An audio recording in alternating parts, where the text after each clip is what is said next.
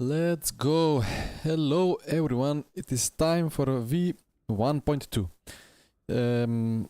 It's time where half of people are streaming, the other half are racing, and then hope a couple of people will be still interested in watching the stream. Anyway, hey Pideman. We joined the Ricard circuit for the ELMS sprint. I have done 3 laps before. I just loaded the default setup, did 2 or 3 clicks. Think a bit of less TC is fine. I think we will need full tank for the race. I don't even know what we need for Quali. Brake bias, I don't want to put it more rearwards because it snaps a lot. Suspension, I hope it's fine. Dampers, we leave them alone. I clicked one more ARB, one less rear wing and one less toe just to make it rotate a bit more. Placebo clicks. But let's see, anyway. Time for some Ginetta. What more can be said? I guess Stephen Hood already said everything, and all the bigger streamers with the early access privileges already told you all that you need to know. Now let's see how the cars actually feel in split 1 fight for the win kind of conditions. But I can already tell you that this Ginetta is really good fun to drive.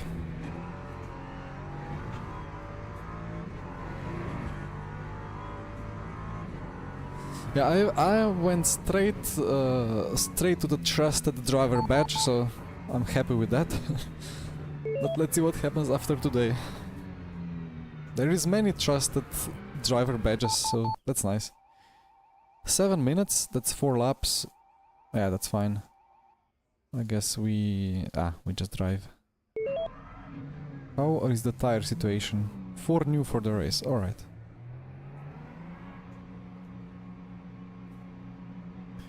Pozdrav, Anthony. LMP3 with the correct hand drive, right? It's the only one where you sit on the correct side of things, which is really nice.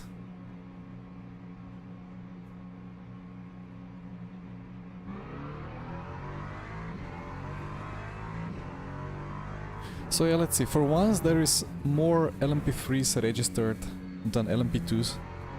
But the GT3 is still... Ooh, okay. GT3 is still the car of choice for most.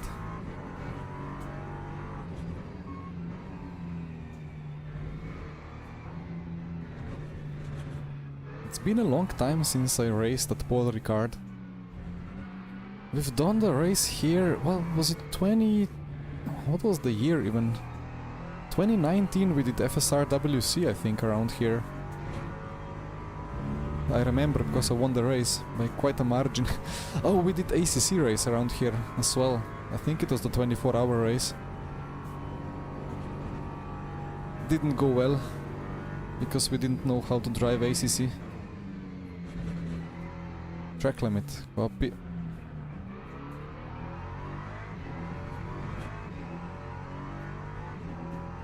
How are the new tires? Yeah, we will find out. Good afternoon, Mario. Yeah, I think I made the stream I scheduled the stream only half an hour in advance, so there wasn't much time for YouTube. But I didn't know what exactly to do, which race to start with. And anyway, there is so many LMU streamers at the moment that probably YouTube is having hard time.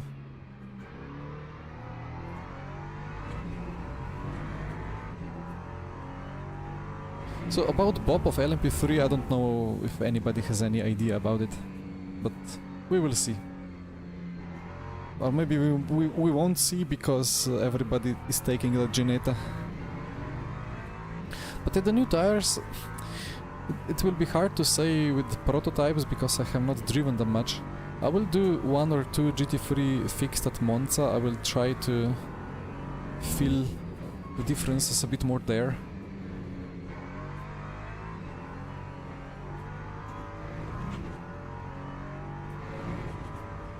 But this Gineta, like it's so nice when you understeer, you can feel kind of that vibration when the tire starts kind of skidding.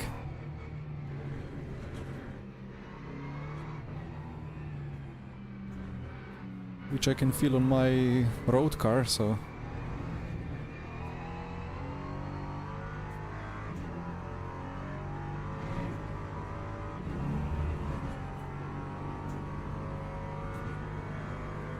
The worst track ever? I don't know. So I... Actually, it's funny because the first Paul Ricard that I've driven was in F1 Challenge. It was a mod. And it was the historic mod, so it was the like 70s layout. The first chicane was basically almost flat out, much more opened, and then the back straight just was a straight. And I had a lot of fun with it. I thought it's a brilliant track. I always liked long straights as well.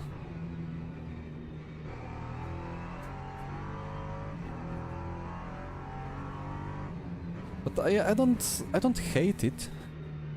I think it's pretty nice to drive, even though the curbs are quite weird and big. It's not like a track limit fest. The curbs are aggressive enough that you can use them, but you need to be careful with them.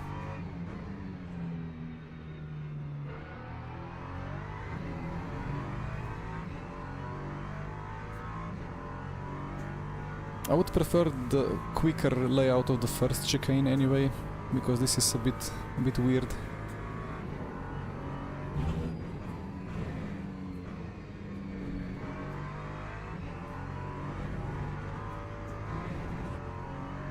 But if the car is well balanced, it's very pleasant to drive.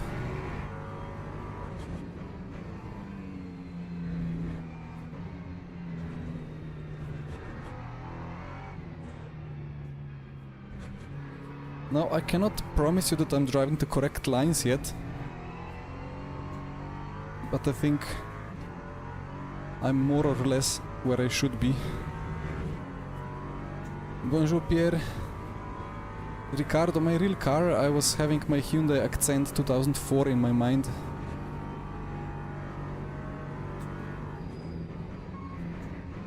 Although nowadays I do have a nice Skoda Caravan. Good old 2.0 TDI. For ATP, YouTube keeps bothering me with defaulting to 144p. Sometimes, I don't know why.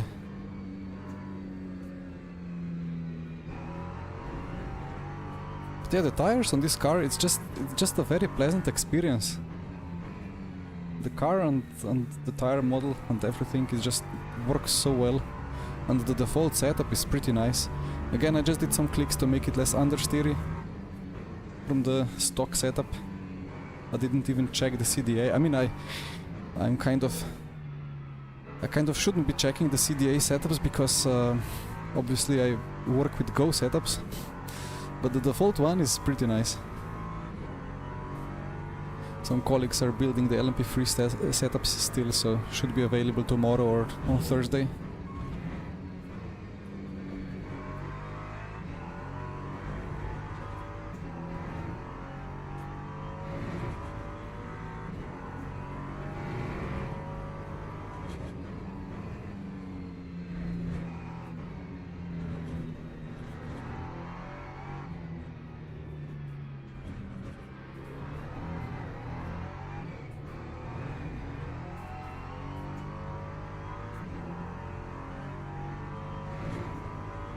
I've done already almost done the setups for BMW Hypercar and for the McLaren, and I have to say that this Gineta just already drives better than those two cars.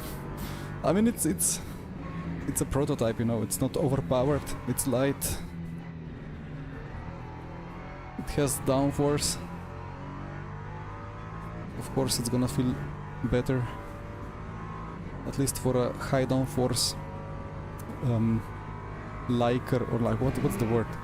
High downforce enjoyer, like I am. Just bring the car in, carry the speed through, rely a bit of engine braking, survive the understeer.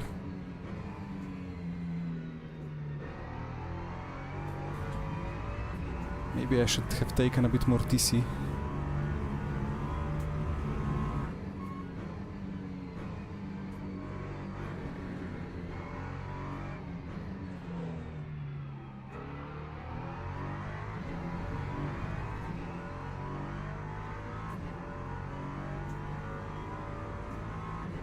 This track has the most weird position of the finish line. Like, there is no breach, no any weird or like no any clear sign. Normally, when you have lines over the track where the lap starts or ends, it's very clear. But here, I have no idea. Suddenly, there is just a tiny line in the asphalt.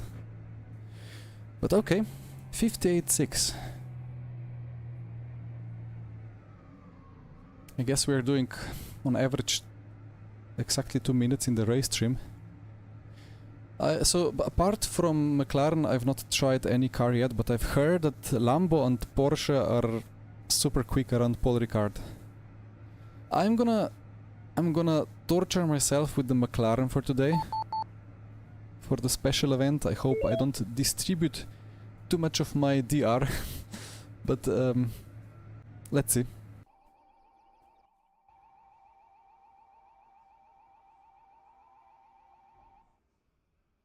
But yeah, the layout without the chicken is really nice. Again, some people don't really like driving in a straight line and just waiting for the next corner, but I kind of like it. There is many corners around the track anyway. And now this chicane kind of makes it a high downforce track. Let's take the new tire for the start. I will have more TC. Not sure about less cut. I think it just takes too long to activate. Yeah, let's have 5.4 and then full tank. And we will need to refuel a little bit. Maybe I would like a bit less coast, but it's fine. Car is kind of neutral. I don't need to over push it anyway.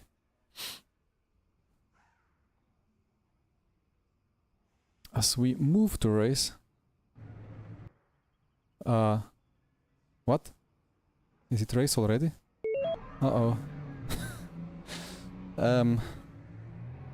Guess I've messed up. What? Okay. Not intended, but I guess it's a back to front challenge. Oopsie. I'm used to having these very long countdowns. Like, it takes forever normally for the quali to end and then for the race to start, but I guess... I mean, okay, it put me in the pit lane as I was waiting on the end of the start-finish straight after quali. For the content. Well, that's not the first time this happens to me. Probably not the last either. But okay. I guess we prepare prepare the menu, because we will do a bit of a refuel towards the end. Okay.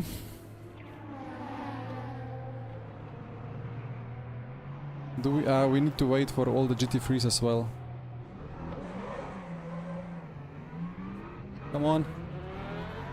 It's the ultra long first gear of the LMP2. Off we go. Well, I didn't mean literally off.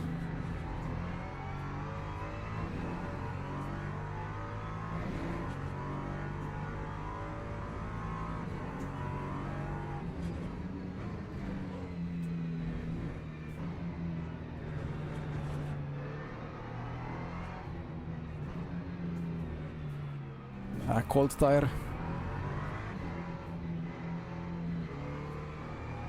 Right. Ooh, okay.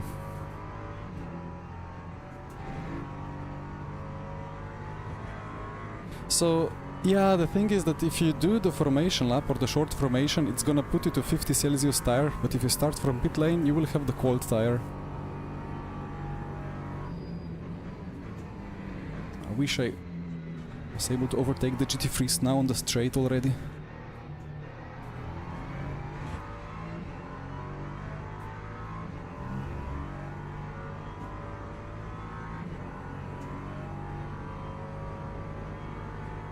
Sixteen GT3s.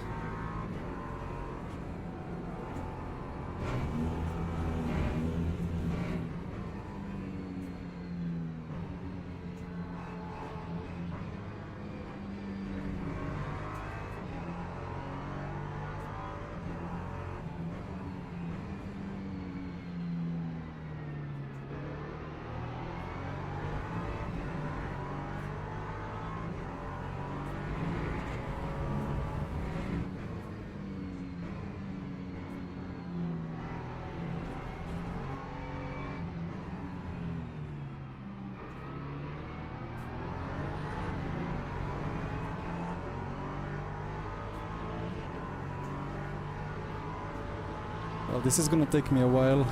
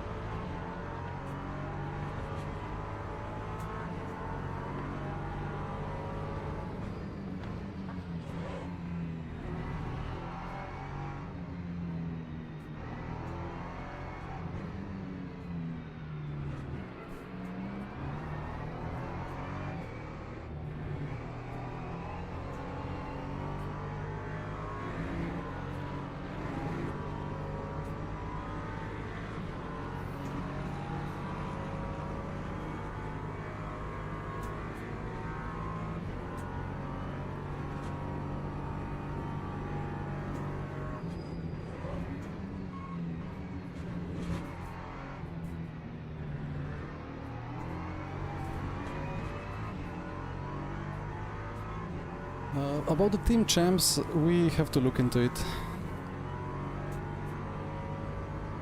But it would be a good idea for sure.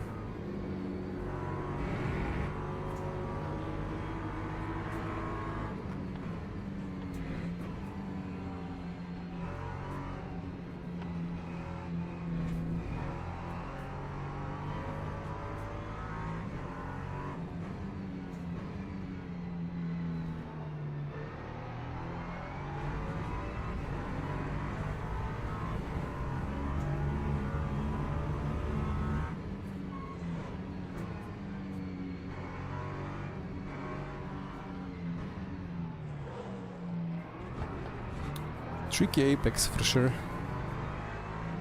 Very dive bombable, but it tightens so much.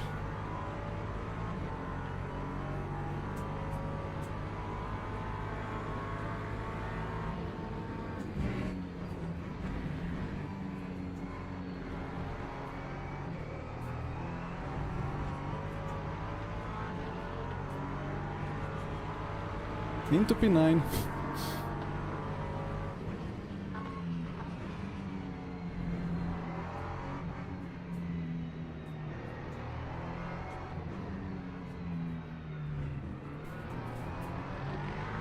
Uh-oh.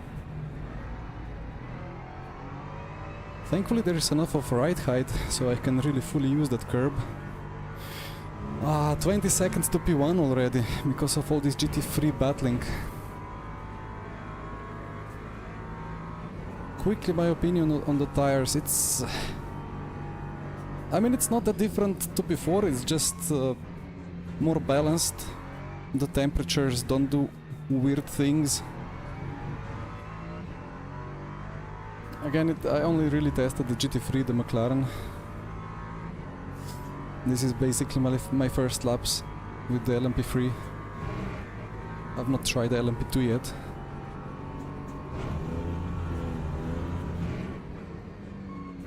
But there is no rocket science or huge changes, it's just more drivable, more logical.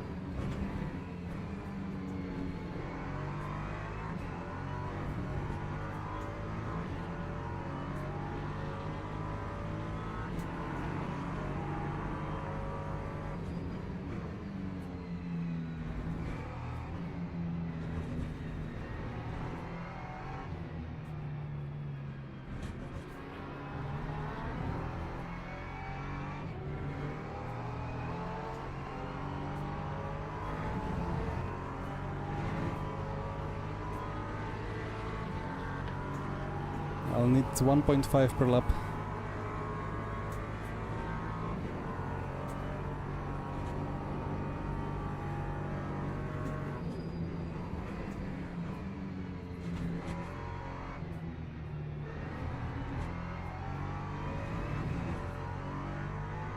It is a kind of a long track, so and the rain will help me in the end.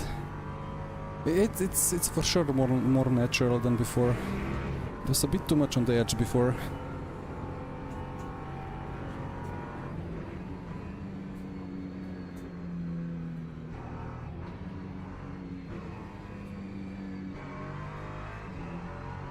Well, let's get them.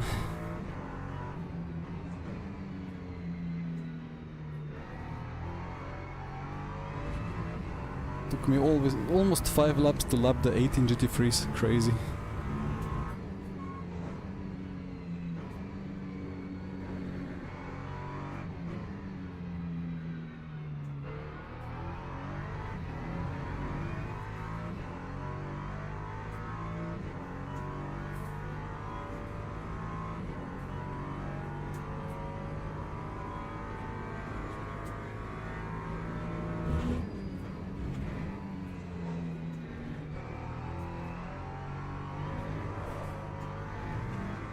Yeah, moments like this, like I get a bit of a panic going on, but because of the tire changes, it's just nicely catchable.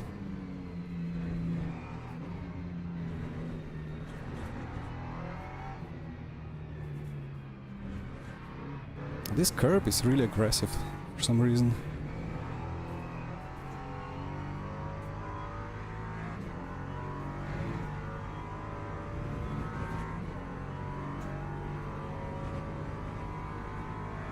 You're being on an ELMS kick, yeah, that makes sense.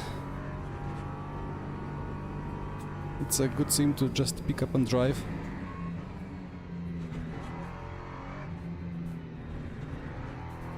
Well, I still think ELMS2 is not as much of like it's even more slidey than the old R Factor 2, right?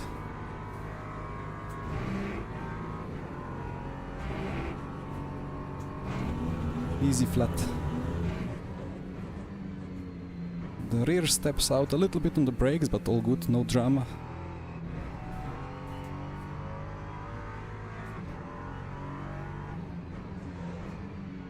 A bit of a lockup. It really does what it should do.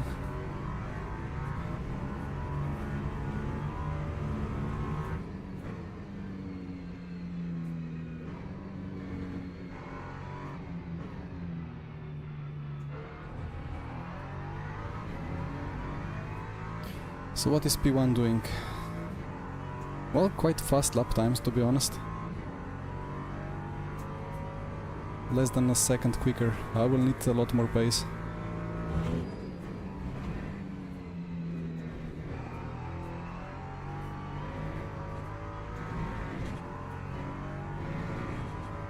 Should have been a cut, but it's not.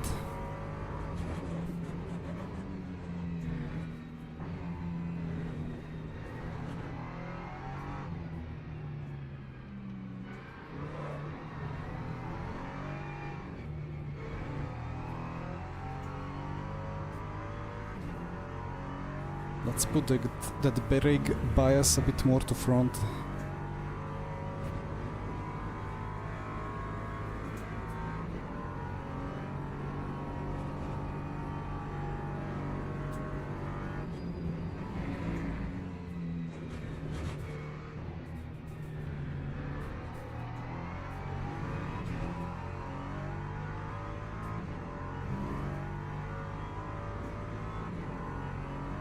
Fastest lap before the race was 50. Okay, copy.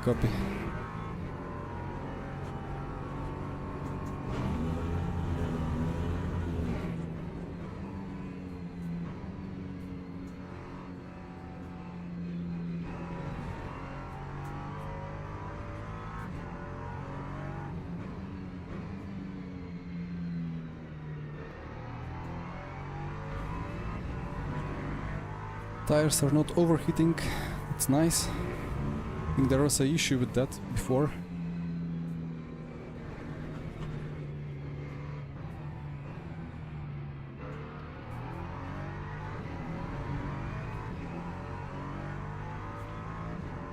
That's gonna be a second quicker than the leader. But I still need more. And I will need to overtake these guys ahead.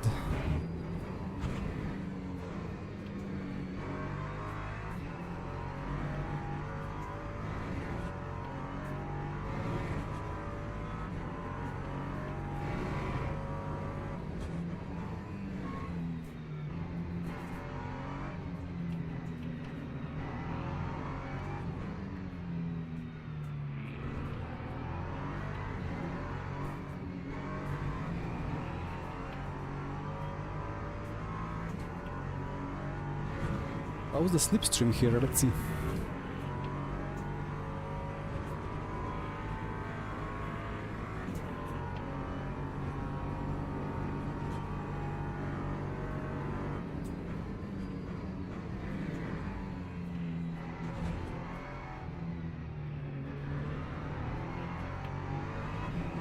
I still need to learn the track a little bit more.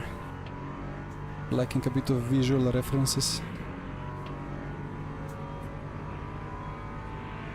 Well, thank you.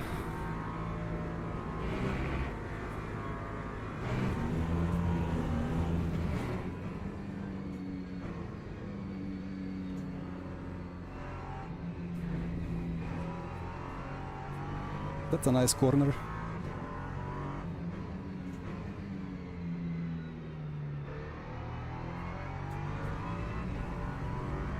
And the rain is coming. Nice.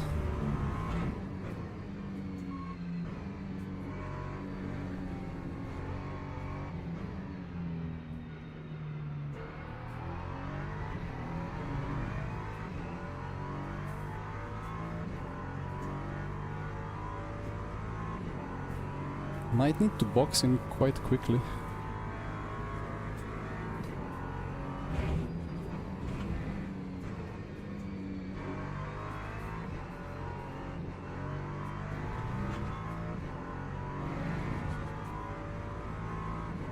Oh, they're battling ahead in the lead. Nice.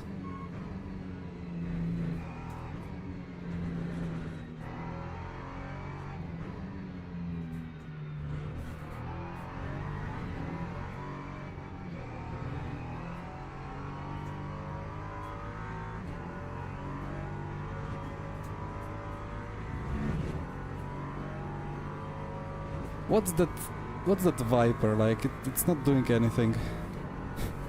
Although they did increase the clearing of the water on the windshield.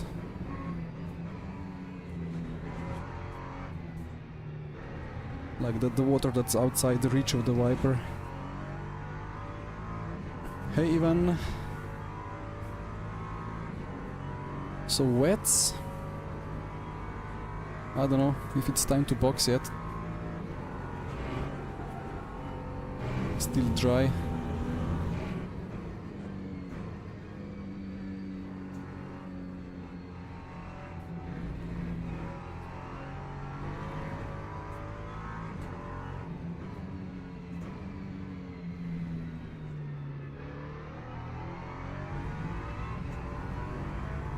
And it's just drizzle. Gonna take some time.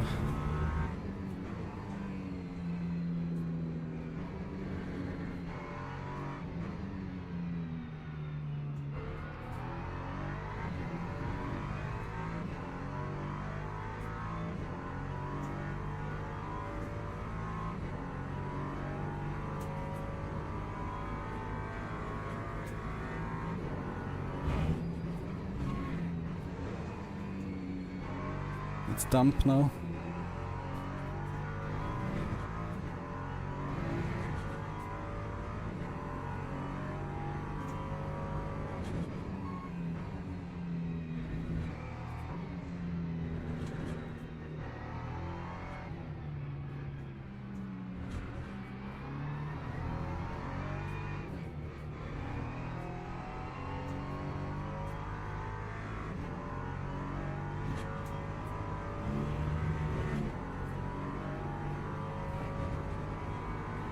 Cockpit sim around 18 in SimuCube profile, and then like I think 45% in LMU at the moment.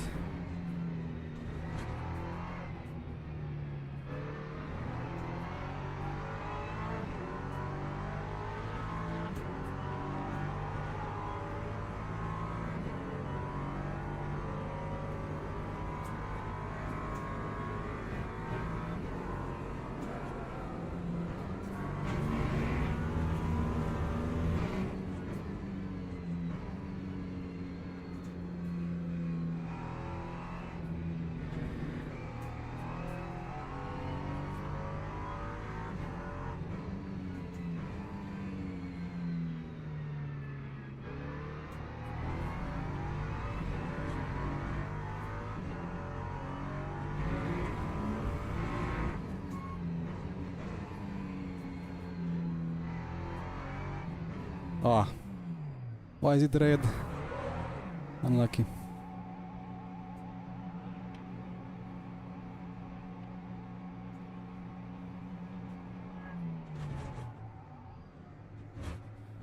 Let's see if this is the right call.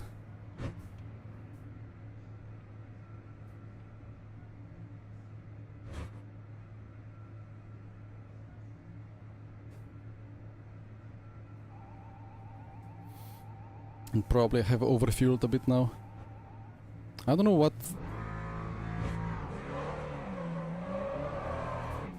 I don't know why is it saying like it was fuel... Why is it fuel usage critical? I should have enough. Should have more than enough fuel here.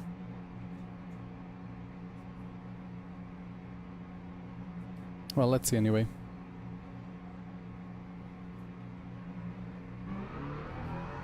Well, yeah, the pit entry is funny, like, from different perspectives.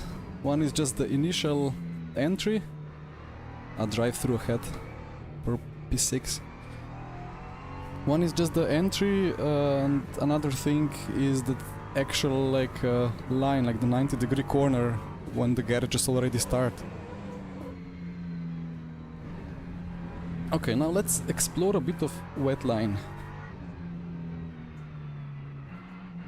Wish I could see something through the part of the windshield that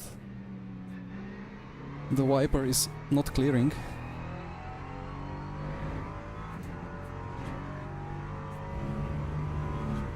I mean, in these conditions it shouldn't really be too wet on the main line.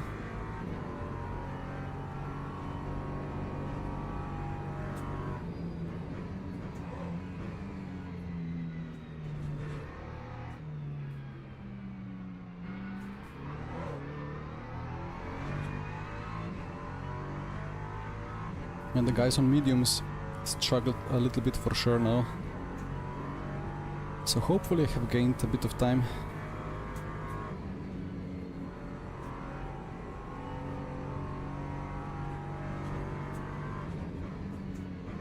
Now what is a dry line here? I mean, I guess wet line is just hooking the apex because the dry line goes wide.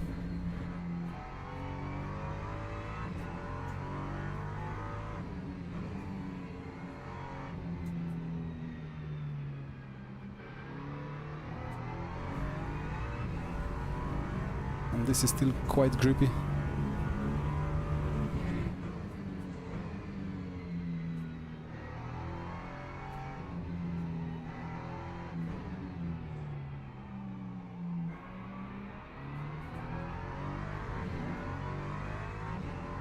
P1 continuing mediums. Oof. Well, I did gain some positions, that's nice. P2 with drive-through as well. What is the effective leader with drive-through?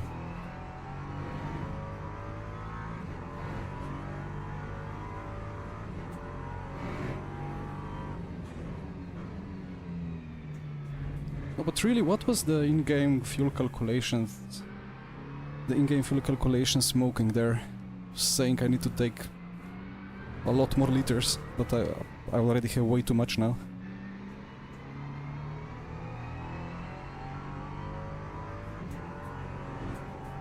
This is not flat out anymore.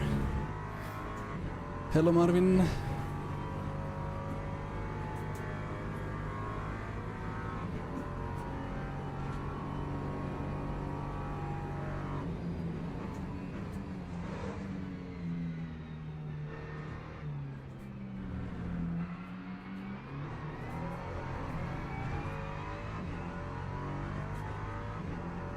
Not really gaining to the people ahead.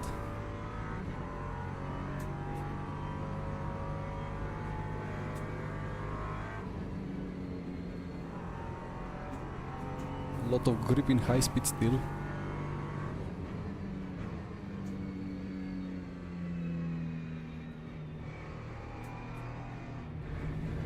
And this curb is way too grippy.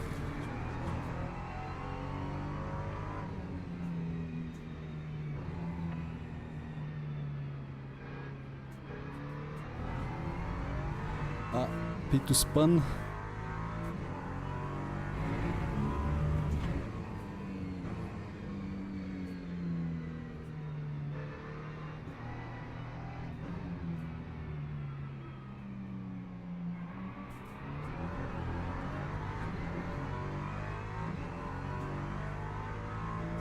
.5. I think I'm gonna do exactly the same lap time. Wait, what? Ah, they boxed.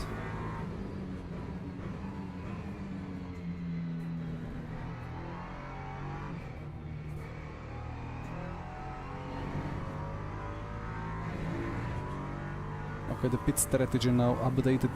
It's thinking, so that's good.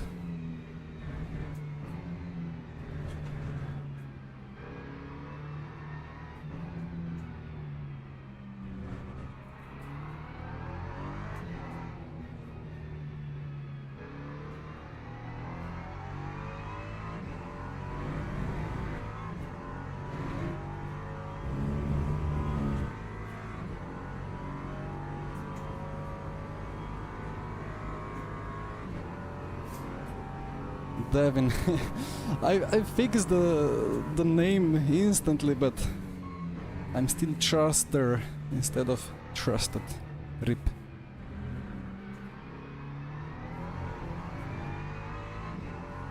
But yeah, I'm liking the tires. I'm just not liking the fact that I forgot to click start driving when the race started.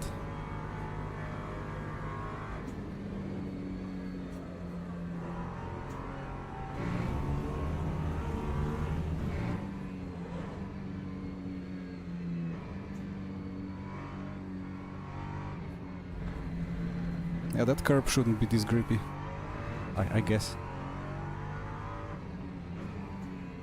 So what's the line through here? Just turn and then do something like this. Less understeer than previous lap.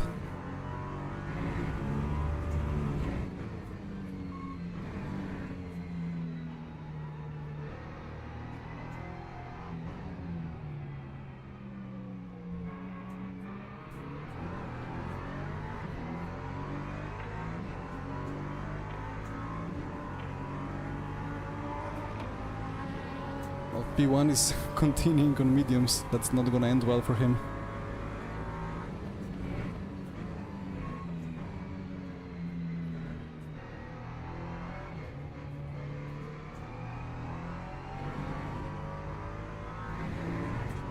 And he spun.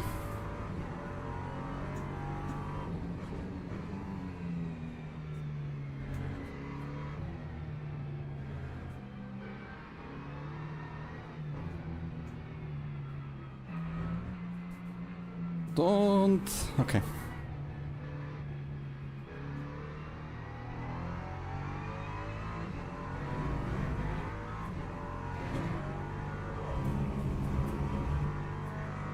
Catchable.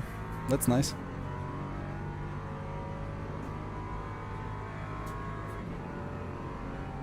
Yeah, David, it's giving me an exciting race, but... well, I guess there's no but.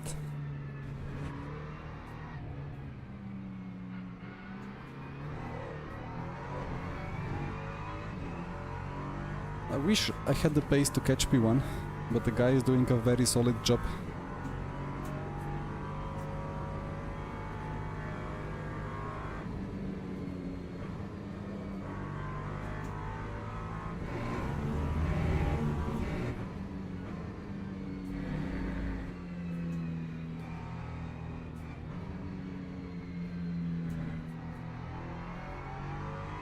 That's the guy on the mediums.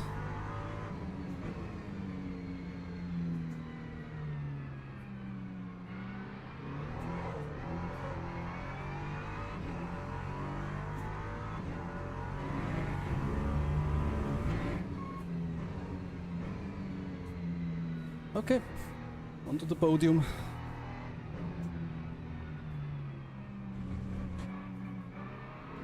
Now let's get that 6 or 7 seconds in the remaining 6 or 7 laps.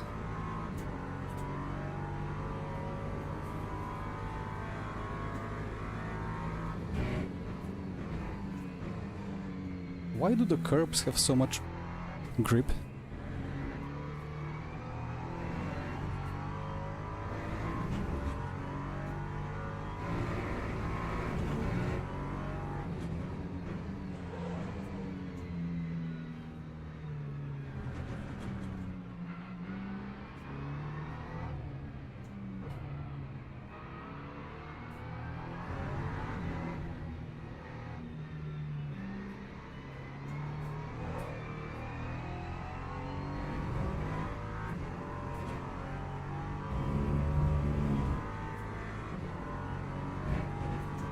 I didn't know it can get wet from just drizzle.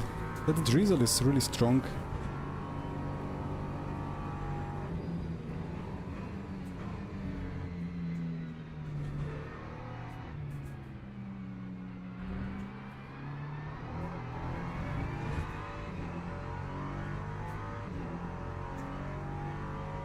I mean, I'm trying to make wet lines, but I don't think, like, I don't feel much difference.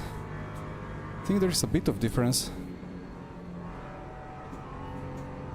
but it's really not as strong as it should be.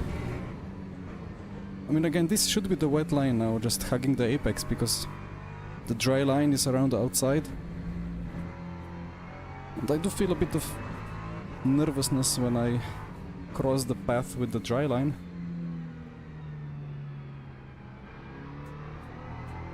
But I don't necessarily feel much grip difference.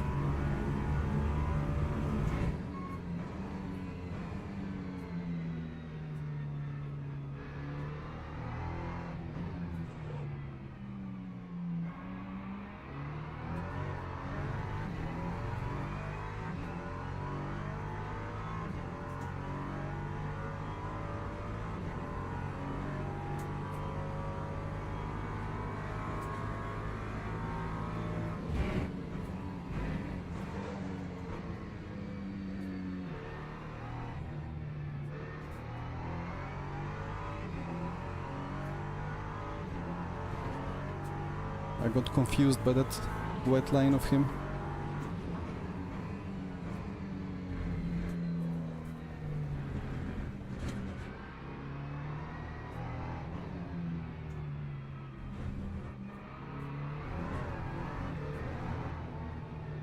So I don't know, like, I think I'm just losing time doing this outside. Not sure. But any pace advantage that I had in the dry, I don't have it anymore, I think.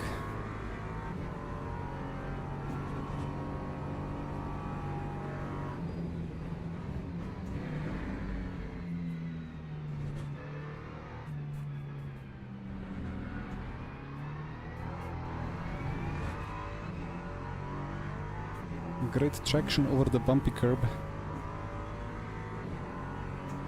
The wets are overheating.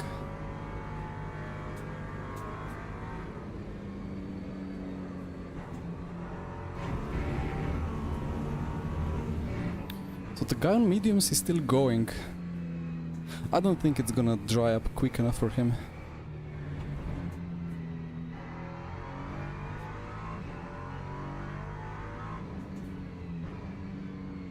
But yeah, this is... there is quite... oh. And into P2. Thank you. Nice gift.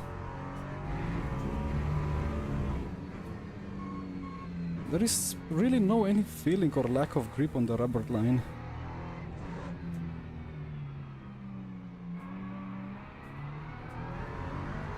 So I don't know. Maybe it never went wet enough, but supposedly the difference should be like immediate when it starts to drizzle, even on slicks. You should immediately have a bit of a problem on the racing line, right? It shouldn't take it to very wet. But yeah, I mean, okay, now we are actually having the drying line forming, so...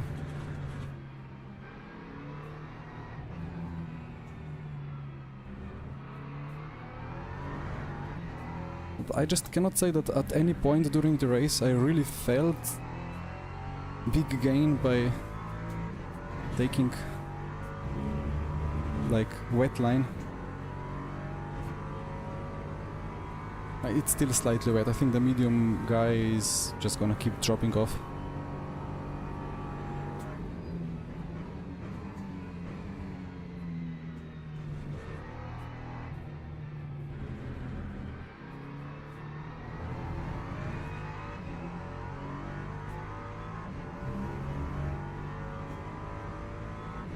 I don't know what was the track state. I didn't check.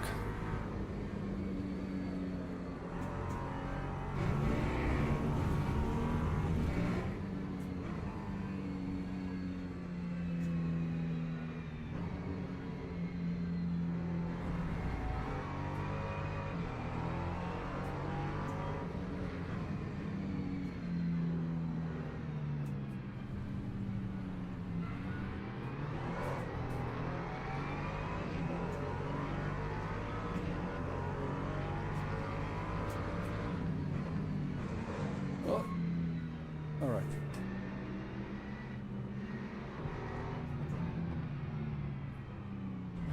Ow.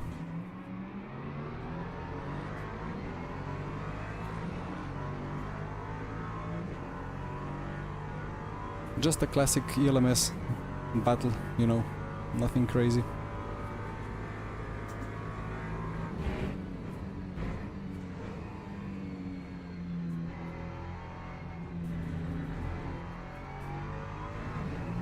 Probably going way too deep in the first chicane. But that's a very wide dry line.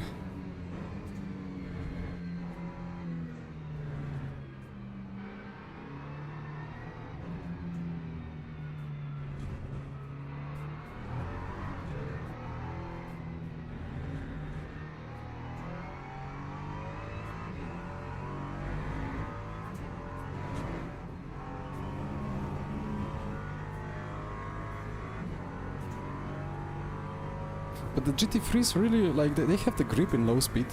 It's not easy to battle against them. And they have the power on the straight, so... The LMP3 only really has advantage in medium or high speed corners.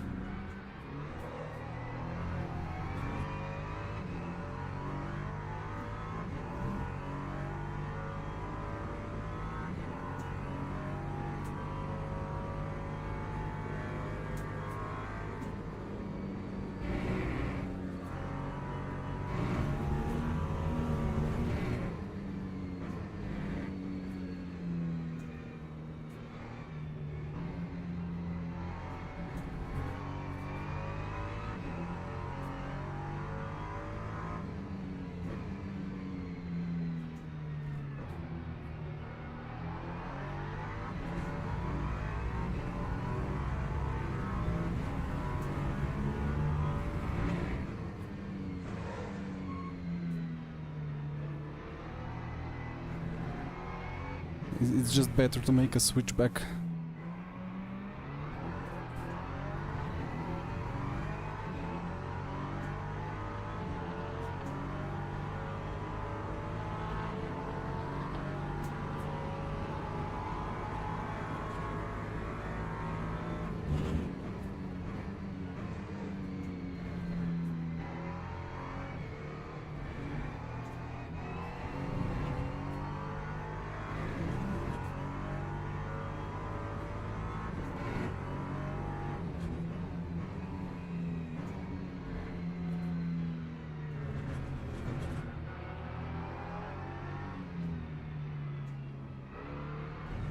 That's a cut. I don't really have much more cuts.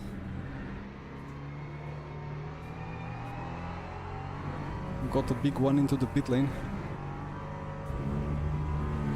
1.5, okay. But the line is developing really quickly. Now I don't know, like it's saying it's slightly wet, but then again, is this as it was in R Factor 2 being the offline or like wettest condition? What was it in RF2? I think it was like off offline and online wetness, right? Something like that. And usually the online or on-track wetness didn't work because there was a breach or something somewhere, so it always showed 0%.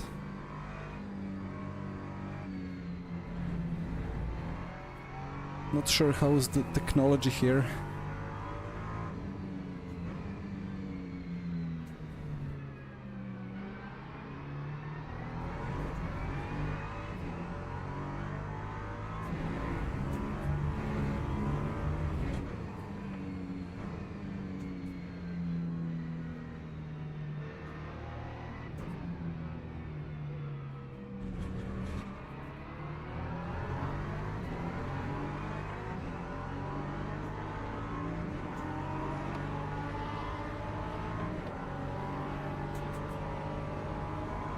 One to go.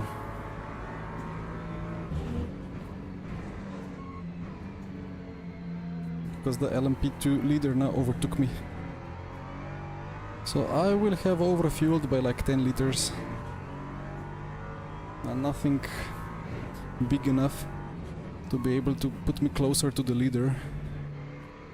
But I did get scared by that in-game calculation of fuel, so I took some extra liters that I really shouldn't have.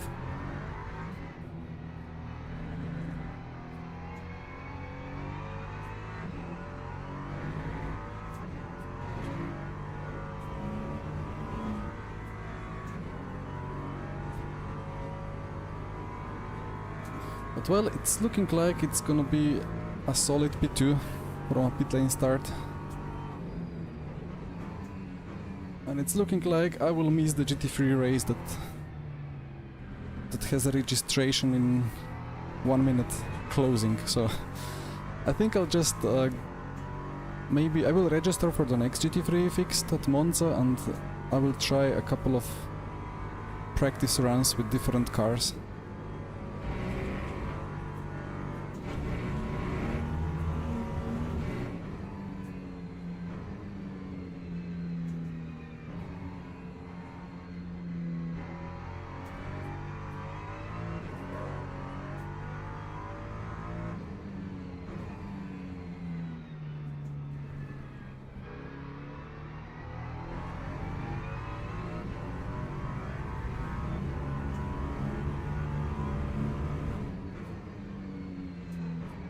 These throttle snaps develop quite quickly despite 540C. And I've heard some LMP3 teams in real life use 0TC. Or maybe not with the Ginetta. But alright, you can be happy with that result. Back to the pits to celebrate. Okay. Nice message. Ah, yeah, now we are able to continue, right? Look at that. For the first time ever in LMU I can actually drive the inlap. That's nice. Do I get a cut?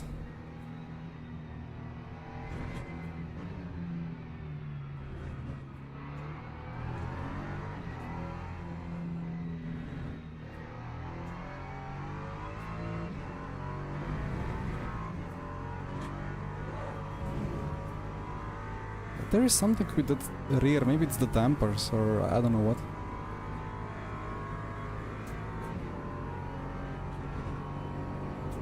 Now what happens if on in-lap I just go fully straight? Nothing, alright. Well, that's the winner, right? GG.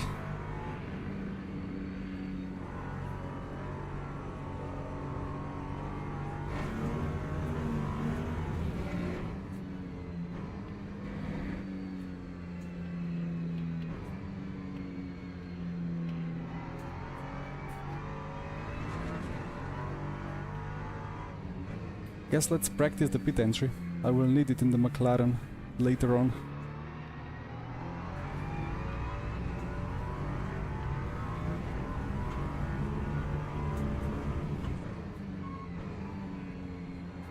It's really not that complicated, right?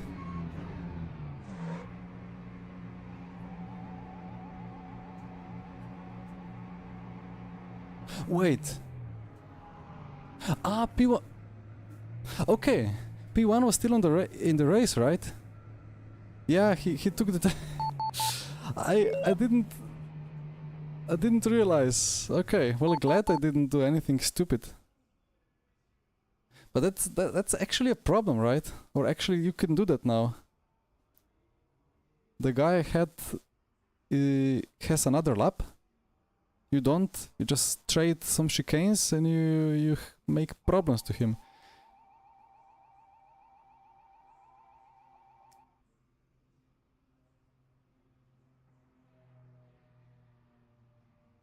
But yeah, like, I mean, the track limits, I don't know, like, this should be kind of not allowed, right? Although, I guess, quickly you can have people then losing the trusted racer and going straight to exclamation mark or something.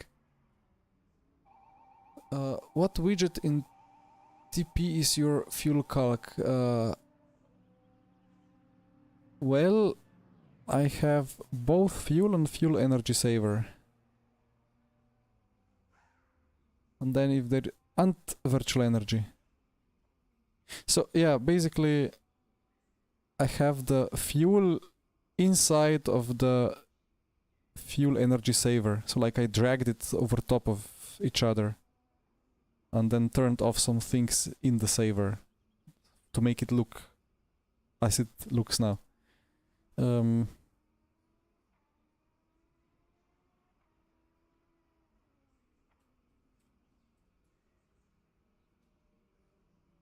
Well, that's a friendly message. Thank you.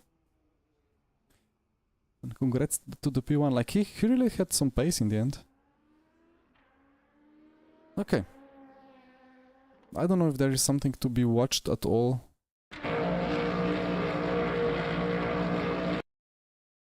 The replay is still laggy like crazy. It takes a while, but then it's fine, I guess. Anyway, we click leave saver. Server, leave server. Gineta, Corrosive, Gineta is really nice to drive, like I really enjoy this race.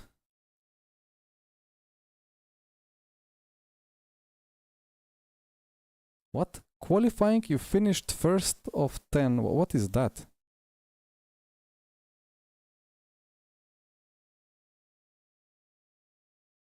I gained rating because I finished first. I mean, okay, yeah, of course, it takes the quali results, not the race start results, but I started last, of course. Alright, well, all good. DuckDB, I don't know yet. Like, it needs a tool to translate or convert a DuckDB file into something that can be put into Motec. Okay, now we go to online and we will straight register for the GT3 at Monza. I wish I could register in advance. Oh, it's the Curva Grande layout.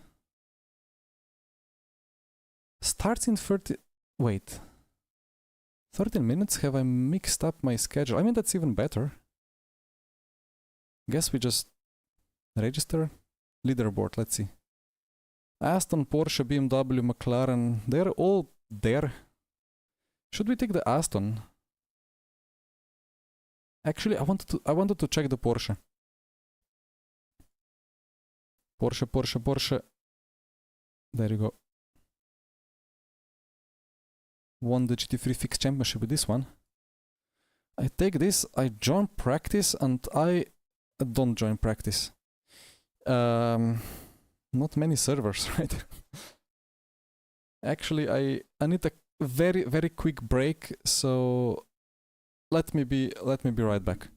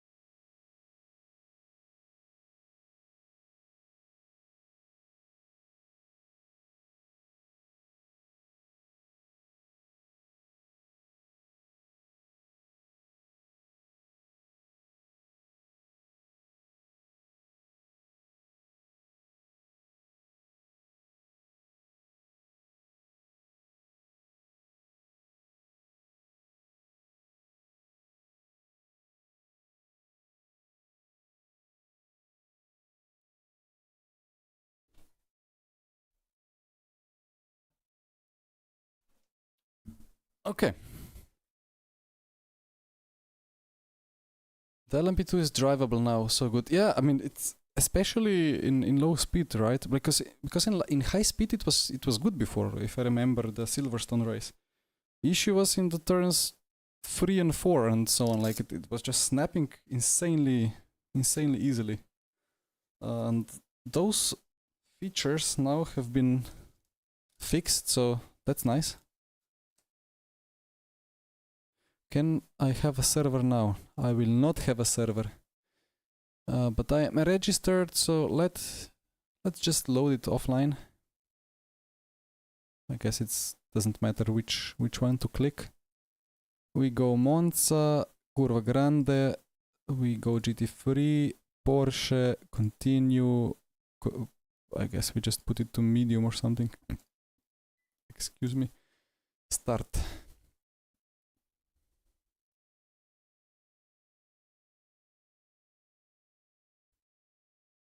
Yeah, Nicholas, it's just those like tiny moments where it suddenly goes to the limit. There was no window on the limit. It was just like straight from understeer to a full on snap, and that was not nice. Wait, what was I running before? Like 447, 4357, I think. Let's take a bit less fuel. I don't know what we can actually change.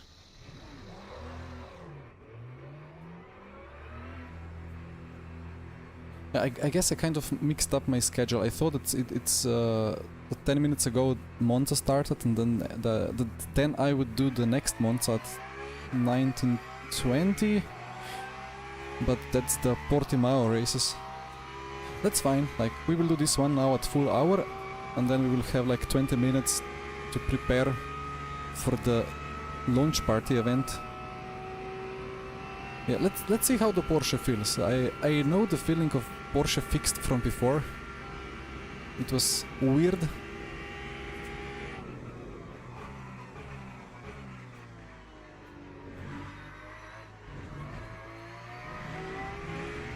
Okay. I mean, it's still called tyre. I shouldn't yet say anything.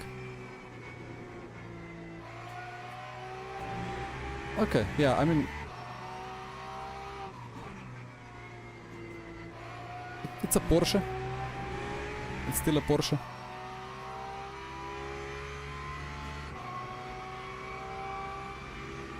But it didn't try to kill me yet. And that's nice.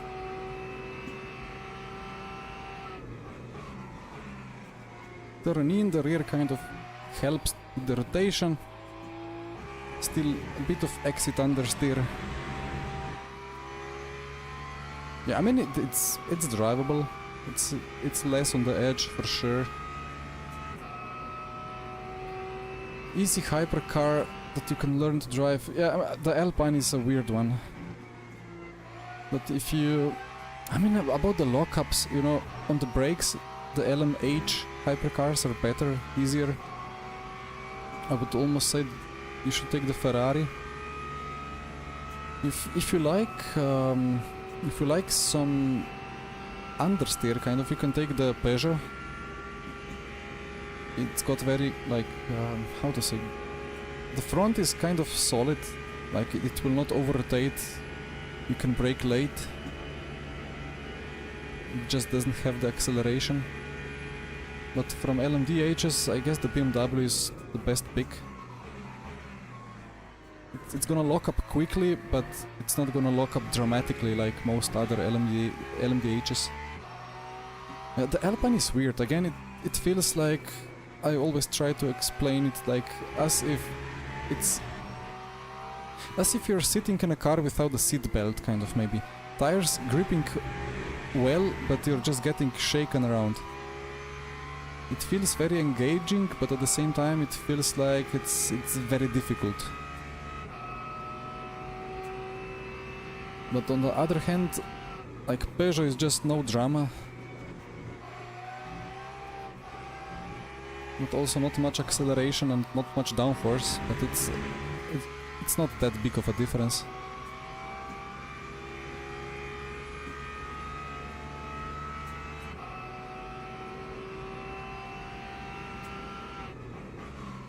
And then again, I would say probably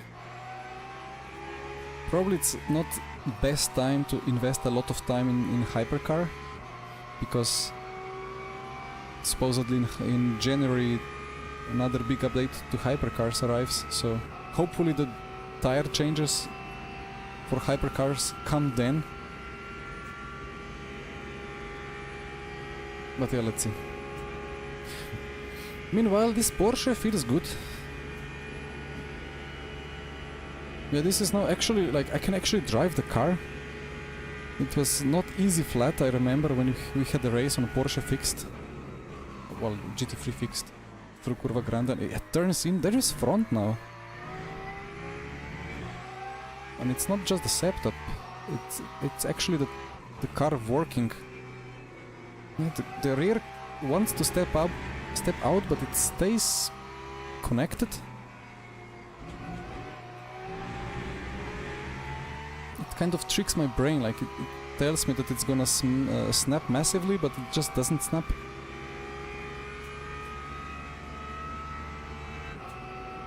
I'm not sure about weight on a full tank, but I have kind of half tank now. Then again, if fuel tank is more to the rear, then there is not much to fix. It's just what it is. But no, it surely doesn't have that deadly turn exit understeer. Yeah, it rotates. Oh, that's a nice car.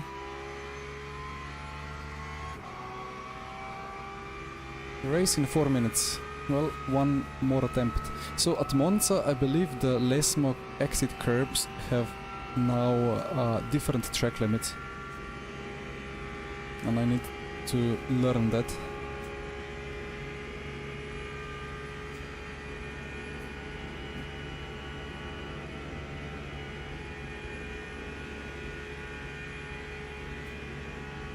Brake a bit earlier.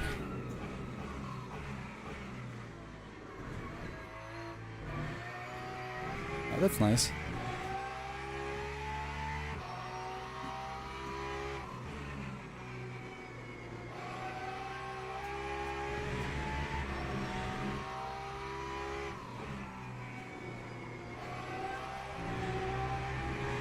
I think now you need to stay within the white lines. Before you could go off quite a bit.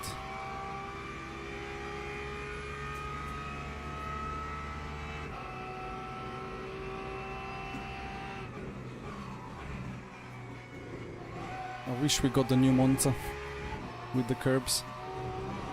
Okay, this is still quite understeery, but well, that's setup.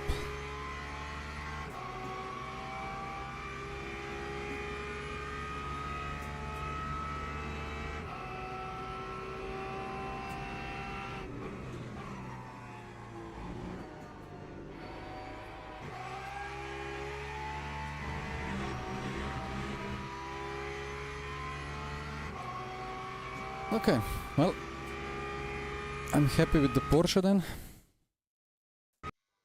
Let's race it.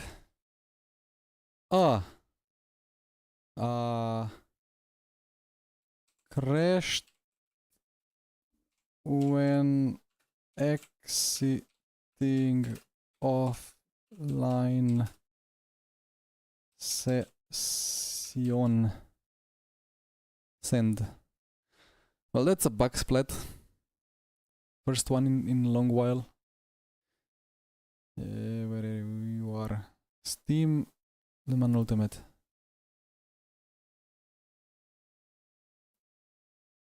Sim racing that. Hello. Didn't notice any difference to real road.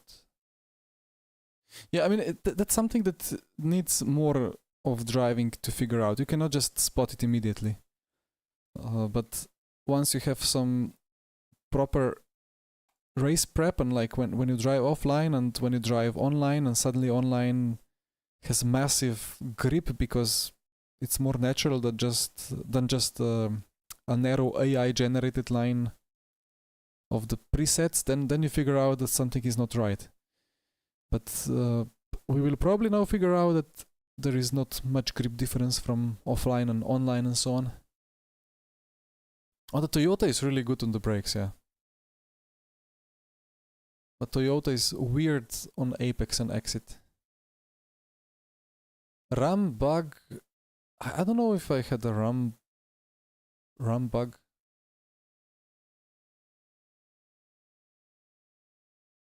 Actually, I'm checking this hardware monitor here, if that helps. I mean,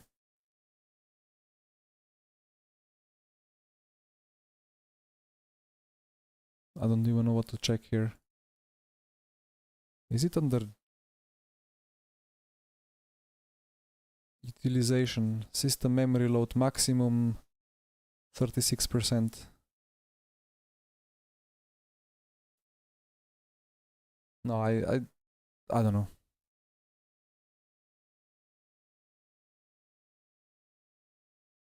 GPU going to almost 90 Celsius. Uh-oh.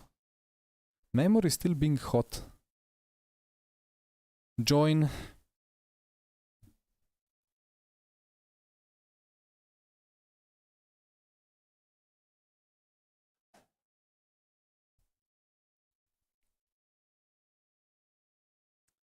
Need to disable plugins. I mean, as long as the race is not, I mean, as long as the game is not crashing in the middle of online sessions, it's fine. It crashed when I escaped offline. So that's okay. I will not complain about it. 5-minute quali. That's 4 laps. 4:30. I guess it's 4 laps.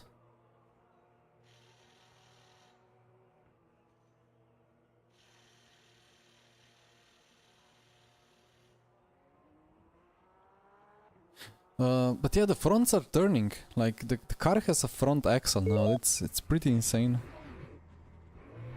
The rear does remind me of R Factor 2 a bit, but it's not bad.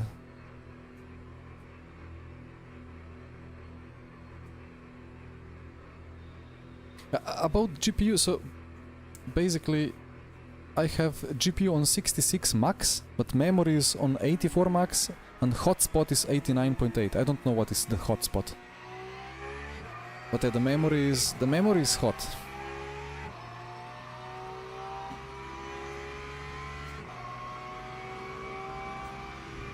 As we drive out of the pits to test out Curva Grande before the session moves. But yeah, it's easy flat now. Like in the past it used to not be because of the tire model. But now there is actual substance on the front axle. Just makes the car pretty nice to drive.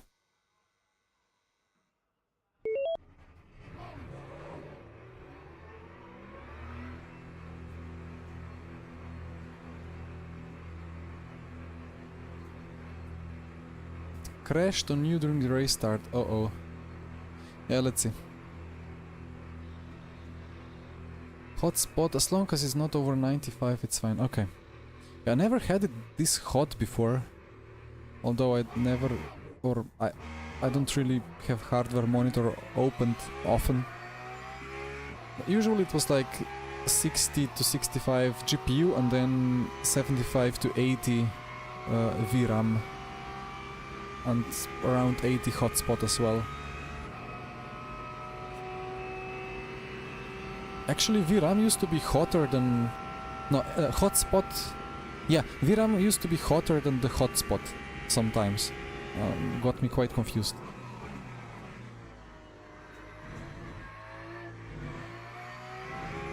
But yeah, I've read that the cooling on these GPUs on the VRAM is not great, so some people take the cooler off and... yeah, the track limits.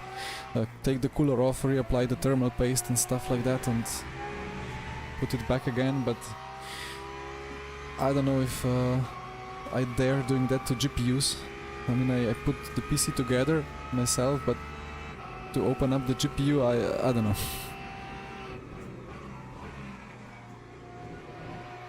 As long as it's stable, all good. track limits. Yeah, it's actual track limits now. We used to be able to go quite wide,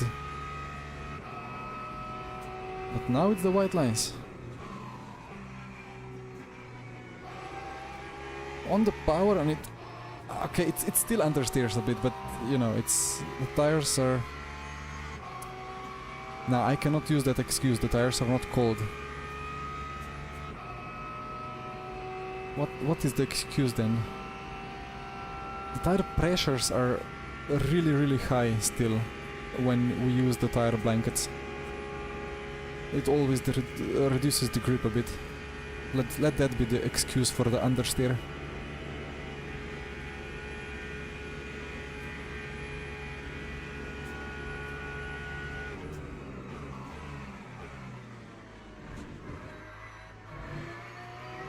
Slightly late on the brake.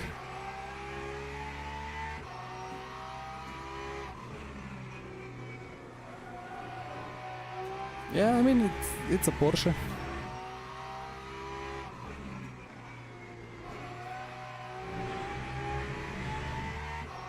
I admit that I don't quite understand what exactly I need to do with the steering wheel. Like, it doesn't really tell me you need this exact much of input.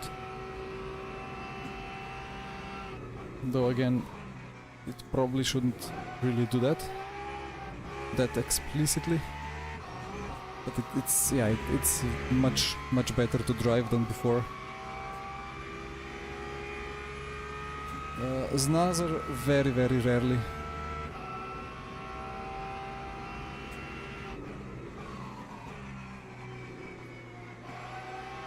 I play ACC and iRacing if the esports require me to do so, but not out of my own will.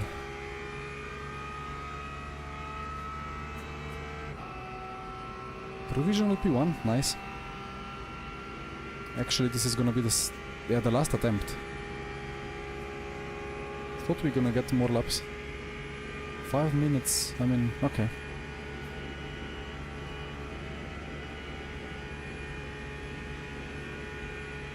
So brake a bit earlier.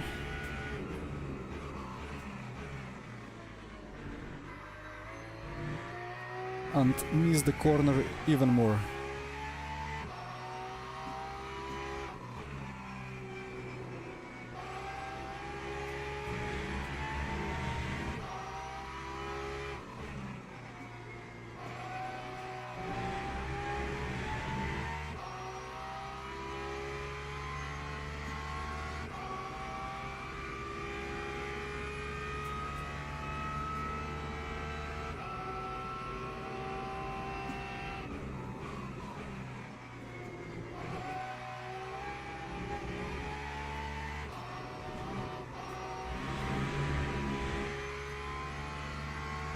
Don't quite understand what I need to do through Ascari.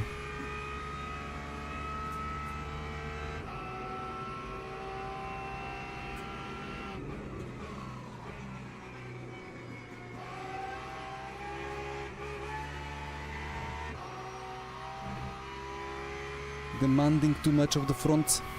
But okay, it's an improvement.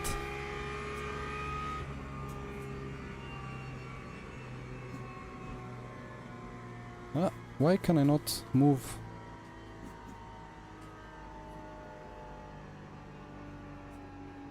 I cannot move plus minus to other car anymore. But keyboard is working. Numlock is on.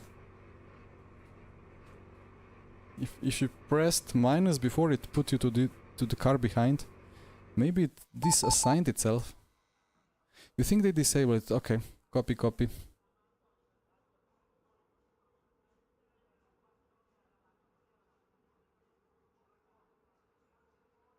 It's like making a sandwich. Okay. Thermal pad thickness. Yeah, I mean... I don't know. 1 minute. How many laps is it gonna be? What lap times were we doing actually? 140, so 20 times 60 divided by 100 is gonna be 13 laps. Take new tire as well. So let's put 14 just in case. 20 seconds. Anything else that I can click?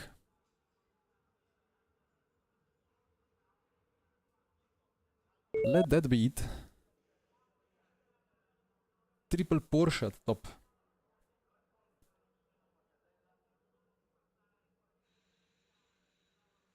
"47 splits. Okay, well that sounds good.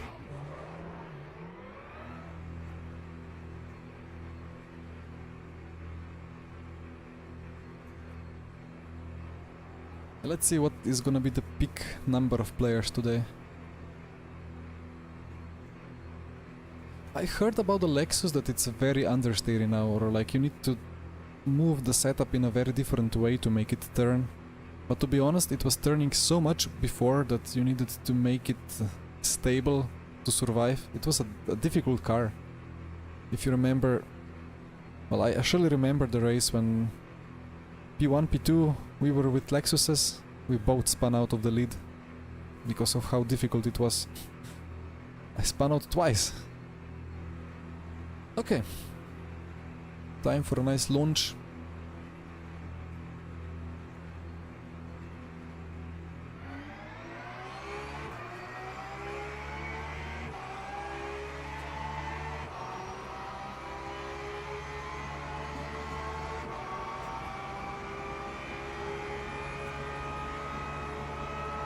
I don't know. Okay, aero push from behind, beautiful. And now there is the front, so I can turn in. Feels insanely good.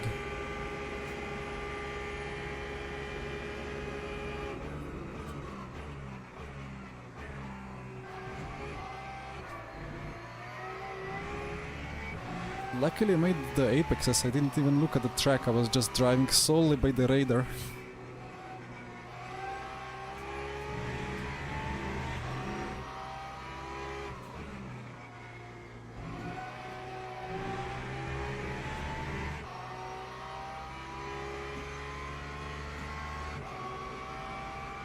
I've heard the Ford got massive change, so it's very different than it was before.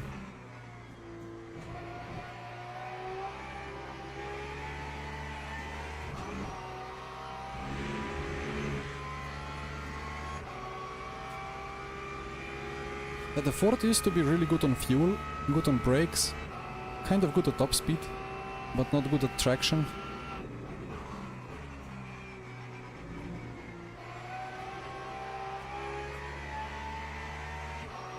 Four tenths.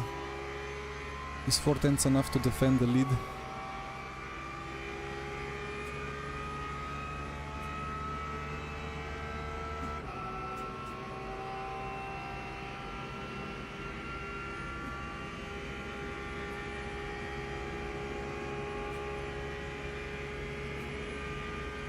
It's gonna be enough. I think it was like 3 tenths being the limit, like if you were on 3 tenths you could just about make it side by side here.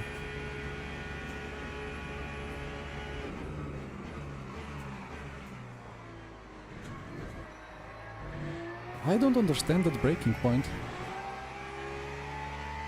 I broke too early, but I broke where I broke in Quali, I think. And in Quali I messed it up.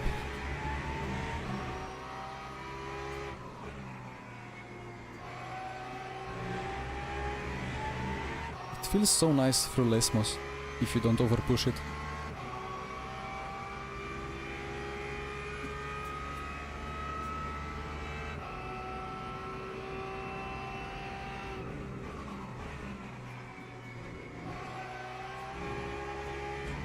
Ah, that's the line.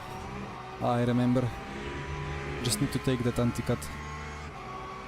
And then the whole corner is much more pleasant.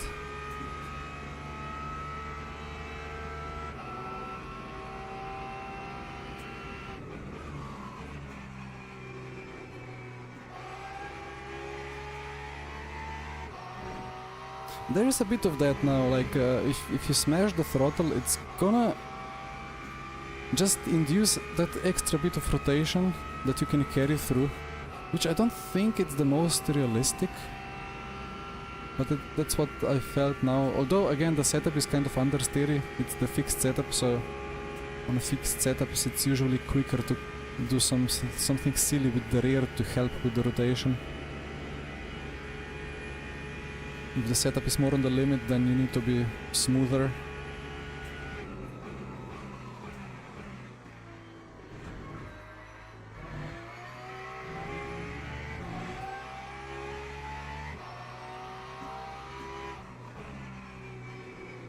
The Ford still slowest, you say? Well, let's see. What was that yellow flag for? Ah, the Porsche dropped off. Somebody got Porsche out of the race. Did they choose this Monza layout? Yeah, I mean... maybe. I forgot to take the correct line. Oh no. Okay, 6/10. Maybe it's gonna be 5. But that's fine.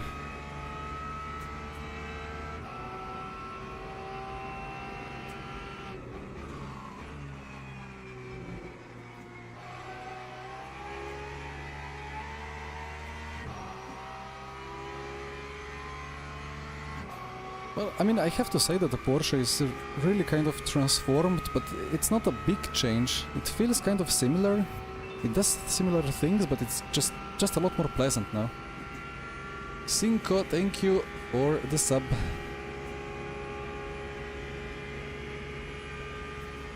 I don't think the Porsche is meta, but we will see. I've heard that at Paul Ricard it's a really solid pick, but you know, it's track specific. The Bob is dependent on track, so it could be really good on one track, but bad on the other track. Really depends. In the leaderboard for this event there were like 5 different cars within 2 tenths, or 1 tenth and a half.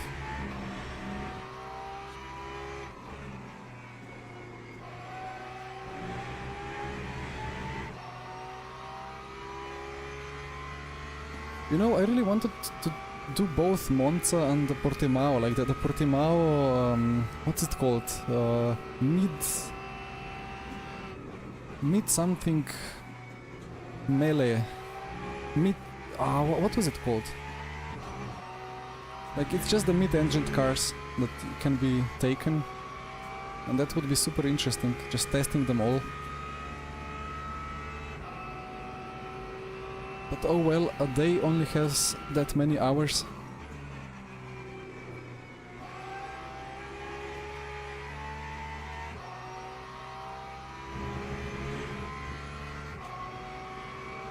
Midship, oh yes. I don't know if that's actual English word or not. I mean, it has to mean something. It's first time I've seen it.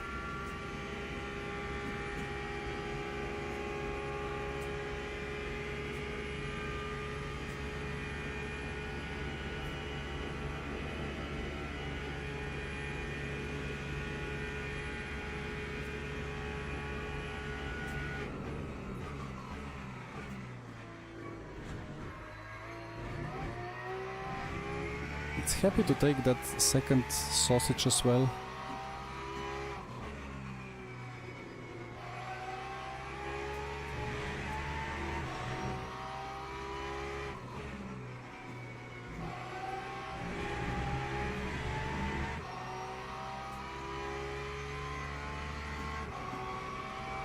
I need to check what are the slip angles here, how many degrees we reach.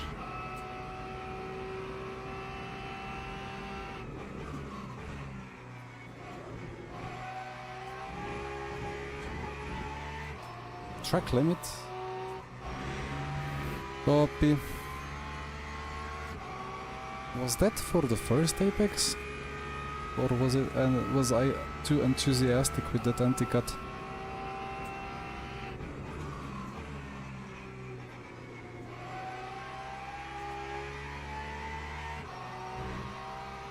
with like a 39.9 or something. It's an English slang for mid-engine car. Copy, copy. Good to know.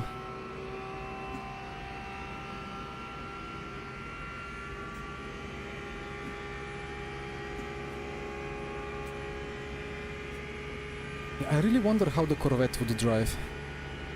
Because if Porsche got transformed like that, I think just every GT3 should be more pleasant, apart from maybe the Ford. Then again, all the setups need to be redeveloped anyway, for some cars.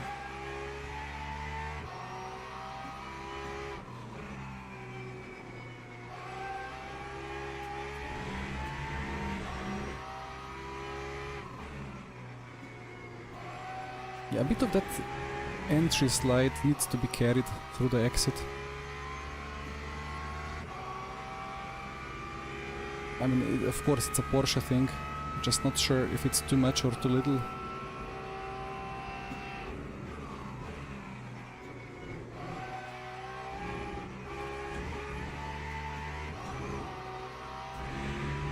That was better.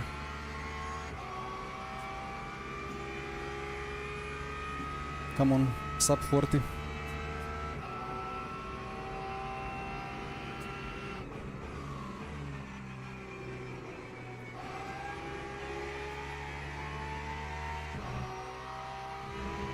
Perfect.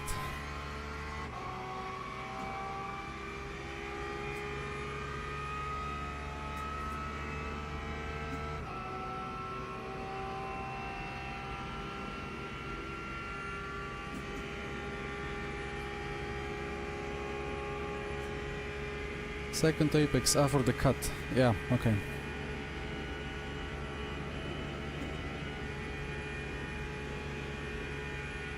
It's really not the best kind of a corner, the Ascari, for a car like Porsche. It doesn't like to rotate on throttle overall, so...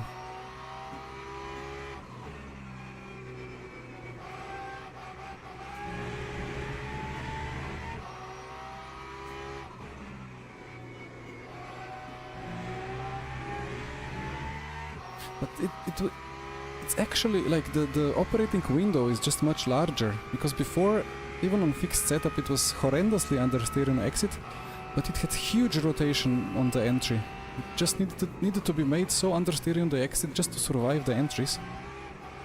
But now there is a lot more room to play with the settings and with the driving.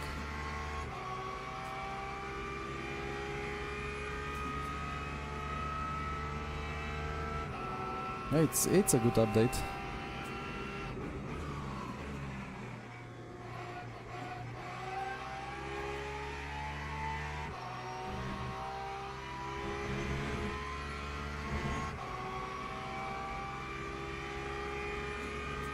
Yeah, Aston was P1 in the leaderboard before, so 40.1. Okay, well, I'm gonna take it if that's a P1. Manageri, hello. Is there a downside to braking 100% on straight line? So it depends on the conditions.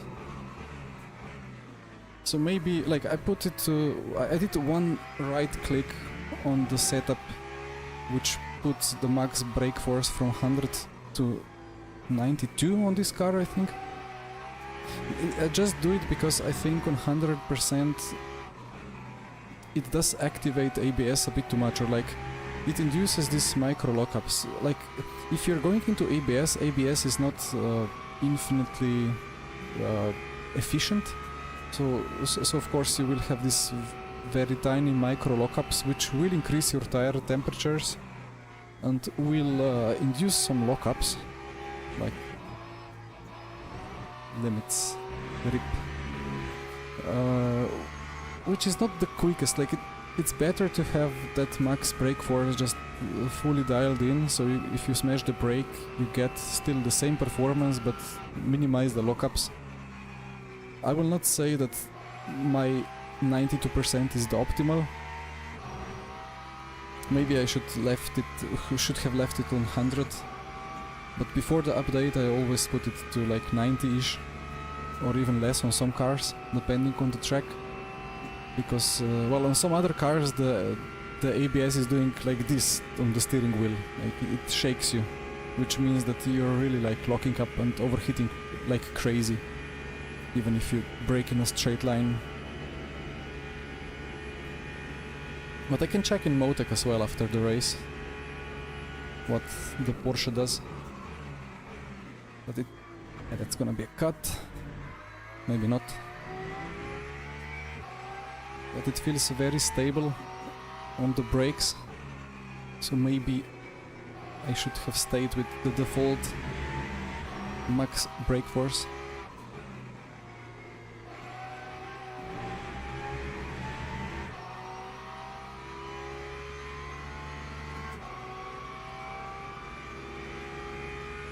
Yeah, I mean, it depends on the brake bias as well, and on ABS.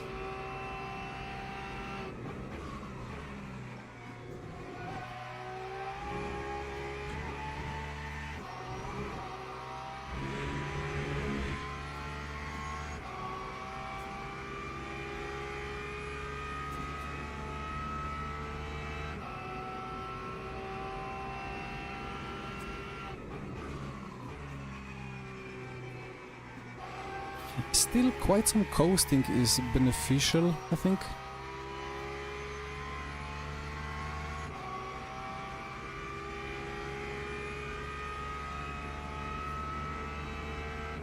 Which is kind of like ACC to some extent.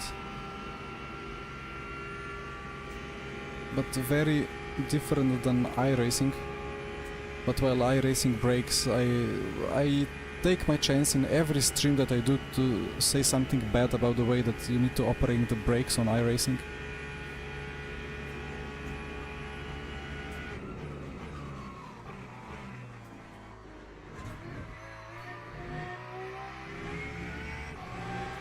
But I admit I don't really know how much they coast or not coast IRL.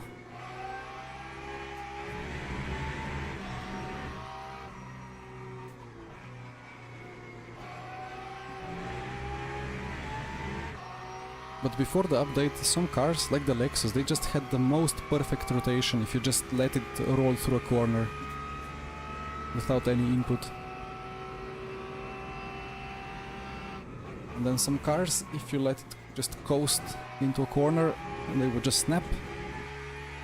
So you needed to do longer braking to let the ABS catch the slides.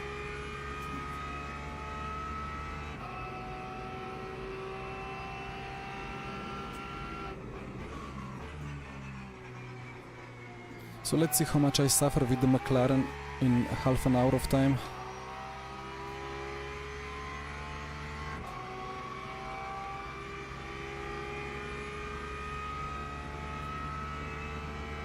Does the Porsche have 100% max brake force by default? Maybe all the GT3s have. I don't really remember.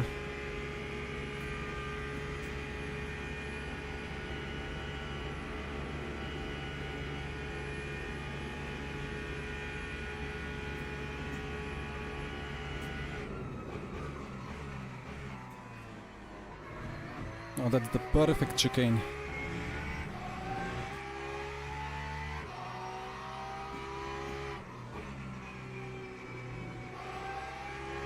And that's not a perfect LMU one.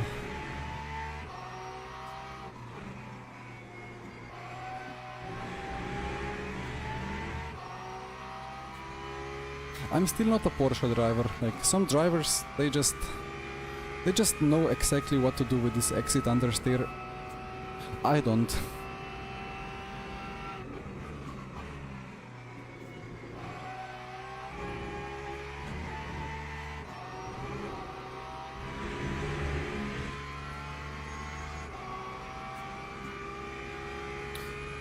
Gosh, but we are not really back to drifting. I don't think it's... like, I will check the Motec after this to check the slip angles. But I don't think I'm drifting.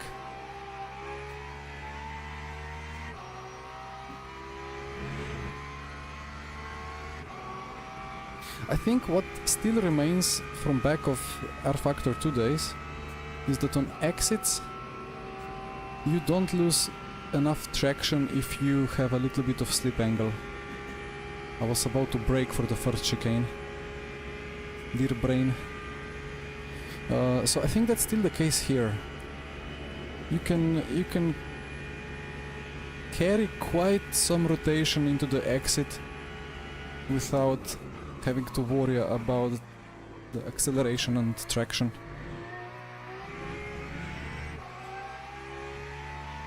But it's not really drifting.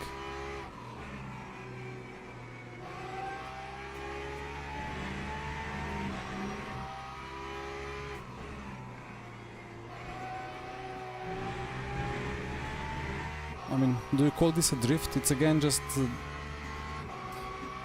slight traction loss, which should maybe cost you 20 milliseconds, but it costs you 1 millisecond.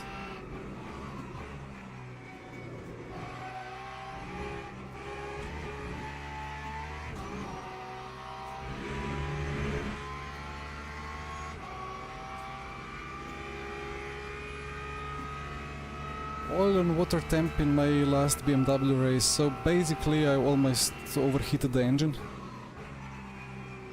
Problem is that I've set it up for full wet race, but then for whatever reason we didn't have rain at the start, so it went very hot. Anyway, across the line. That's P1, well done. Thank you, in-game engineer, much appreciated. But I will not do the whole outlap. I will take the apex and park the car and check the Motec.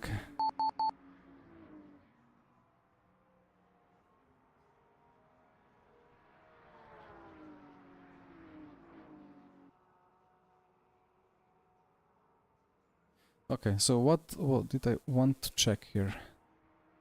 Wait, one moment. Why do I have this here?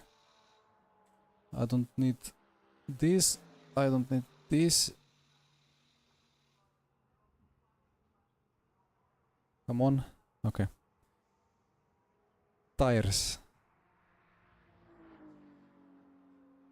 Oh, that's where. Wait. So rear slip angles. In RF2 they happily went to 10 degrees plus. On old tires here in LMU they went 8-9 degrees sometimes as well. But like now they're, even it being the Porsche, that's 4.8, 4.2 in the chicane, 4.7.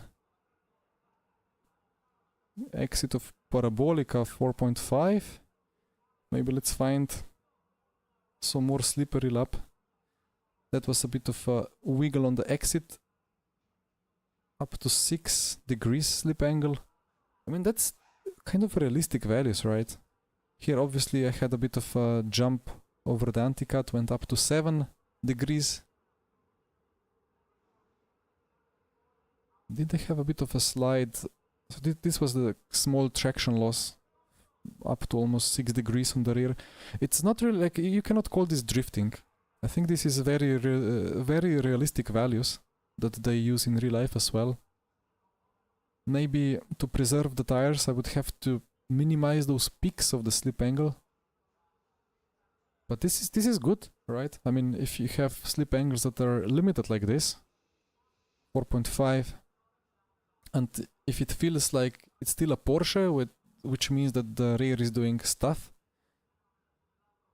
then some other cars will be even more gentle with slip angles.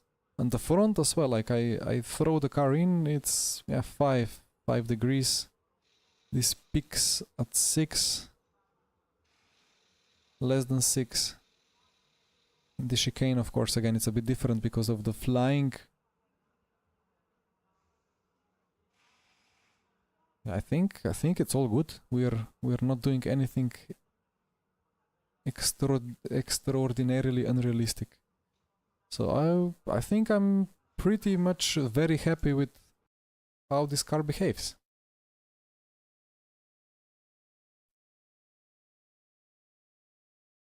Great success indeed, but yeah, Gasper, join us. Tell me what you think about it as ACC tire model enjoyer.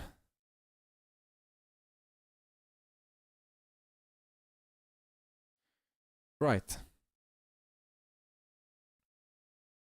Only diamond or like only trusted racers in the top split. But indeed, 47 splits. That's so good, you know, 47 servers just for one event working flawlessly. Hopefully, I don't know how many people had a problem. And now we have a funny one. LMP2 is gonna be quite a race.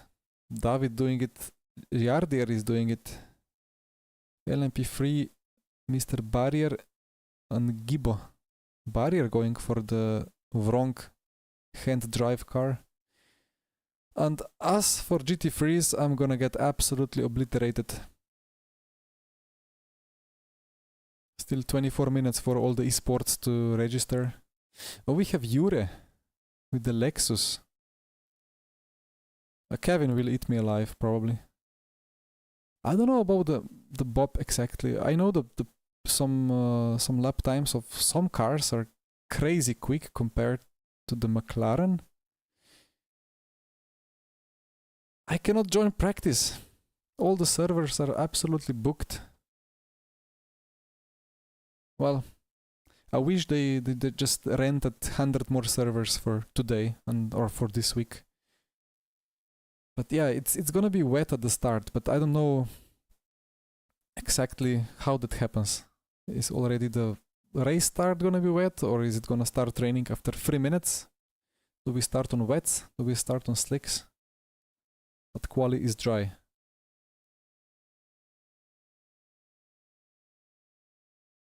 You try it when you put the kid to sleep. Alright, sounds like a great plan. And I will just load my McLaren. I don't know, I would need to practice some wet driving as well, but then again there is nothing too crazy about it, I think. Maybe better to just do some dry laps. Or maybe I just put this to, I don't know, it's gonna be medium probably. And then I put this to some rain. Whatever. Just launch it for some laps. Shield today was very happy with wet driving physics. Okay. Again, I'm yet to fully understand the dry and wet lines and stuff. We had a bit of a drizzle at Paul Ricard before.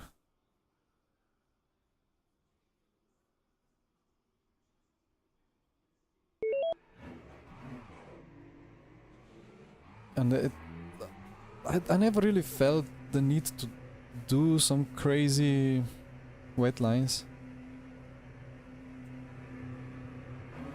But I guess I test it now. So 20 minutes to go. I hope I don't forget to join it. But okay, so this is a longer session, and first setting is sunny and the second setting is wet. And it's already raining right at the start.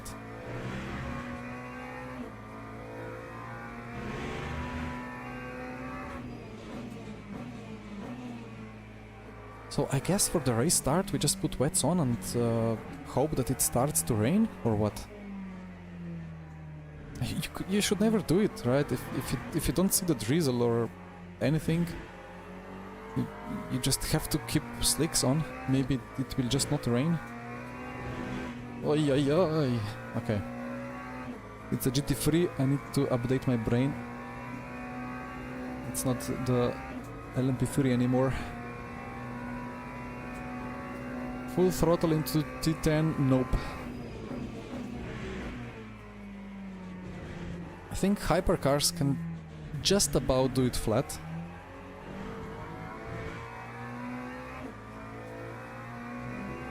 GT3s, no way. Flashbacks to Spa, oh yeah. Wait, wasn't it other way around? I think I started on wets, as it was slightly wet. But everybody else started on mediums.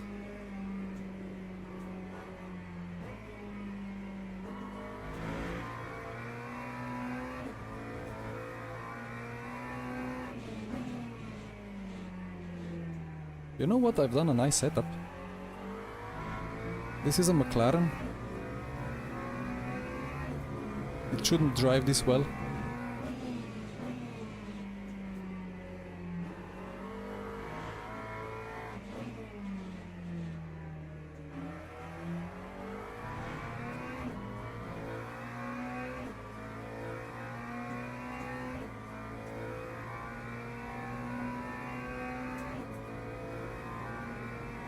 Ah, yeah, we had a little bit of a battle, right? Well, you know what? I've done so many races. I kind of am losing track of all the races. Hello, Chris.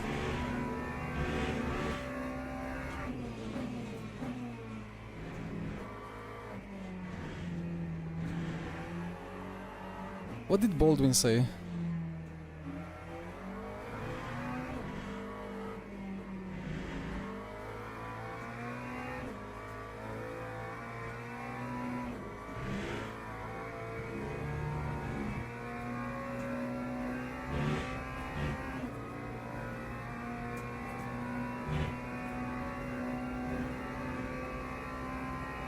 Broke your spring pedal, oh no. Wait, what pedals did you say you had?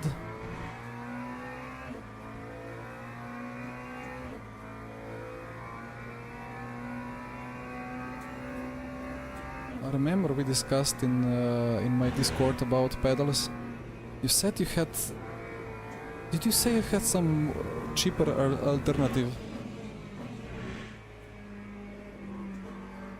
to Huizinquels?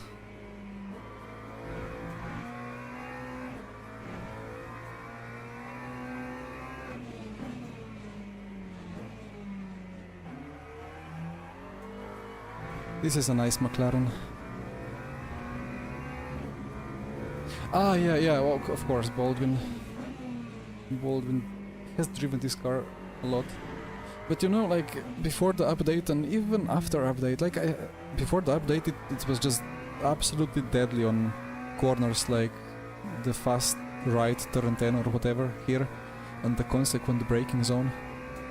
And after the update it's much better, but I've done some clicks and I can really drive it.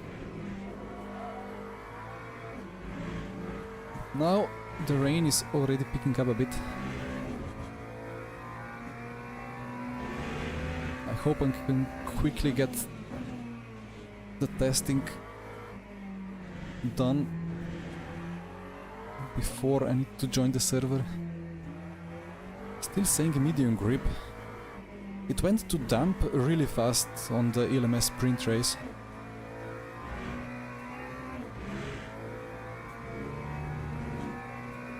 Simnet, okay.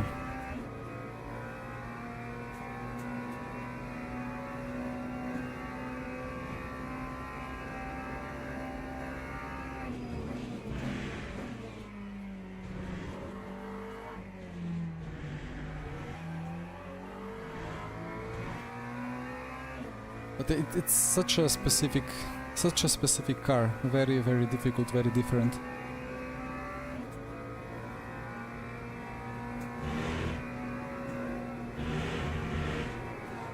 And it's the free one, right?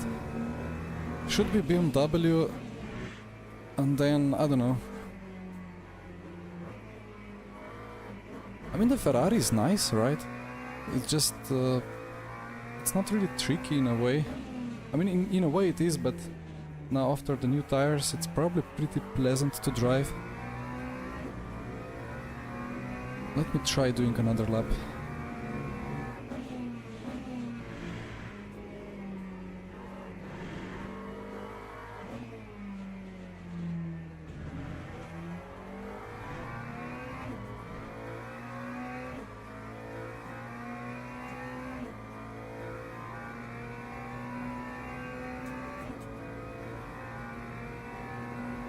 Well, the Lambo... I guess the Lambo will also be much nicer now. It's a nice car, it just had that weird tendency to suddenly just disconnect the rear from the road and just go into a huge snap into medium speed braking zones. And now it should be much better. But again, I don't know, maybe... Question is, do I care enough to actually test all the cars? Or will I just slowly but surely go through the list during my Tuesday streams? Maybe I can do another stream on Thursday or Friday and just do the Portimao event 4 times with a different car each time. I can cut that corner so much. Okay, the grip is still good. Yeah, it's drizzling. Texture streaming, I didn't know I had to turn it on myself, but I'm gonna try. I thought it would be on by default. But I guess it's not because the VRAM is still cooking itself.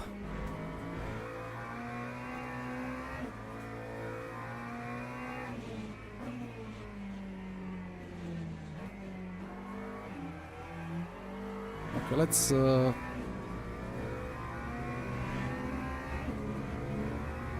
pit stop practice, or pit entry practice.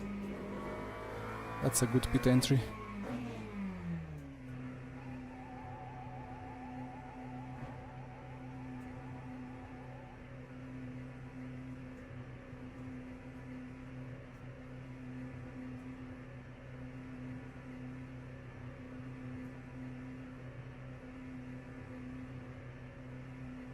I mean, at the moment I am limited. Where is... Ah, missed it. Downshift, thank you.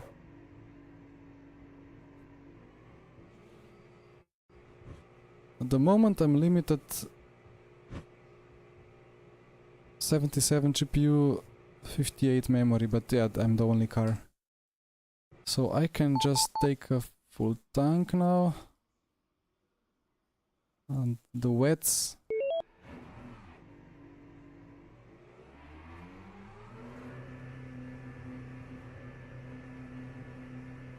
The rear is still off sometimes, but it rotates better than Lexus. Okay, I mean, yeah, again, like the cars are still what they were.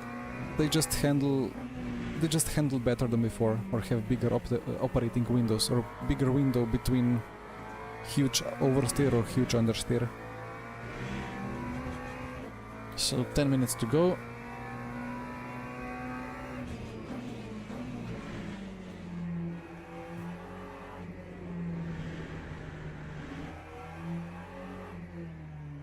It's still damp.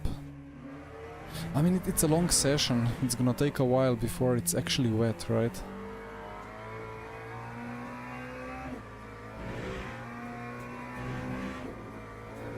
To be honest, we have 100-minute race coming up. Maybe it's gonna take a while as well. Okay, it's light rain now.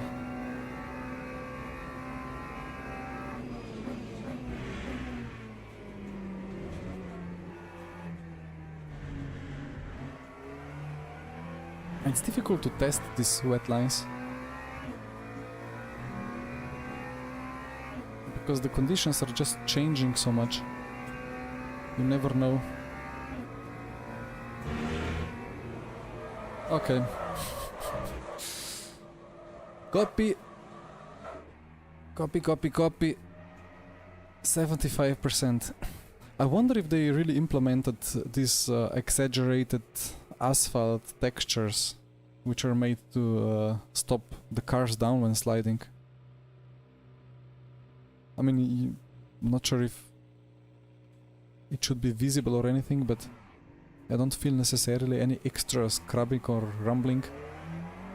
Right, what I did wrong now was to assume it's not a McLaren, so I went into the corner and lifted the throttle But well, it's a McLaren in the wet, on wets. It will have a lift-off oversteer.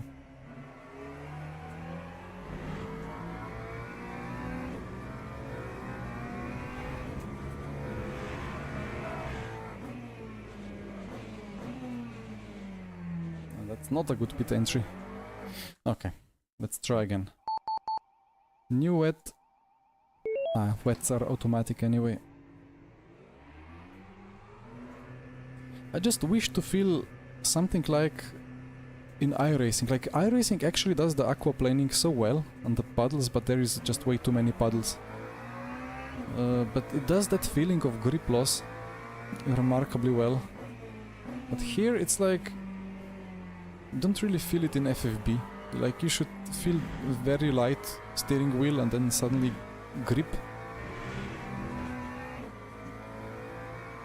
But okay, it's still slightly wet and I didn't have saturated rubber, I only had medium.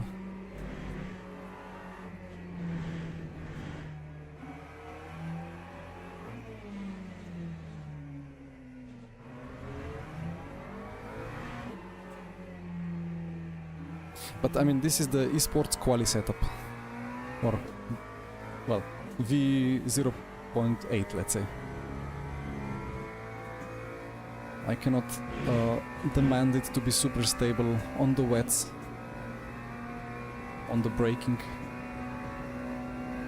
But I will need to make some good clicks to stabilize it for the safe version.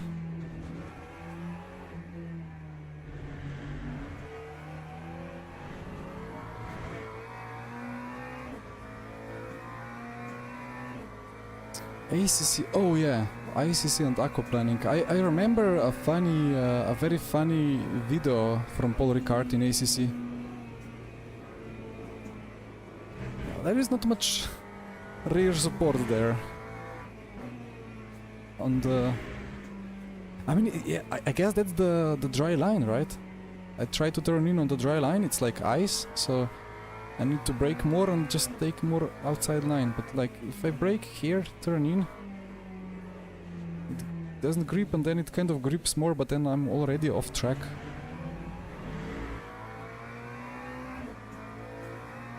These wet lines need to be learned. 8 minutes to go.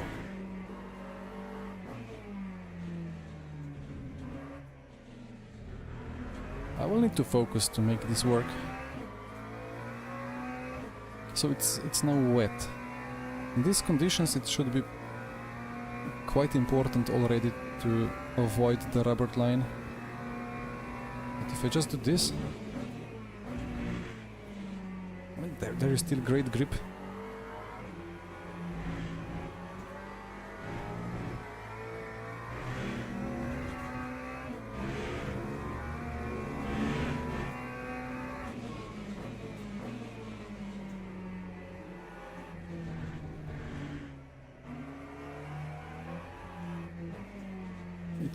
It would need to be a massive grip advantage, you know, to go offline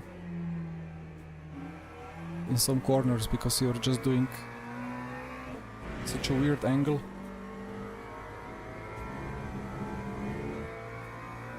So as long as it's grippy online, I guess I just keep driving online on the dry line.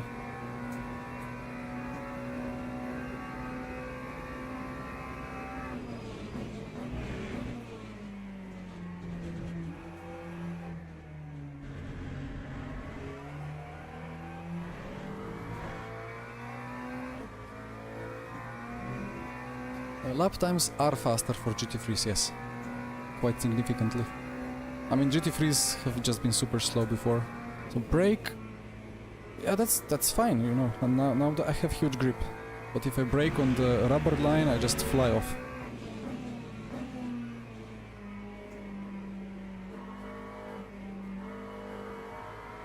So okay, maybe now that fast right is the first place where I really feel it.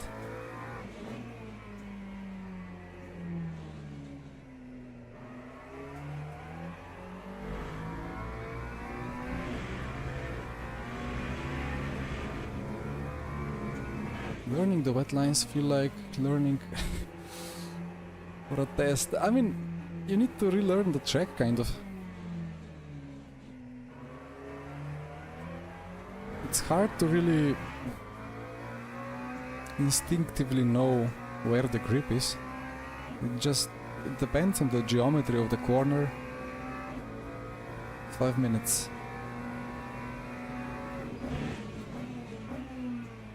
But here, I mean, I guess the quickest line is just to be wide here, maybe?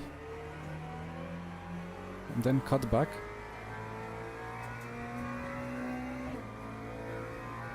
But for corners like this, there is just nothing you can do. You just need to diagonal across. Take the curb. Take this curb. Well, here you can take it a bit wider and cut across a bit more. And then this one. A bit wider, but you get a much better line.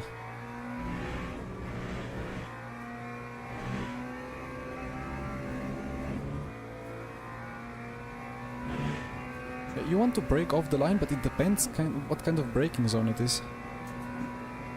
Sometimes it really doesn't make any sense to break offline.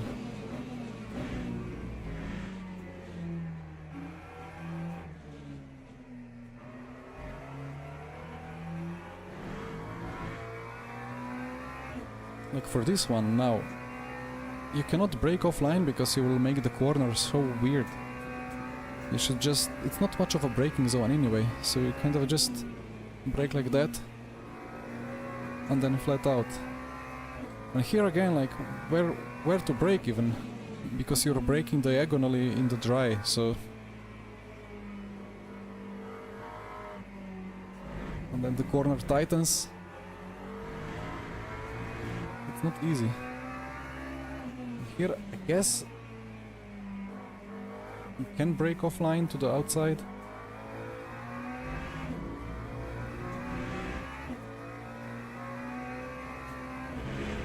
Here you can do this.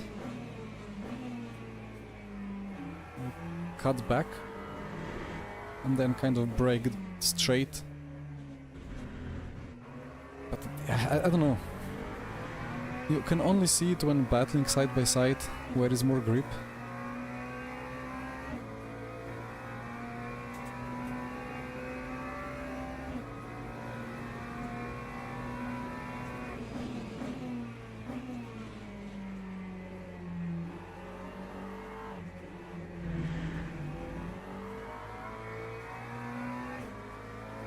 But I mean, now the track is more and more wet every lap, so the delta is really useless.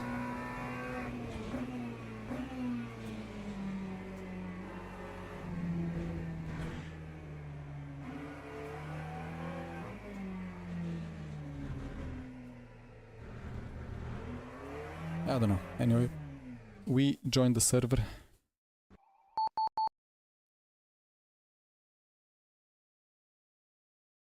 Let's see the opposition who joined. We have Gilles Nil as well with the Porsche. Barrier re-registered. George is quick in ACC, right? I'm slowly remembering some names. Another Slovenian flag, nice.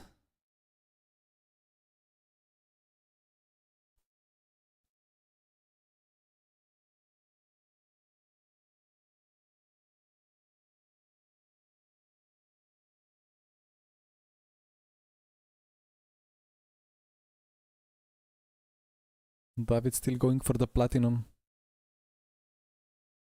Where is Mr. Stander Kalash now? Like the guy with platinum SR. I want to see it actually live, like in the registration list. DRP1. I want to see that. But he never joins for any of these races. Unlucky.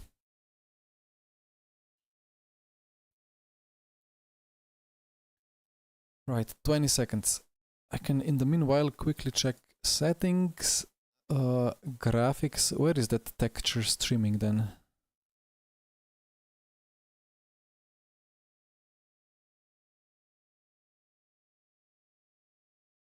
Texture streaming. It's on by default. Okay, I mean, I guess I didn't have a frame rate problem before, so I guess it works.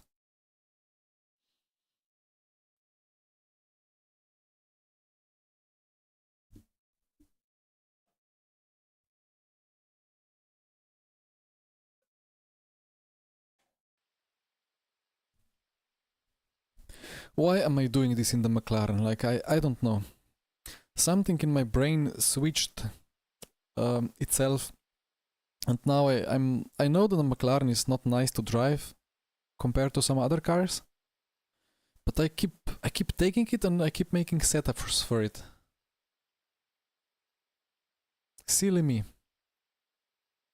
Should have taken the Lexus. Okay, gonna be a 10-minute quali. 10-minute quali means 5 attempts, 5 laps. I think that's what I have in the setup anyway. Yeah.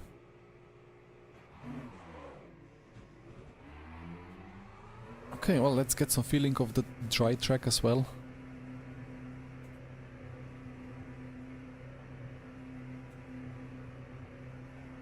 I'm getting a bit of this kind of stuttering, but for some reason I don't see the G-Sync logo.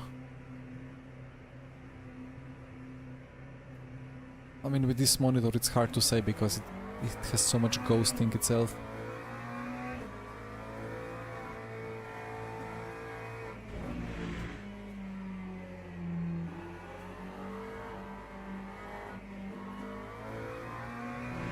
You know what bothers me? I think on cold tires, at least the McLaren, feels like the AMG.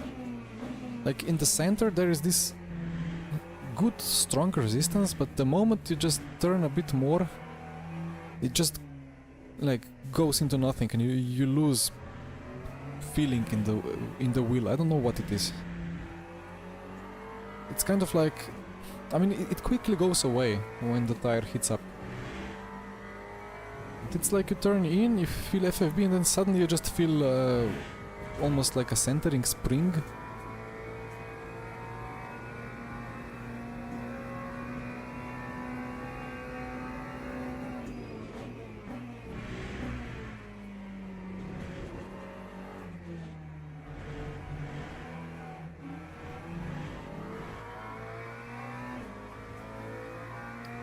Yeah, I mean, yeah, of course, it's the understeer effect, but it doesn't... I don't know. I need to drive real life car, race car, before I'm saying anything, but it feels like that maybe it should not feel like that necessarily. Like, at some point, of course it's gonna lose the resistance because of understeer. But it's doing it in a weird way. As I said, like the AMG.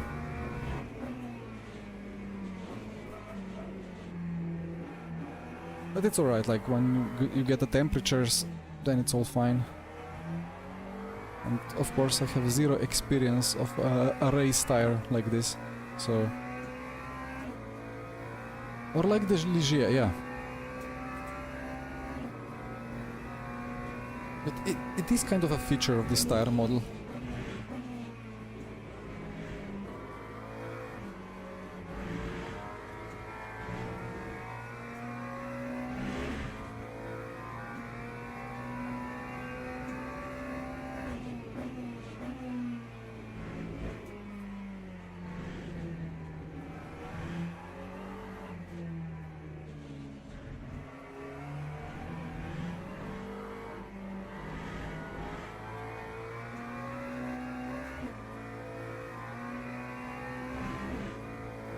I think I need to increase my rear wing for the race. This rotates a lot.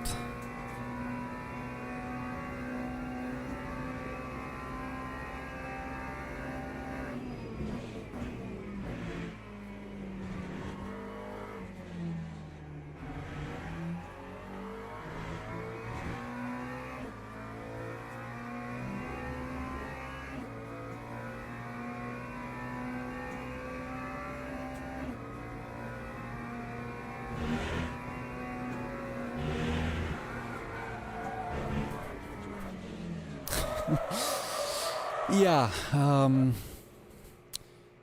Oh, that's a tire. It's a nice looking tire.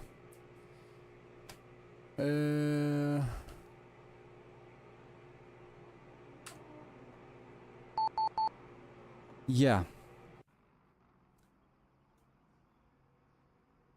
Let me add a little bit of rear wing, because I just want to survive.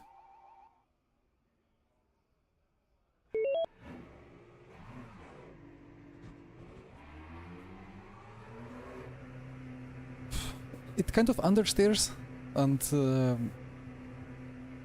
you try to put some more rotation, and then that curb, like it's a difficult corner. It's quite a difficult corner. The curb is very aggressive on the apex, and you try to make the corner to keep it stable, but the corner kind of tightens a bit.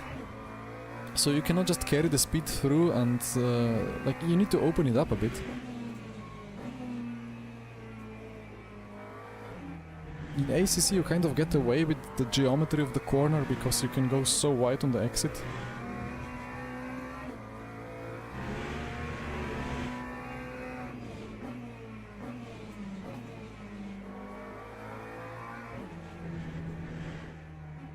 Although I do remember the biggest snaps into that corner with the Porsche in ACC, like that was insane.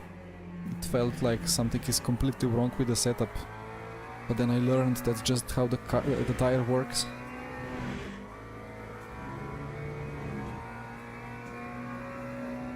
Evening, Toby. I like the update. I'm not a hater of Paul Ricard. I don't quite like this chicane here, but I mean it's manageable. It kind of feels alright. It's not a cut fest either. The Ginetta is nice, the tire changes are nice, everything else seems to be working. I just had one game crash before, and that was when I was trying to go from track to main menu anyway, so no damage done.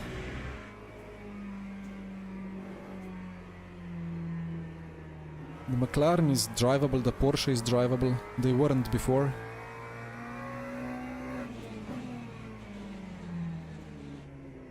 I mean, I'm still trying to convince you that the McLaren is drivable.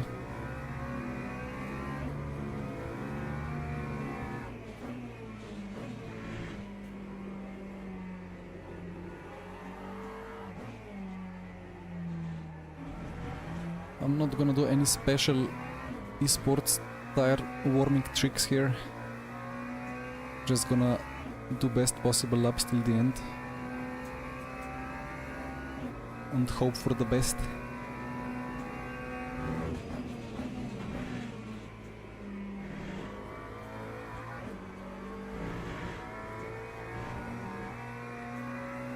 It's saturated grip. I don't know, I had more grip offline. Maybe different settings. It was same clock even. I had 39 degrees offline. Track temp. So maybe it's that. Tire taking much longer to heat up.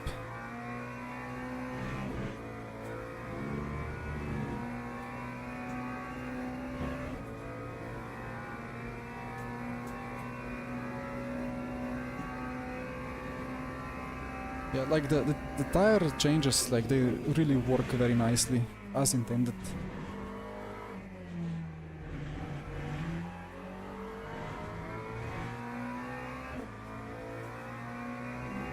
Make a special Ernay livery, ooh. Well, I don't even have a Ernay colors. I'm not sure how a Ernay livery would look like. Let's see.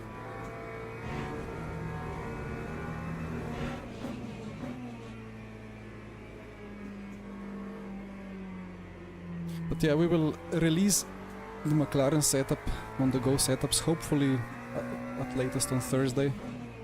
And then the plan is to do the whole car back for all tracks in 3 weeks or so, but yeah, I don't know. Maybe it will be like a quick version of setups for every track and then we update it later on.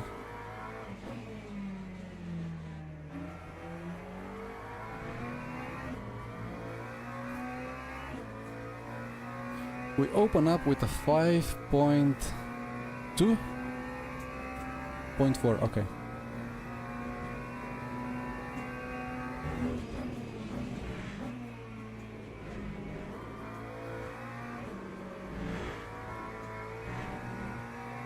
Now let's get the force in.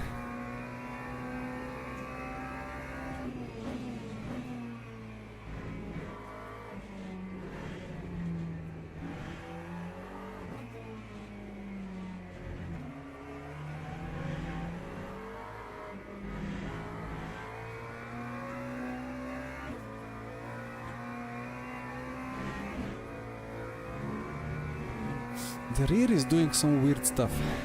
Maybe it's the dampers.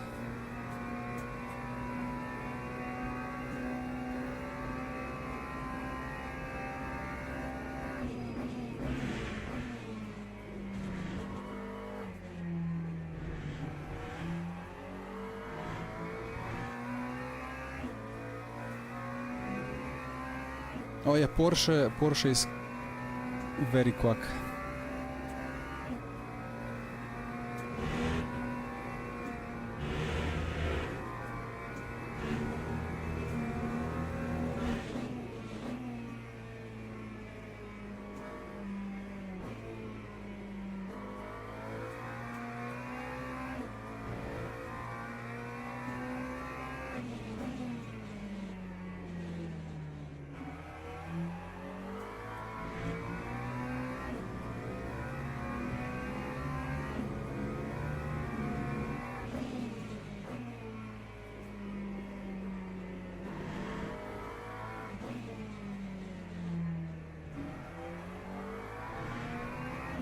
Well, that's gonna be a nice lap.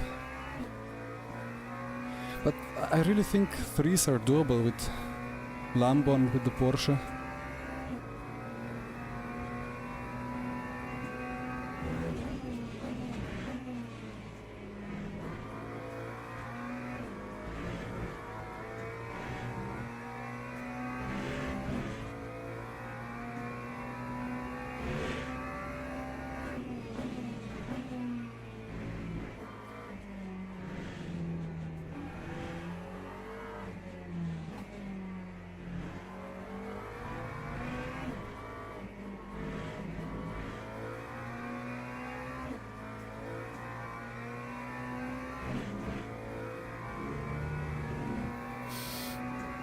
Delta is very happy for some reason.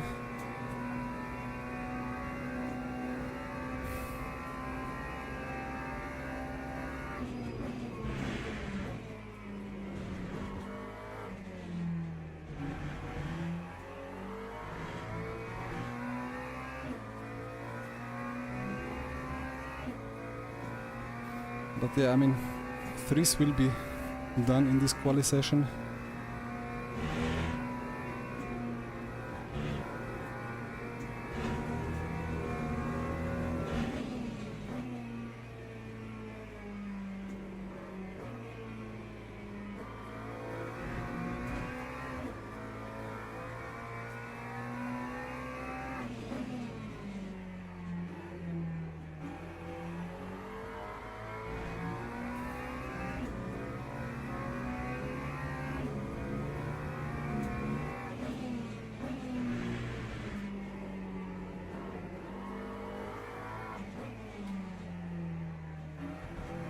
Come on. Oof. Okay. Okay. Interesting. That's my PB by 2/10 already.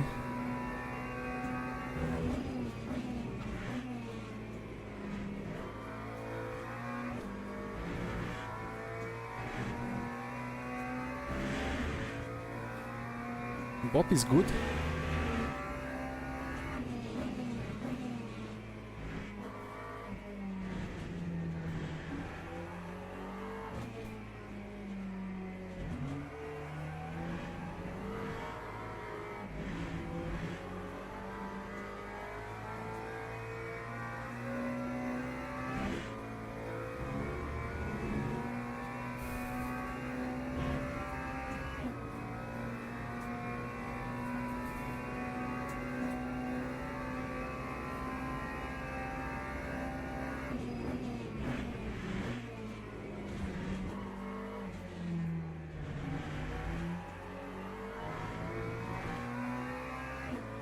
I cannot fully send it because I think I could need 2 of these 4 tires still in the race.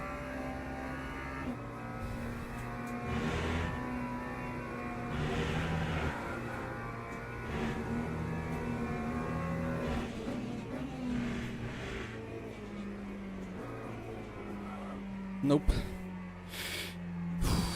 Okay. I'm surprised. 3.7, okay.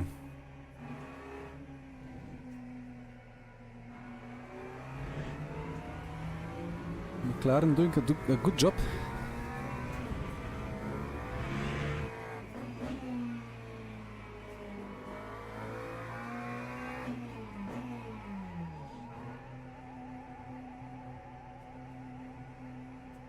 And that's with the random plus 2 clicks of rear wing, just to make it a bit more stable. Oof. Funny. Ciclar improves to 3.9.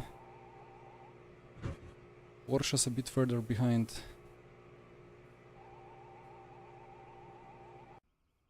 Okay. Now let me do I don't know what exactly, but well, full tank for sure. But I don't know what to do with everything else, because the race is gonna have 100% rain.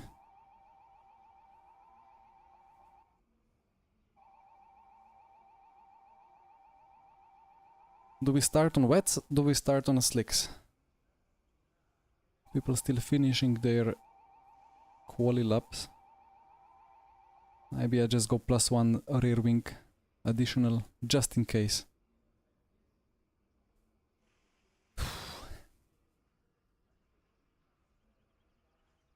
Yeah, I know that Lambo, Porsche, well, looks like the McLaren, they can all do mid-3s. I've heard the McLaren, the BMW can do 3 as well.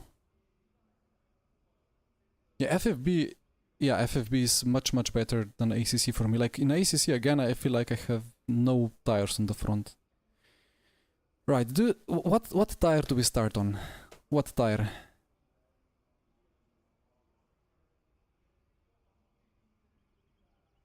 It's gonna be 100% rain chance for the second time slot, I think.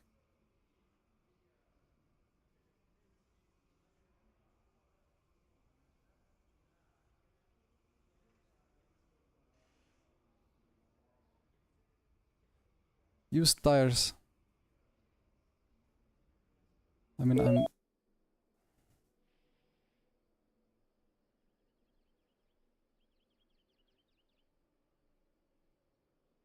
I'm gonna take fresh ones, and if it starts to rain, I quickly jump on wets. But there is no rain yet.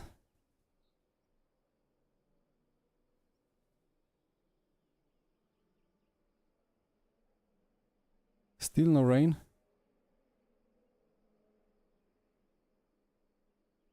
Yep, well, we are starting on slicks. Too risky to put wets on, I think.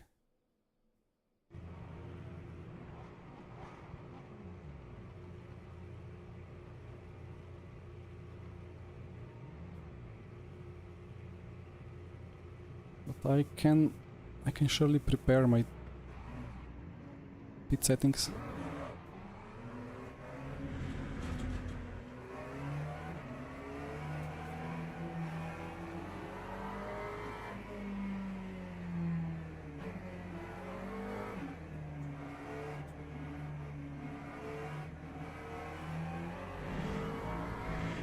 Hoppala.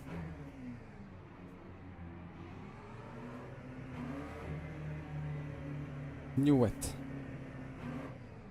Okay, what's going on there? Funny things. It will be... Wait, it's gonna be quite late green, right? Or actually... Where did we get the green before? This is a weird pace. It's raining. Ay, ay, ay.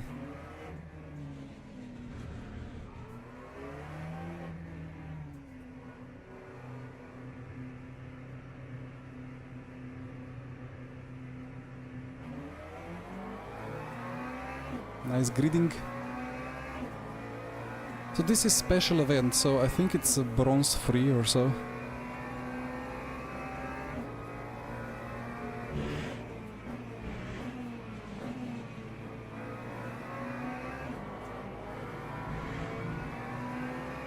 Three wide behind.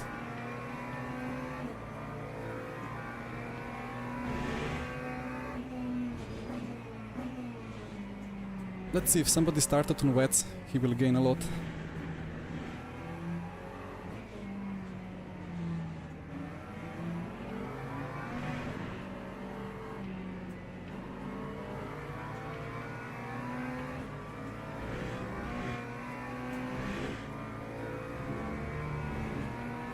Yeah, that's a big wiper.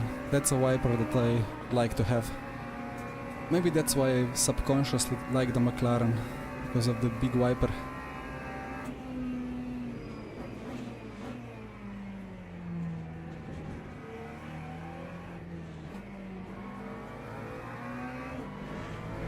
That was not a good apex.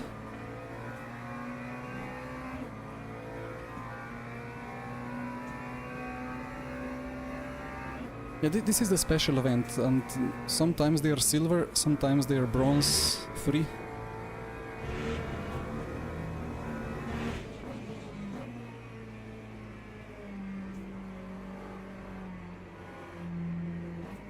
I think surely one more lap.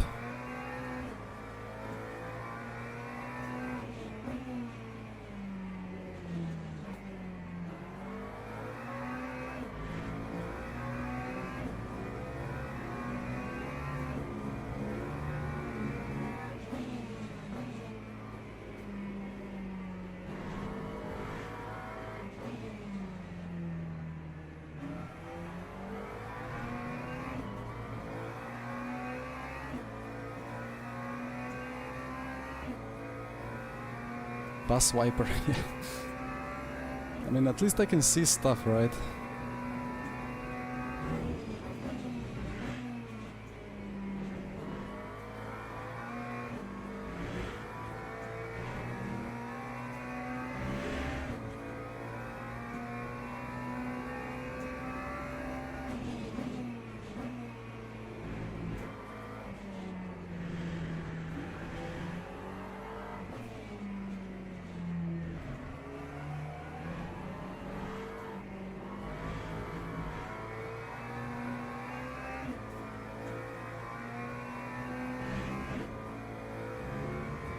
Porsche behind is quick, but maybe he's on full wing.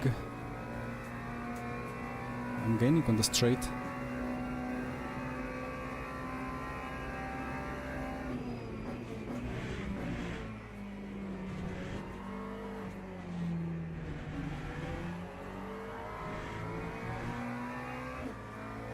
Oh, somebody killed himself.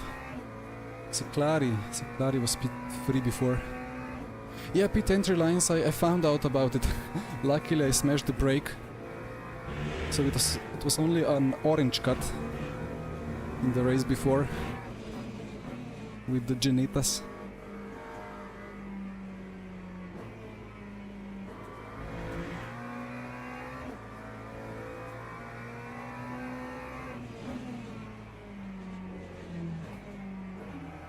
This is a very tiny, very gentle drizzle.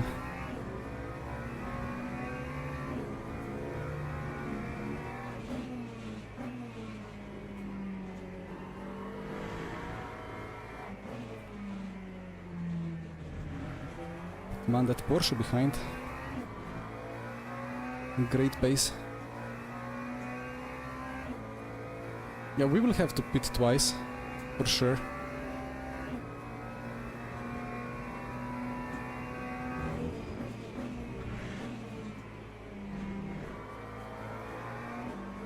He gains like 2/10 on every braking zone.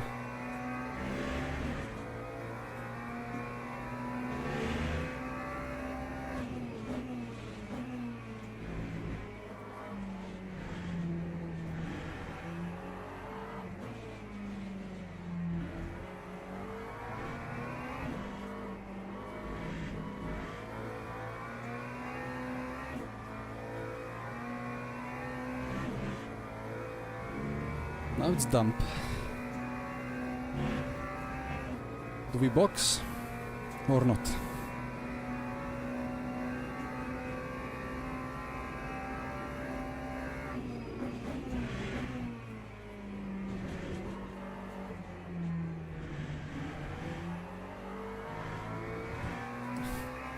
Still gaining on my delta. The McLaren still have a bit of that snap, but it's much better now.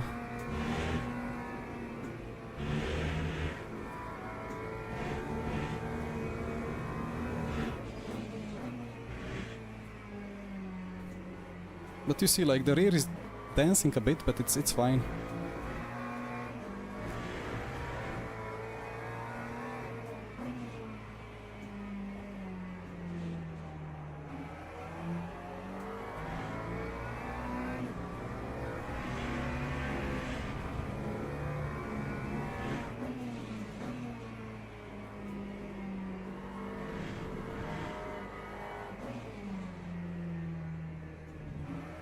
Should have pitted, but I felt like P2 will not pit, so Lepo was a murderer copy. He has the trusted driver as well. The badge.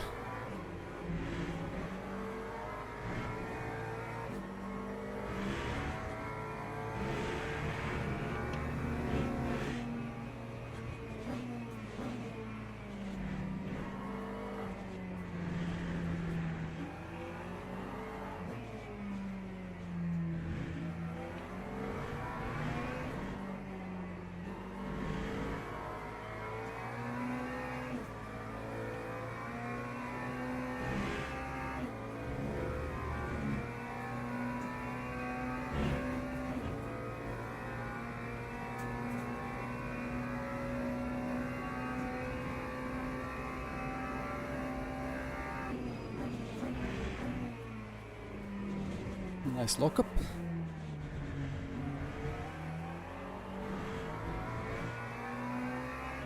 Yeah, the grip is decreasing for sure. But if you put wets on too quickly, they're gonna get melted.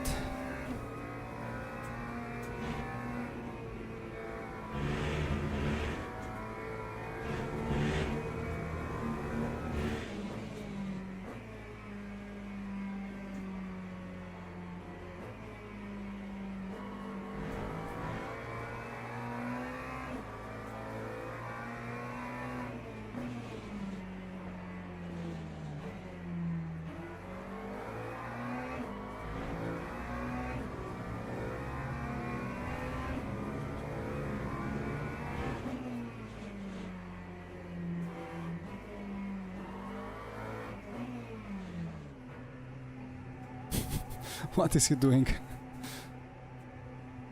New wet, full tank, let's go. It's a tricky spot for the pits.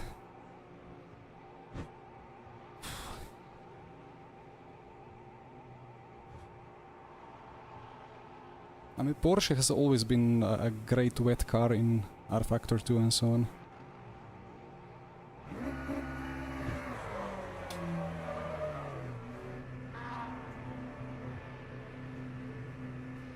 Well, back into the lead, provisionally. Was 2% on that burnout.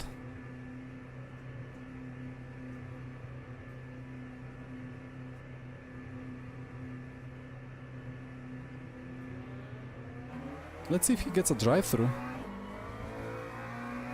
No, nope. He was really on the limit on the brakes, on the entry.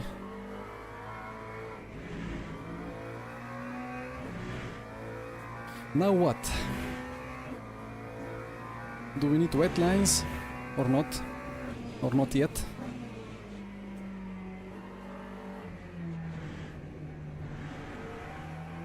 I think I need to try not to overheat the wets somehow.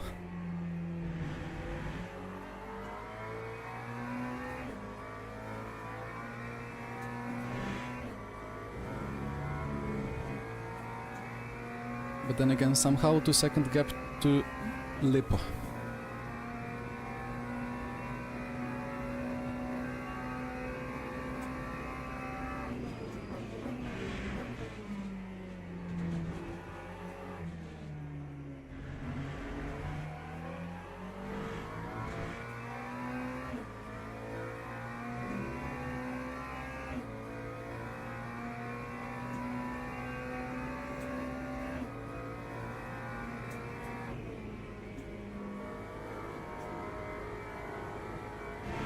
But the wider entry is just much more stable.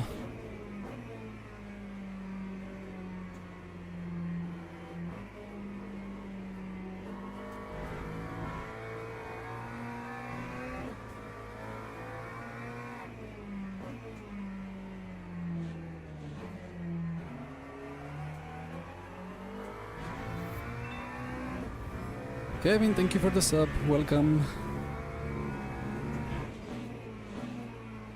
As for this corner, I think you just need to hug the apex, regardless of the wet lines or not. The outside is just so much longer.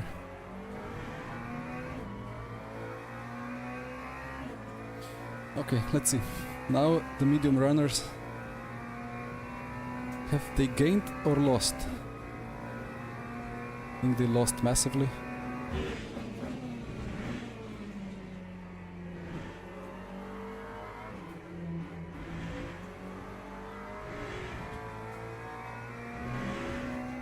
Or maybe not that massively. A couple of seconds for barrier, Ziklari.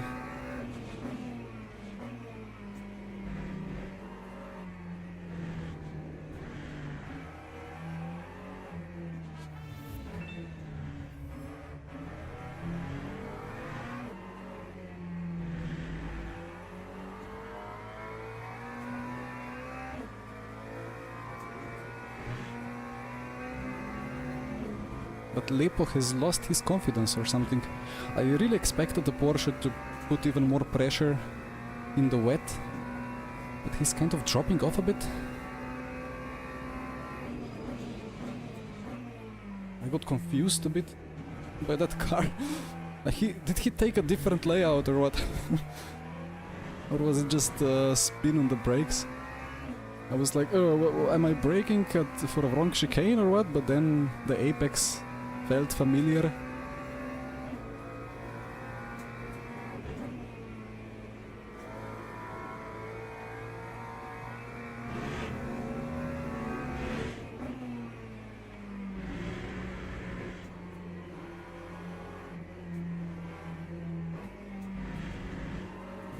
Was that the LMP2 behind me disappearing?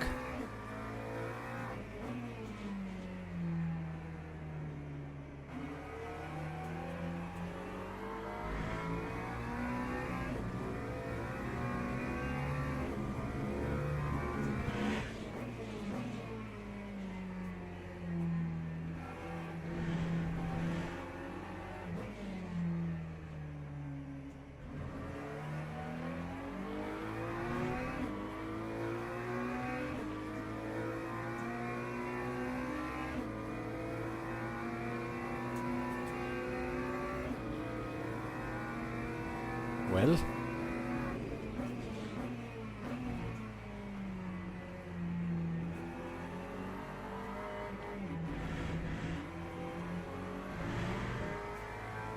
but there is a bit of a drying line forming at the same time. So then I need to stay on the drying line, at least in the places where it's visible. I think it's pretty much, if it's visible, it's also actually existing, apart from the puddles which are only visible but not really existing.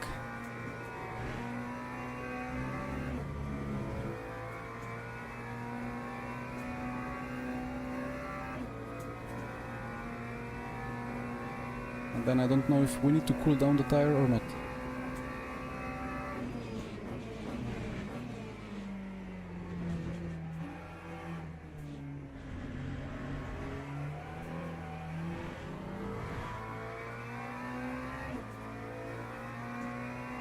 So now, if people are diligently doing the wet line, then the dry line should appear on that wet line. Like it shouldn't really be through the apex, but a bit off in some places.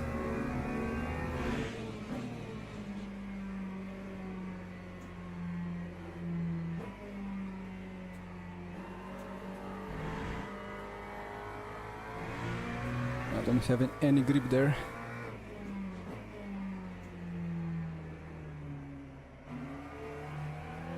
But this wide line feels good.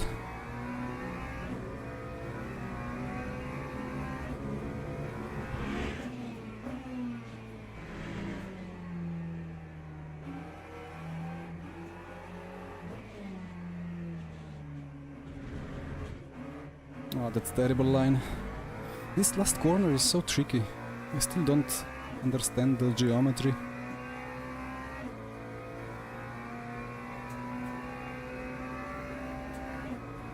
I mean, I hope that all the wet and dry lines are actually appearing where the cars are driving. Like, I believe the technology to do it is there.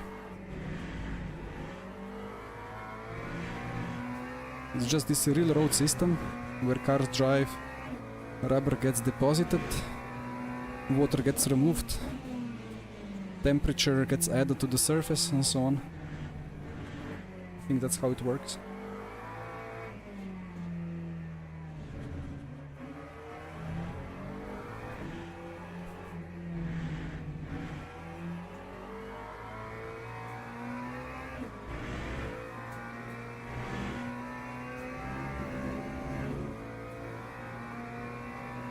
But we are nicely gaining on everybody behind, which is great to see.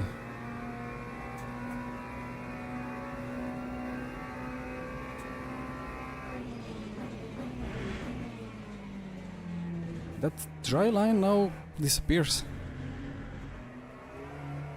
But it was drizzling before. I guess it's light rain now. Yeah, indeed.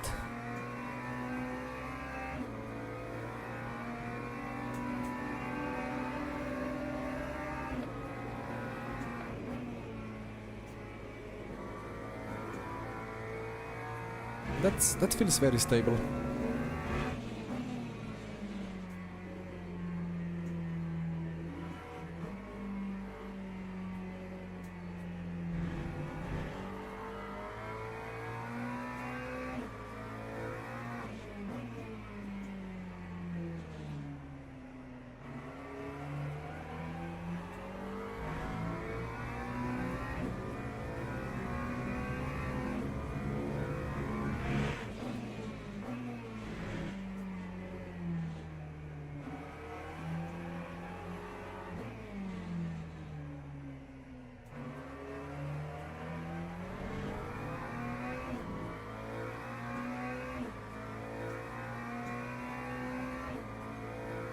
Fuel save time? I don't know exactly what to do actually.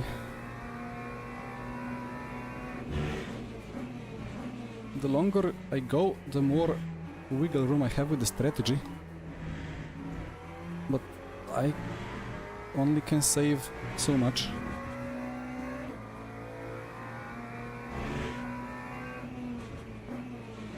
Oops. Just doing the wet line, all good.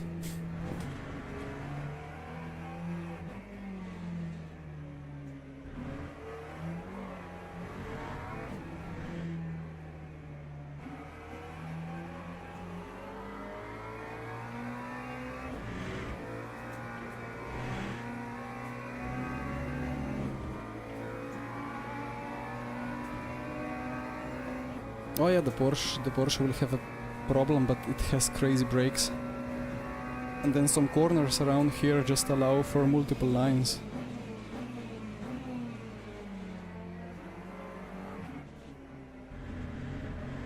That was braking on the rubber line. It's getting quite wet now.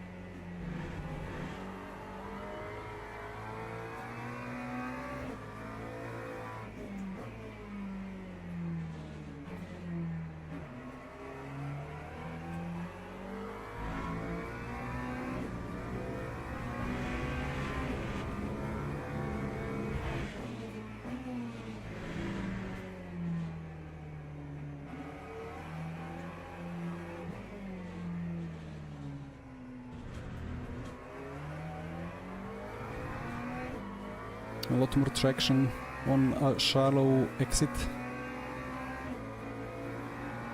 And non-ABS cars in these conditions is a lot of fun. Alexandre, hello. Ay, ay, ay. I mean, this is a kind of a solid line, breaking into the grippier stuff and then negotiating the exit somehow.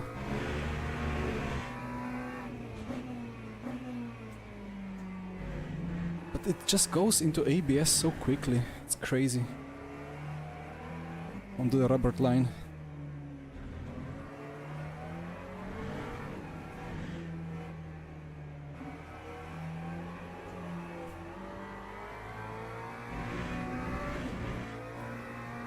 I don't really know what to do there, because you have to cross the rubber line. Yellow track limit. I don't even know where I cut. I mean, I guess on the exit.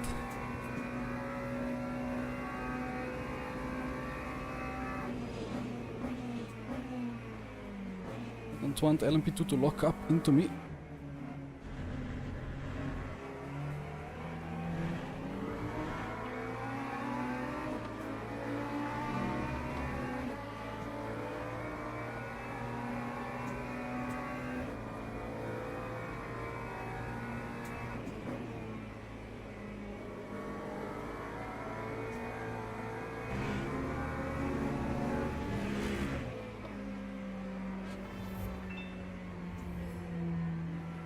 Alexander, thank you for the sub. Yeah, there is no rubber on the left. I think I need to cut very sharply on the exit. Ooh. Nah.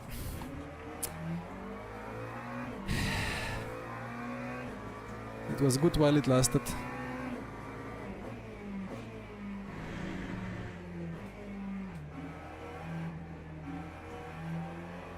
I don't know, was I too optimistic about it? Or did he just accelerate into my way? Let's see how much damage we have. It's a bit broken steering, but it could be manageable.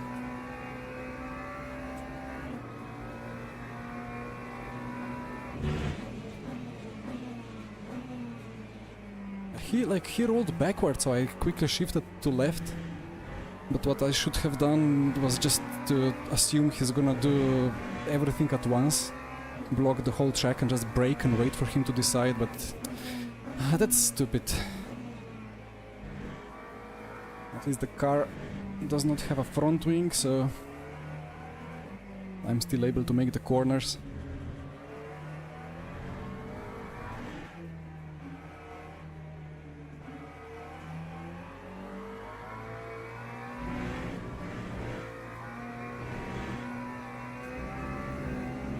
It's gonna be tricky in higher speed corners.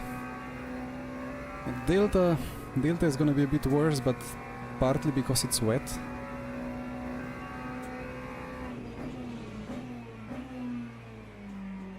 I lost 5 seconds to P3 already in all this.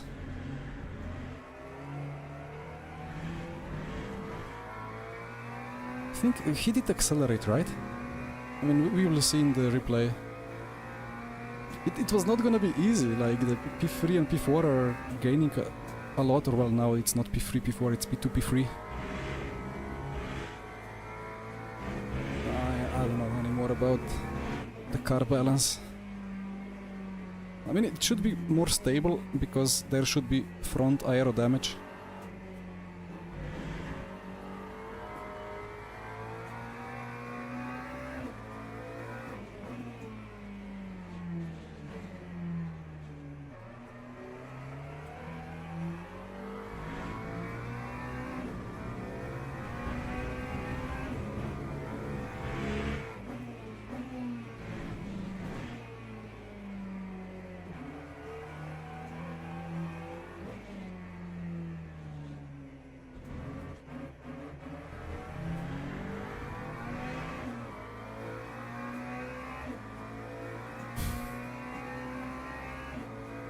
So I have 8% less energy compared to Boothby, which means he's effectively 3 seconds closer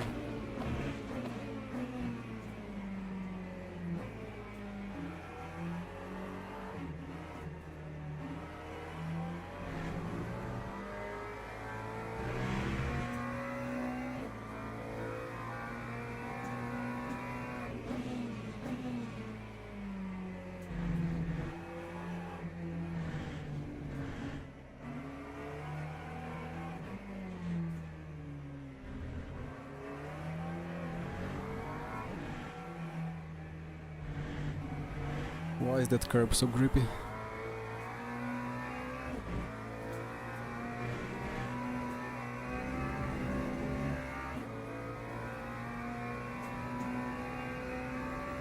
I think none of the tires is particularly overheating, so I don't think I have a massive toe issue or something.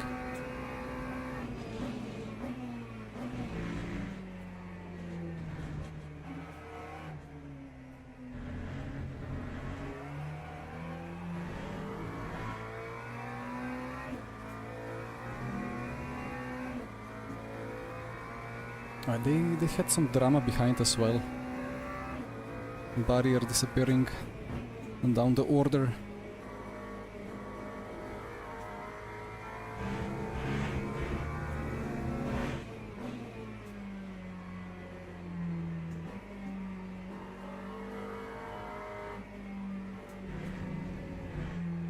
Oh, this is not the correct line on the exit.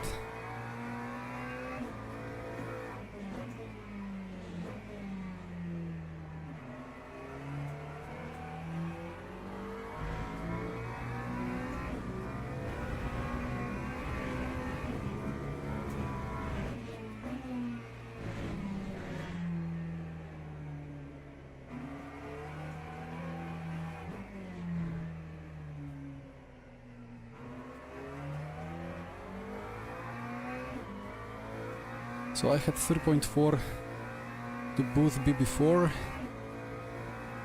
2.8, 0.7.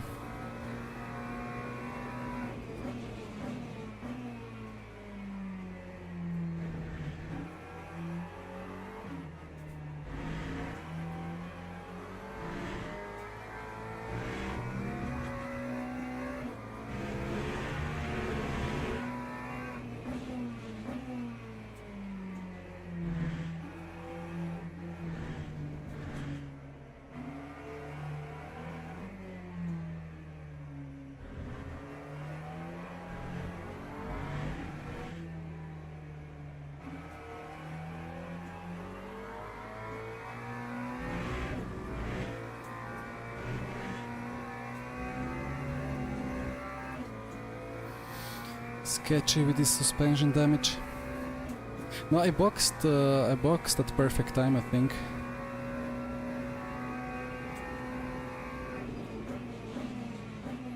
One lap too late, or like one lap later, would be acceptable as well.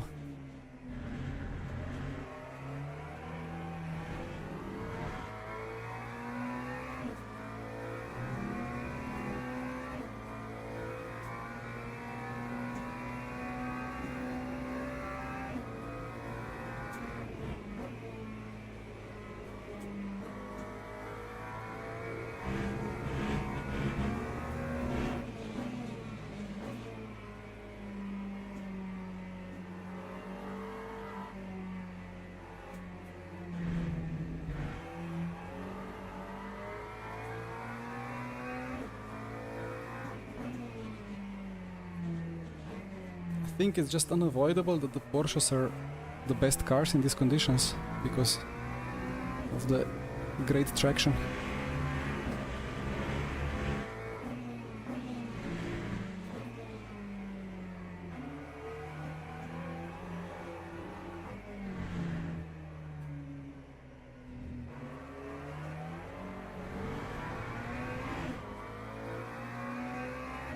He will have gained so much time over me now.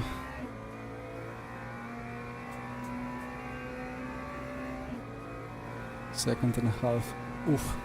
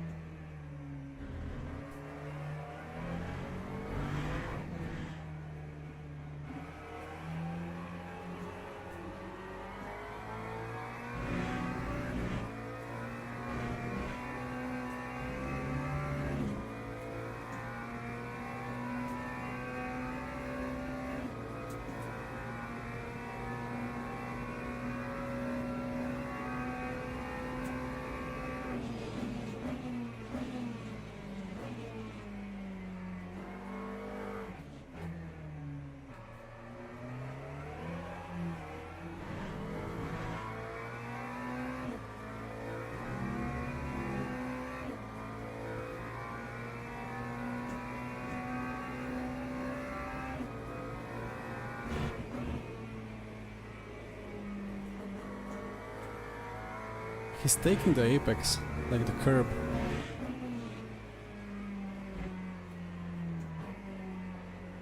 Oh, look at his line.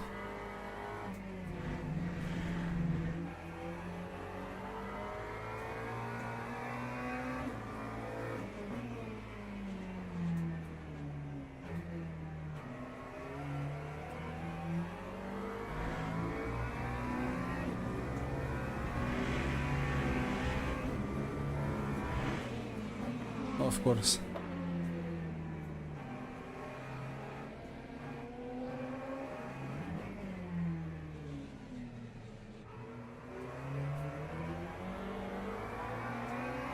His traction.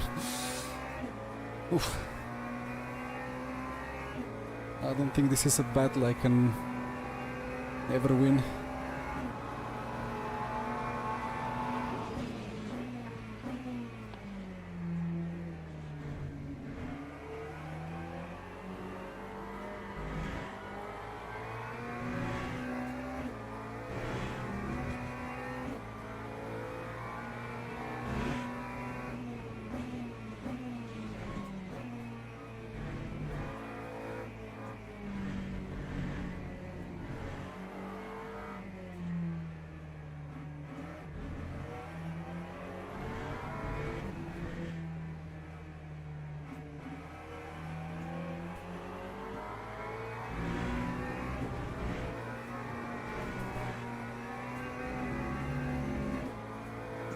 But LMP2 was very happy to floor it again into the leaders.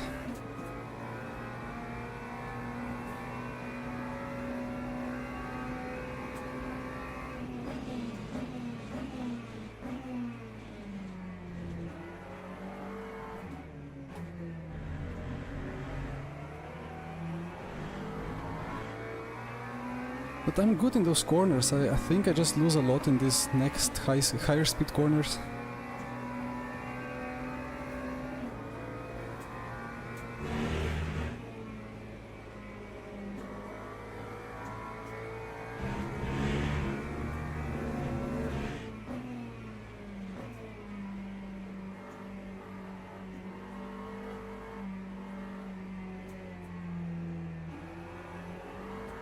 Here I lose a second.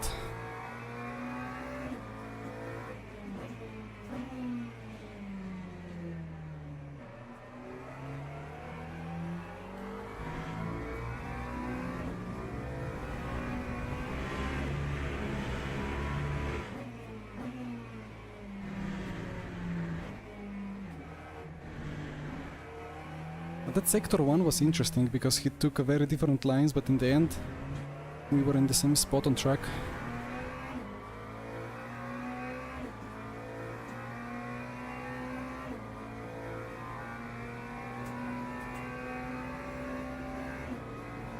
Massive torque missing, yeah. Well,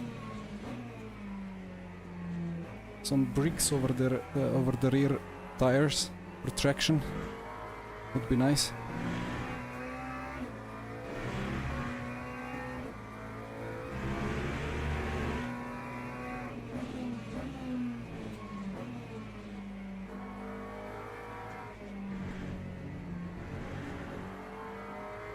I admit I don't even know who is UCOG. I mean, I know the name, I know the channel, but I never linked it to any driver in my brain.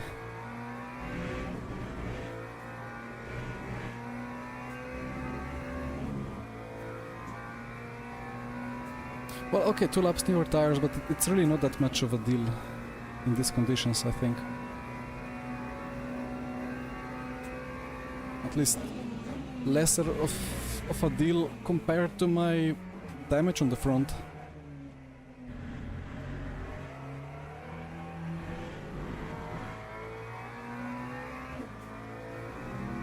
Our fellow trusted drivers spinning off, rejoining.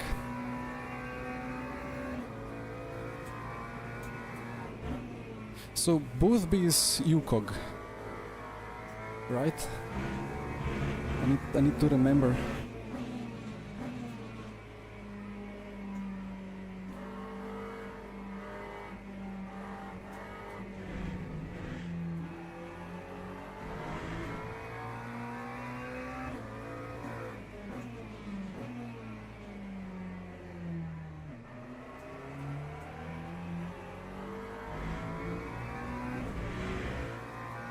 Some say. Copy, copy.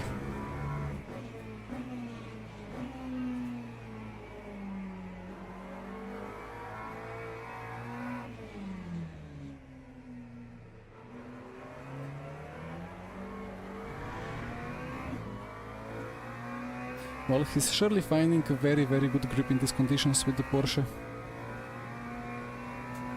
Yeah, let's see what the cars ahead do with their pace.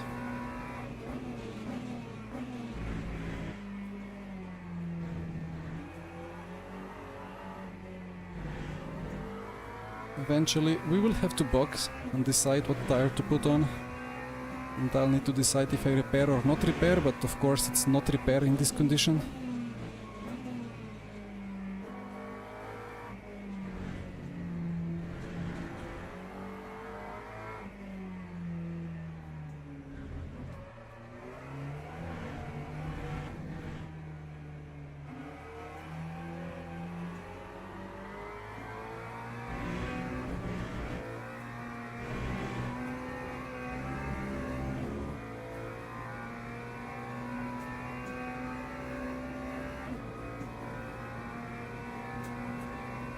Two times SRO winner, okay.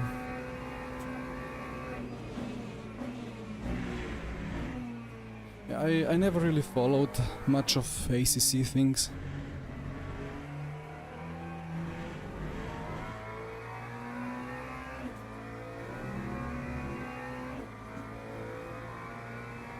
What are they doing?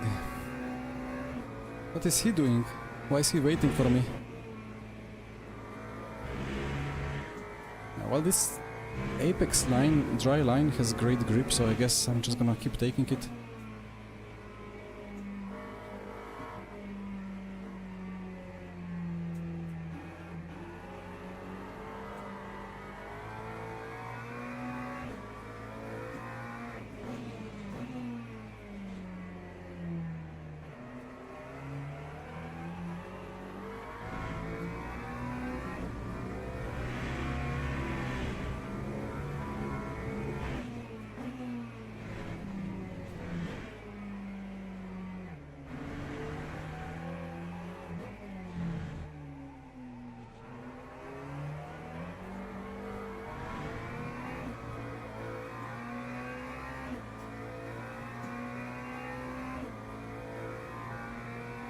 What do the badges mean?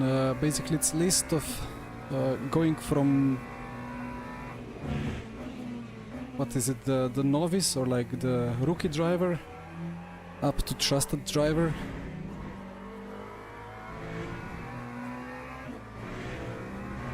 The more incidents you make, the worse it is, but it's not really the safety rating, but it's something else than safety rating. I don't know exact difference.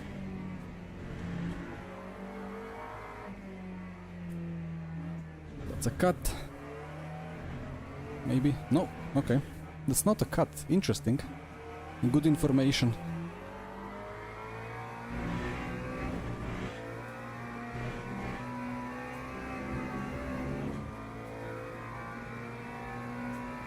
What do I play before? Before what? It's the ban rating, yeah, of course. If you do many incidents, then eventually the game automatically bans you if the badge falls to the exclamation mark and below.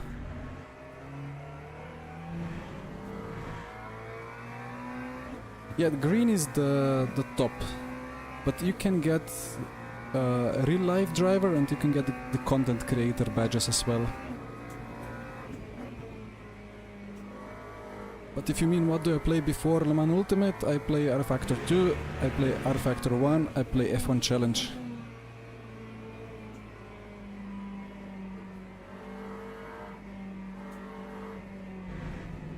And before that I play F1 2000. And before that I play IndyCar Racing 2. And before that I play Wacky Wheels 2, or whatever it was called. On Microsoft DOS. I'm very old.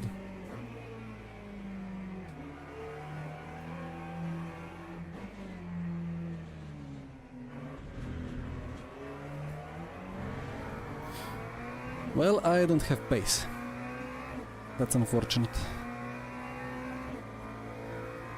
I never played Mario Kart. Actually, I played it, but like I was on some holidays at some relatives. We played it there. iRacing, I didn't kind of play iRacing before. I just played it on the side when it was necessary. No, I actually... Wait, what was it? I think in 2017 I tried it with great intentions, but figure out that it just doesn't make any sense, so I never really went fully into it.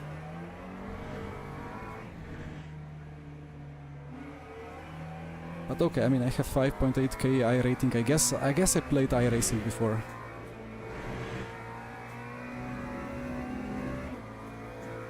I was there when Jesus was... Copy. Ah, Jesus is born every year. Kind of.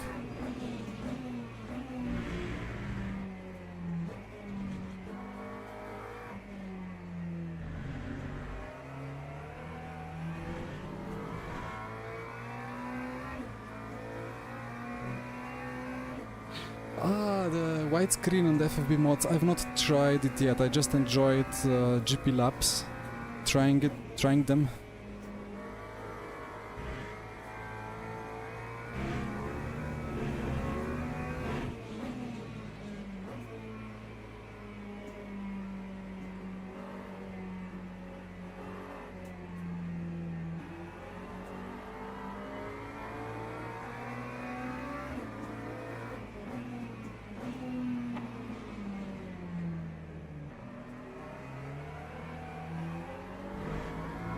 Nice line.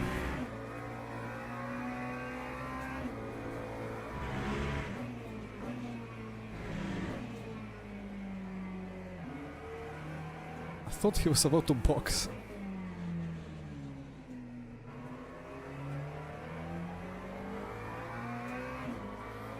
Okay, we have barrier on our rear wing.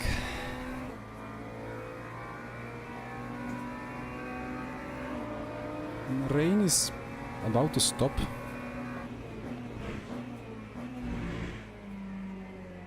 And I don't know if that's good for me or not.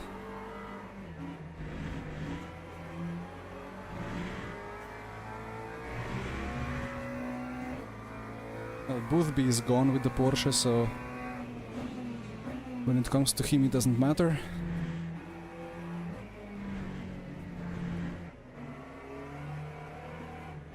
Probably my aero damage is less of a factor now in the wet.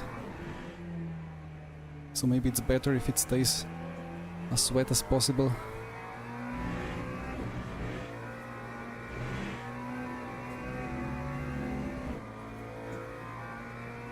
Now the setup is kind of medium high downforce, let's call it.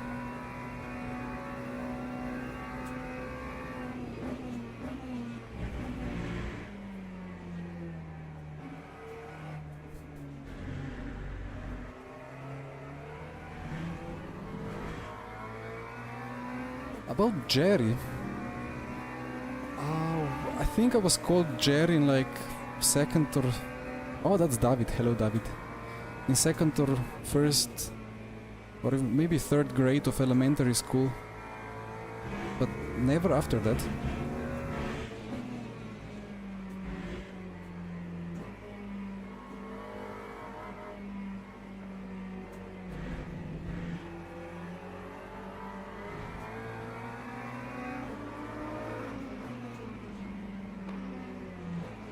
There is grip. There is no more grip later on, but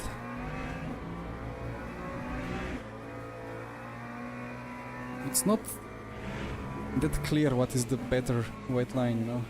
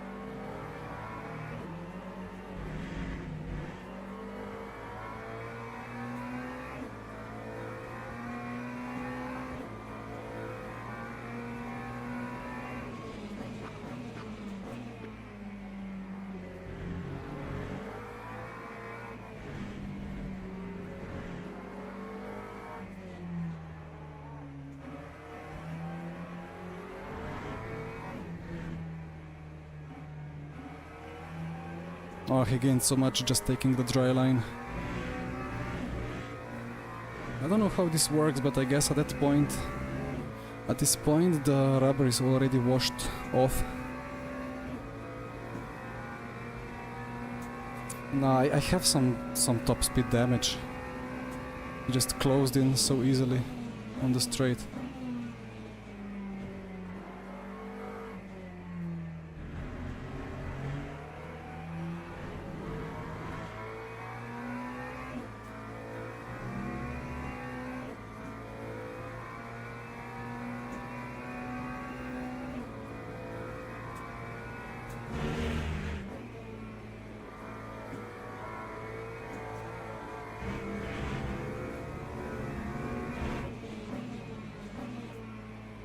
Must be nice driving a car with a straight steering wheel.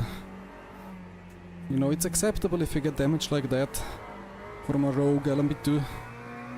15 minutes to go, you can manage it, but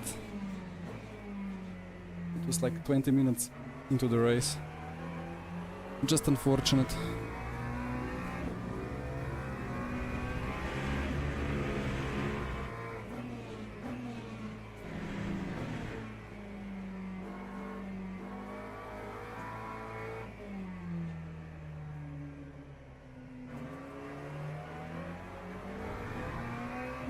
And then it's hard to compare these wet lines, like he's taking very different ones, but then I have the front damage, so I don't know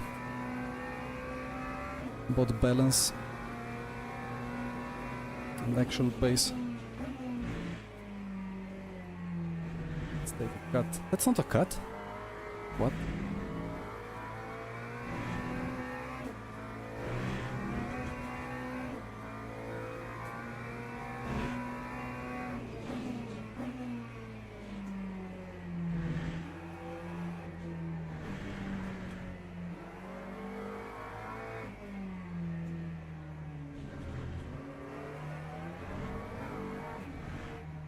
Let's take the curb then. That's not right.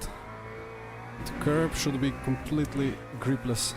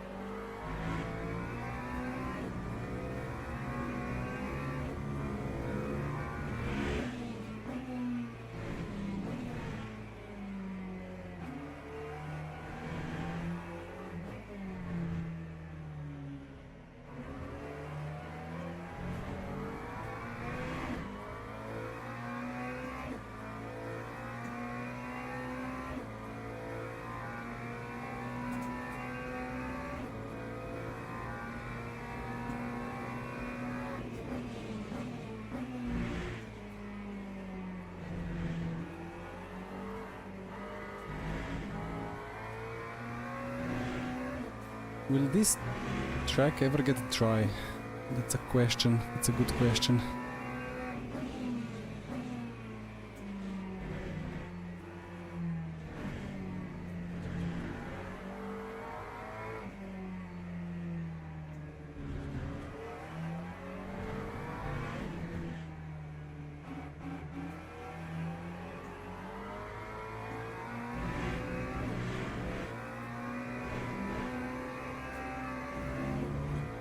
Hi Terry. Well, welcome to the party. It's a bit of a broken party, After I smashed a stationary LMP2 that didn't know which way to go.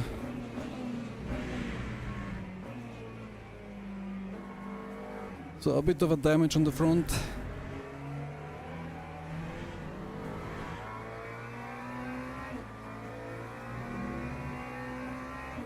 But still a good podium fight.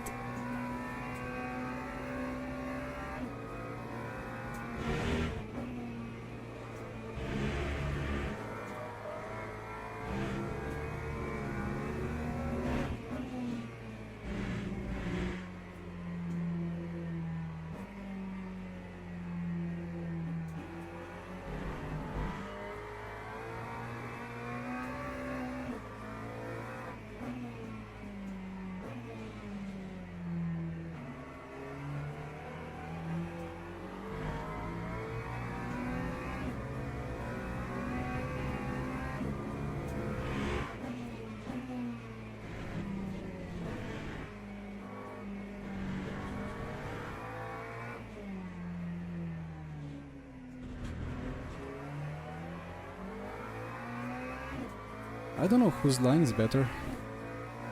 He goes completely differently than I. Maybe he gains a 10th, but again that could be due to my damage.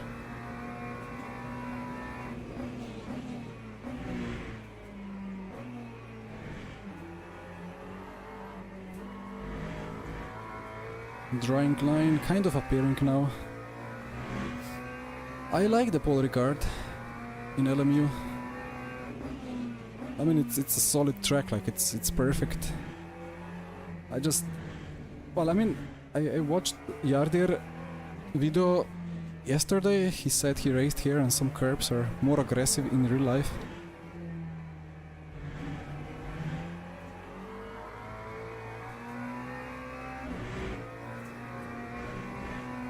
But it's a nice track to race on. One day we will have the layout without the chicane, so that's gonna be even better. Adrian, about the tire, it's good. It's not too much different, but it's different in every good way possible.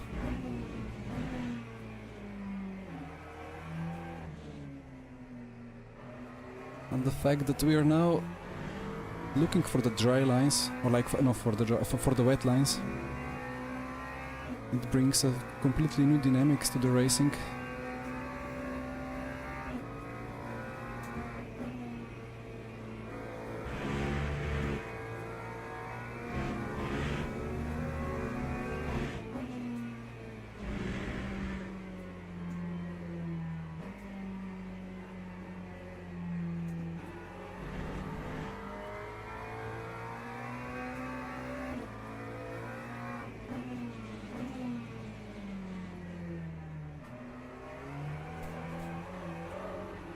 You see what the tire is capable of.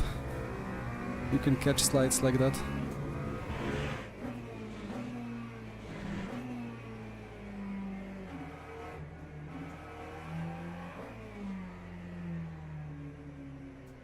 That curb on the apex, it's just impossible to hit. Whatever you do, the car will just not want to hit it. My favorite track that isn't in LMU has Suzuka.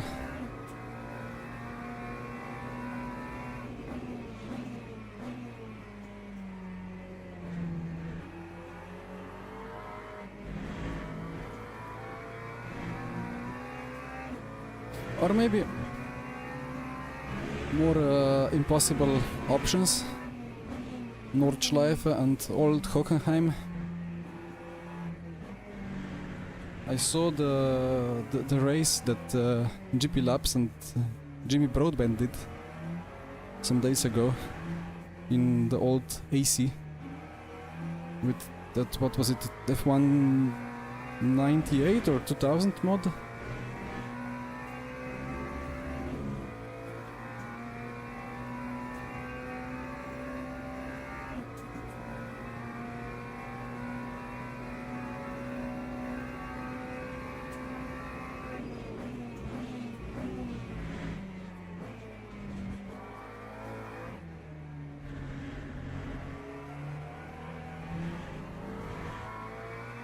Let's turn off that Viper. I prefer hypercar. I still prefer the downforce, if there is a choice. And yeah, about the IMSA, that would be absolutely insane.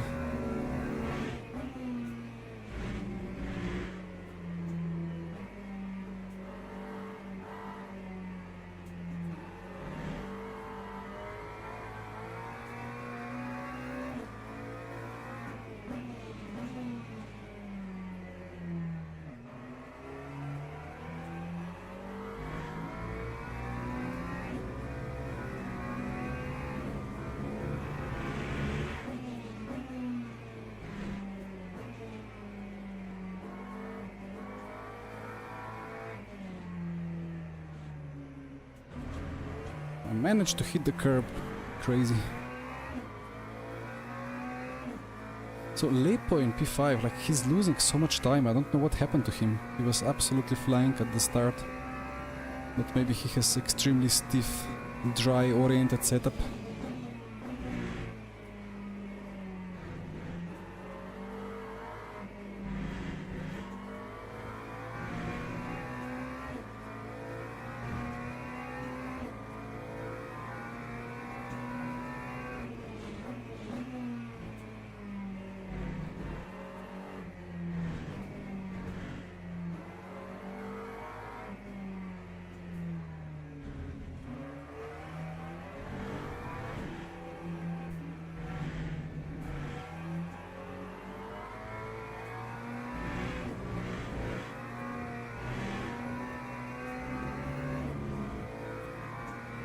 Slightly wet.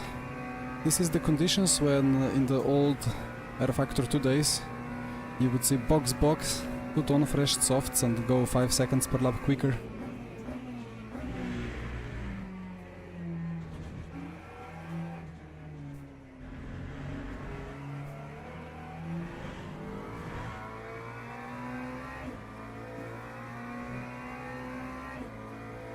But not in LMU, of course.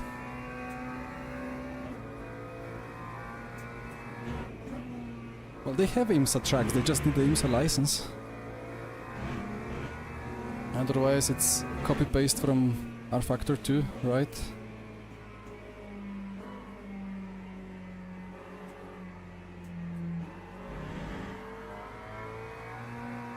Well, they have most of IMSA tracks, let's say.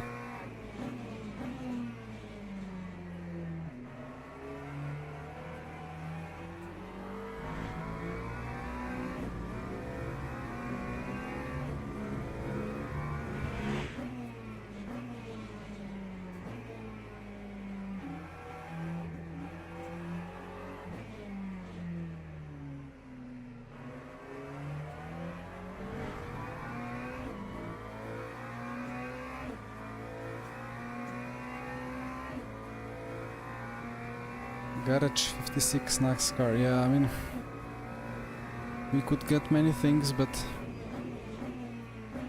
it's all about the licenses, right?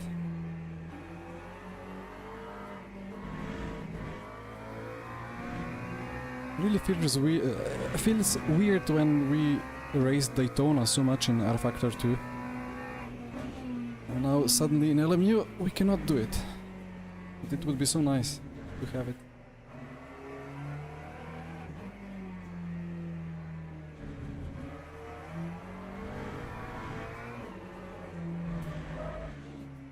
Ow.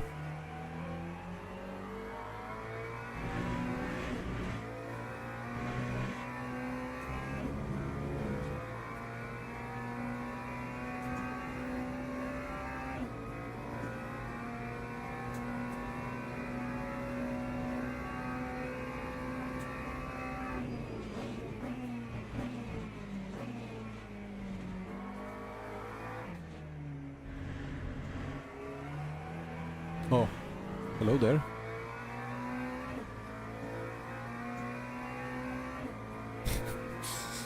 What was that?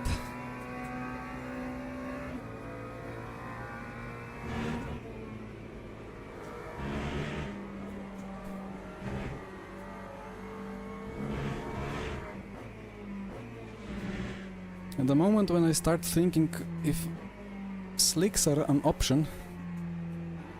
I get put onto the real ground.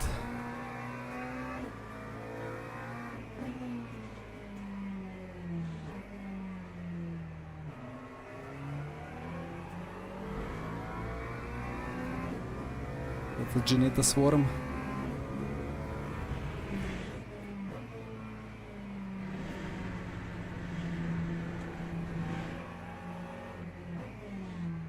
Oh dear.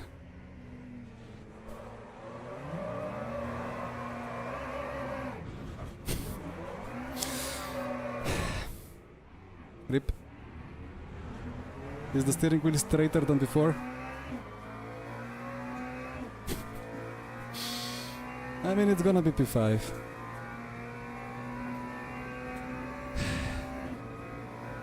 Like, I was looking at the radar, he was touching me.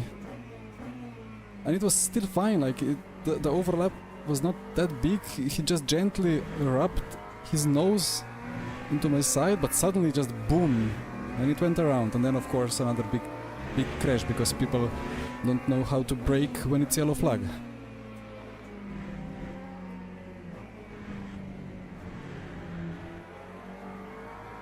I mean, I don't know, I think I was going reverse, but wheel spinning and just trying to regain traction to turn around before the next batch of cars comes, so I need to rewatch the replay before I accuse somebody else of something. But well, this party is getting destroyed very quickly. Yeah, bad badges incoming. Hopefully not for me. But yeah, thank you, Theo. I'm trying.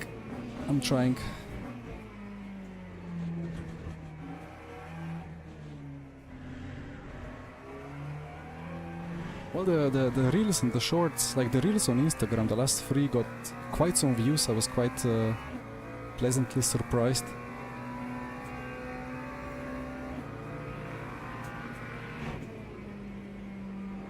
But it's a long process to grow a channel.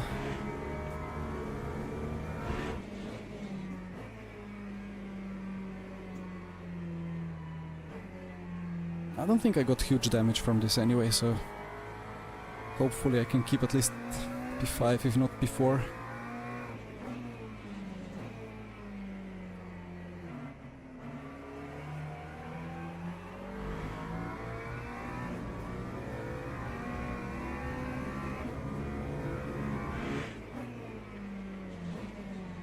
Yes, about...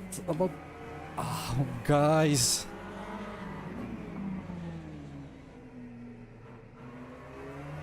Yeah, this is unacceptable.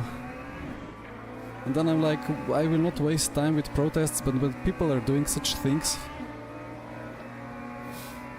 I don't know. And maybe the batch system will do its job. But yeah, about slicks, it's not really dry, you know. Like here, probably they could work, but in some corners, it's still wet.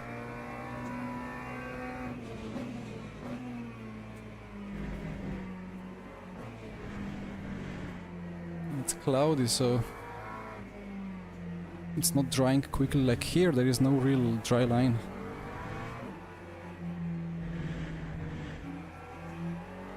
Ah, it's time to consider dry tires. Well.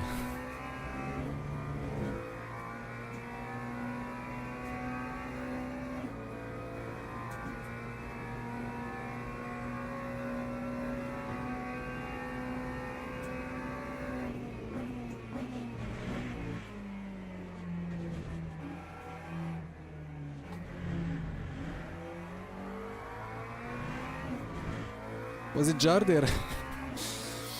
Copy.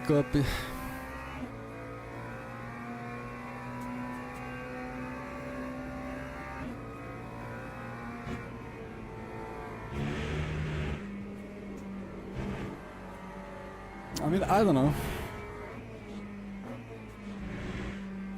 Like here the line disappears. I would have no pace on slicks here, I think.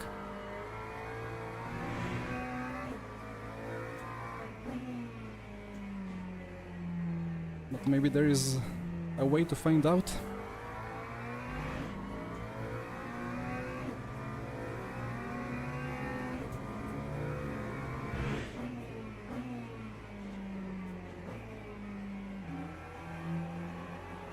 And you know how much time slicks take to heat up? Takes 3-4 laps in fully dry, hot conditions. And in these conditions like here, oof. Now it went to damp. I mean, somebody will try. I could say I don't have much to lose.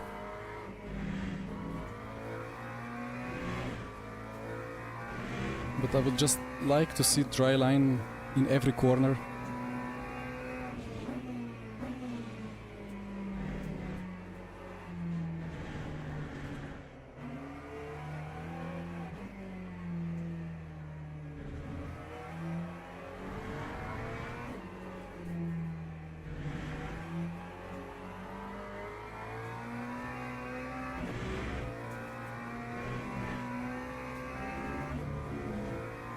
Well, both be 16s, I'm doing 18s.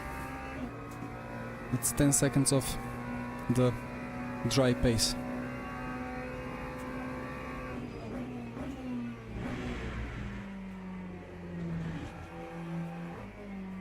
I'm gonna run out of fuel first anyway, so...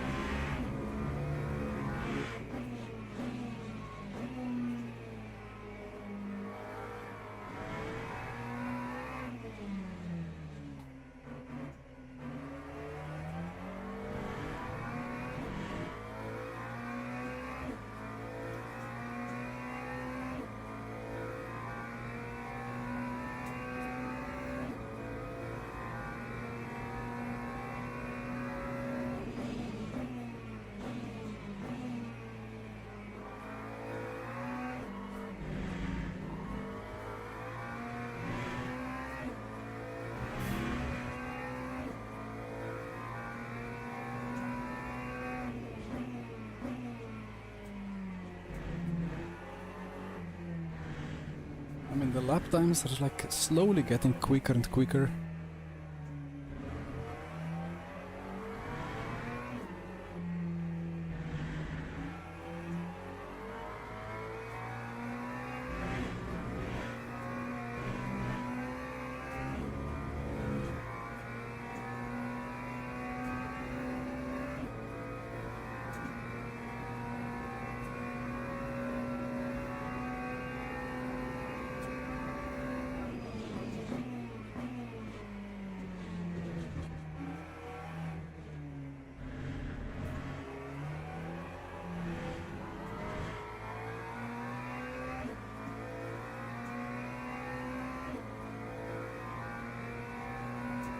Do we do it for the science?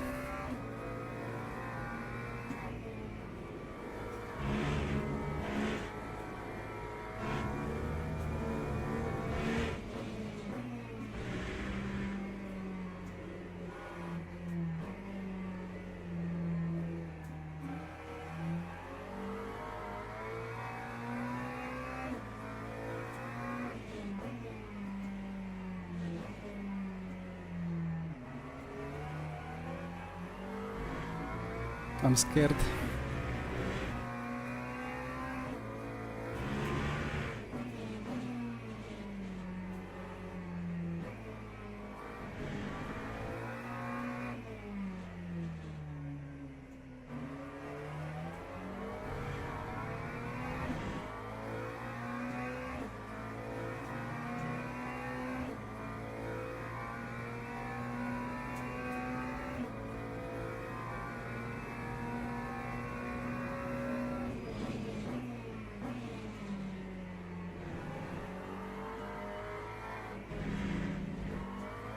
I have to box, so...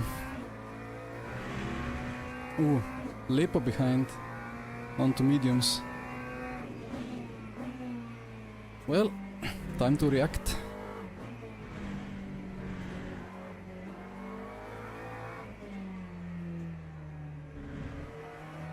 But the gaps are so big that we will all just react to each other. Now, if I had an engineer, he would be able to tell me some sectors of Lepo, but... I mean, sectors are gonna be terrible because they are gonna take some laps.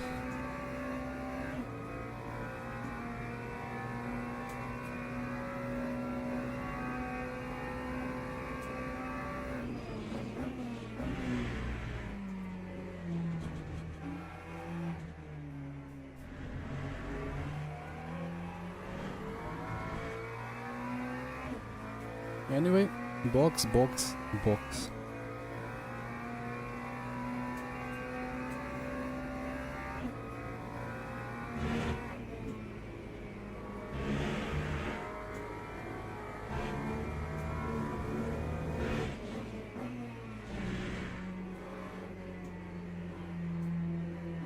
Don't rejoin, man. That's unsafe rejoin. You cannot do that.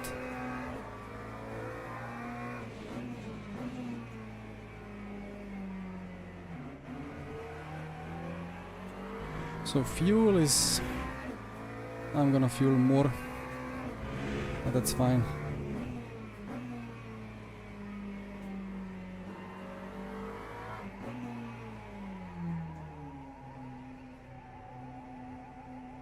Do not repair. Okay, maybe let's take 46 and see what happens.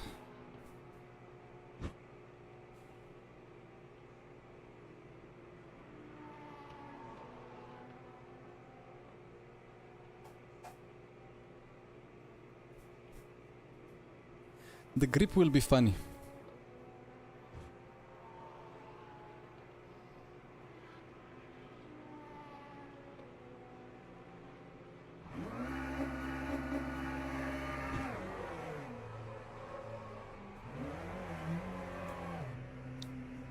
Luckily there is no corner on the pit exit, so I'm gonna be straight onto the dry track.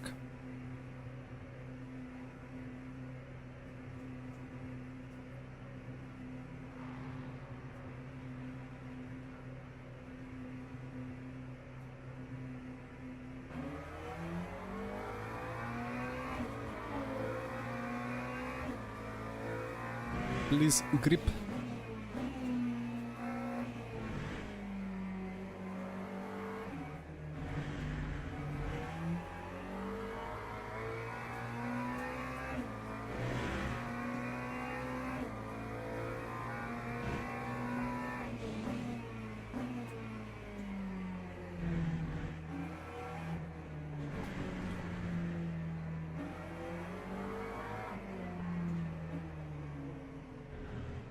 Oh man. Guys.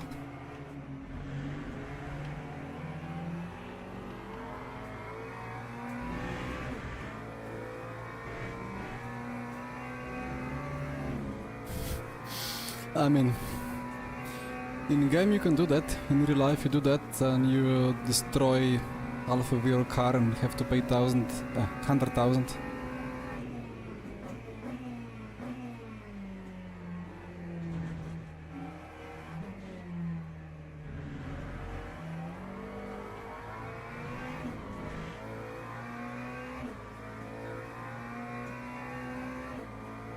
It's not been the cleanest of the races, right?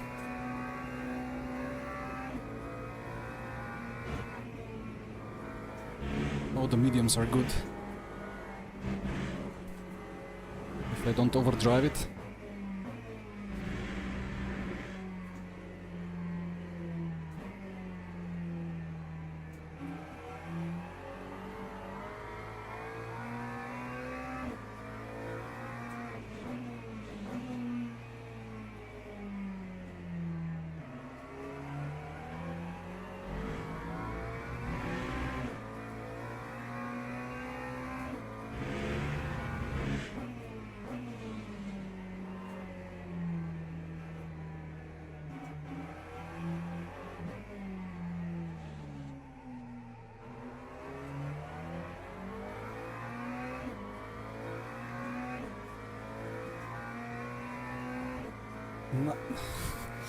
91% rears.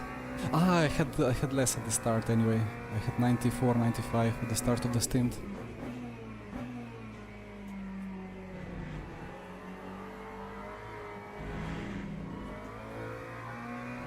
But at this point, slicks are better than wets. Had the grid on probation, yeah, they should be.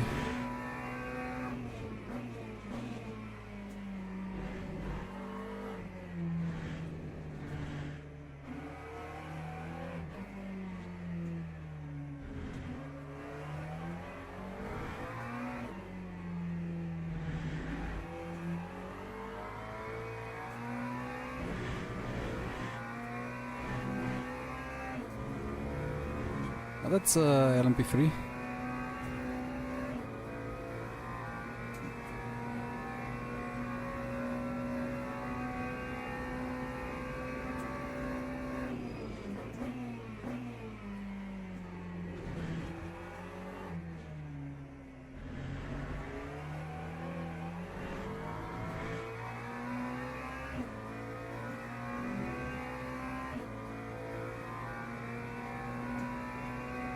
Leader's surely gonna put mediums now as well, right?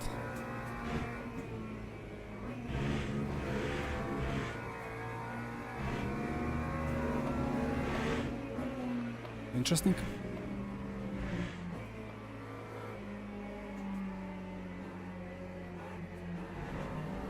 I mean, if he gets quarter a point of a cut for that, then kind of makes sense to do it.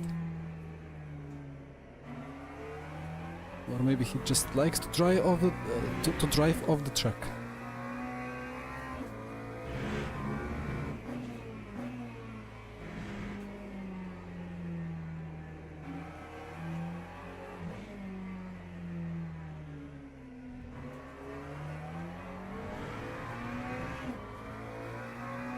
It's such a shame that all this carnage happened that put me into this position. Like, it would have been a really good race.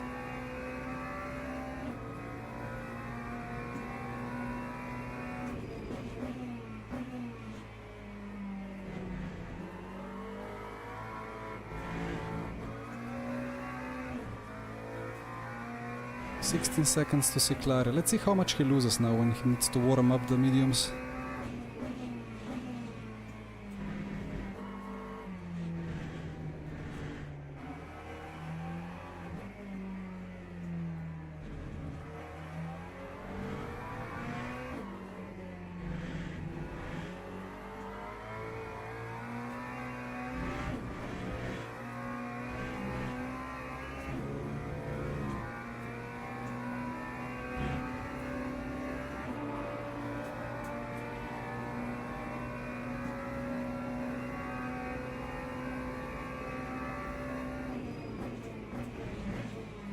That's basically dry breaking point already.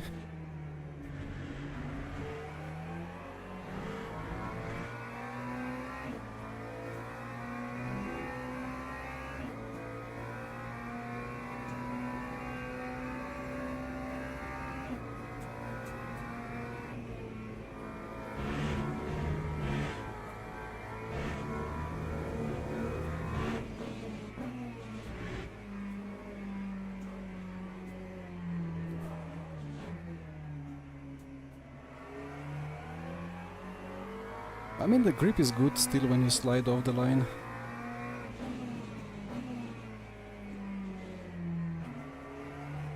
It's not like it used to be in RF2 for some time, where it was like fully on, fully off.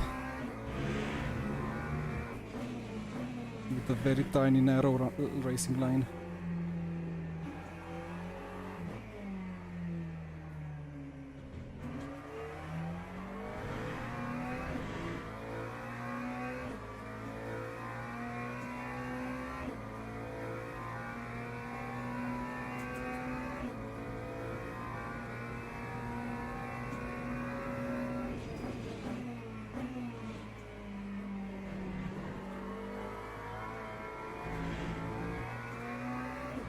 Oh, that was for position, he got me.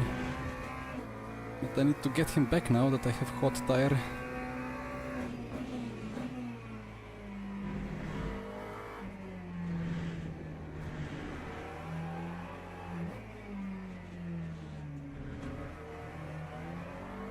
Just like that.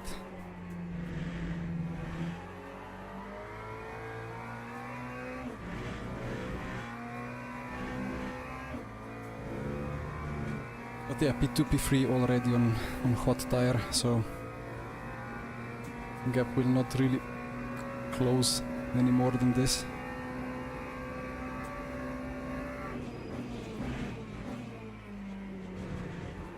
It's really drying remarkably quickly here. Well, many cars on track and a bit of sun starting to appear, so that makes sense.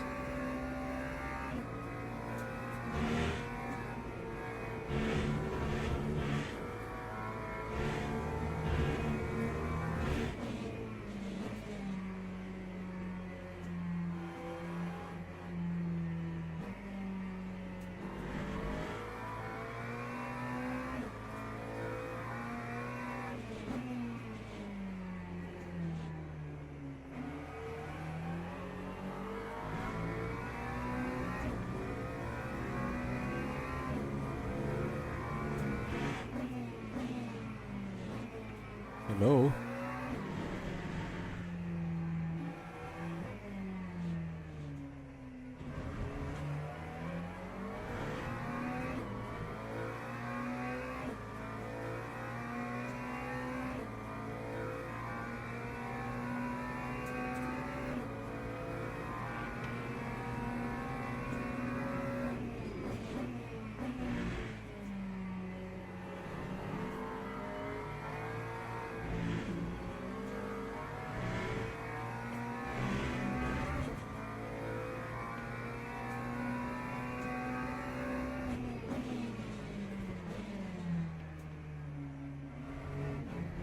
Found the puddle.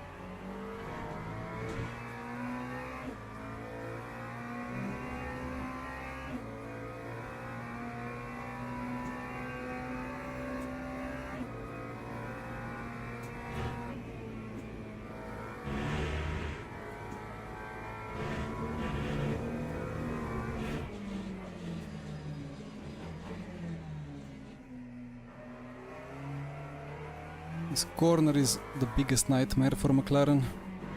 I try to just carry a little bit more speed every lap, but it's like if you fully smash the brake, you will survive, but it will understeer. If you don't smash the brake, you will not activate ABS enough, and then it will snap.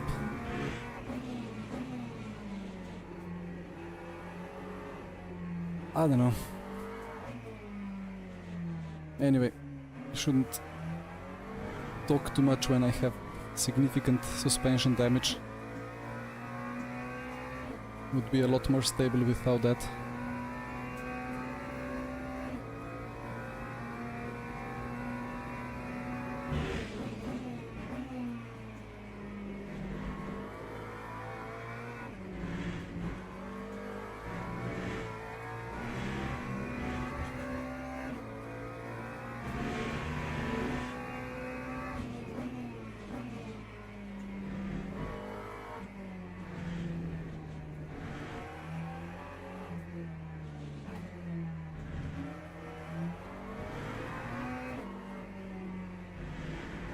I have to say, this wet to dry transition is the best I ever experienced in well, whole history of R Factor 2 and the Man Ultimate. It's really well tuned. I still don't quite understand the wet lines. I don't think they're pronounced enough. They kind of work, but not that significantly.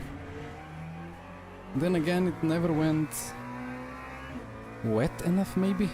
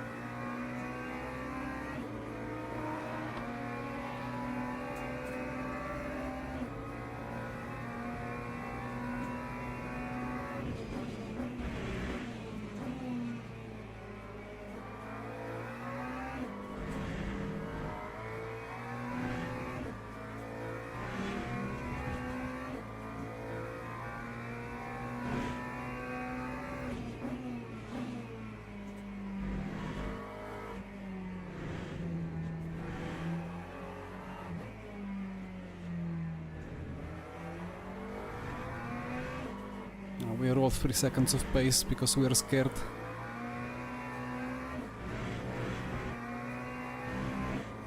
The track is pretty much dry.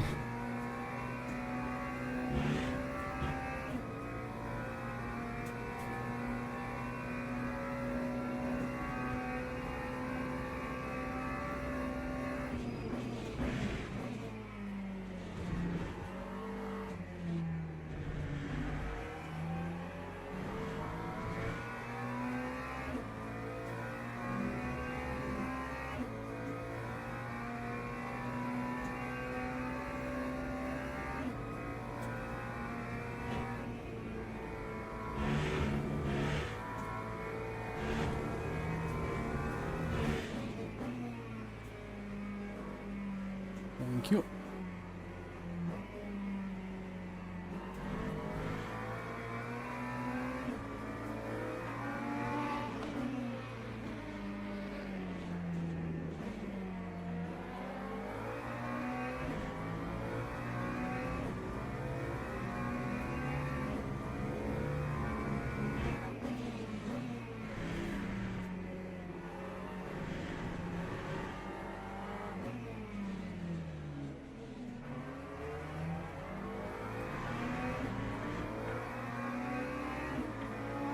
Four to go, maybe 5.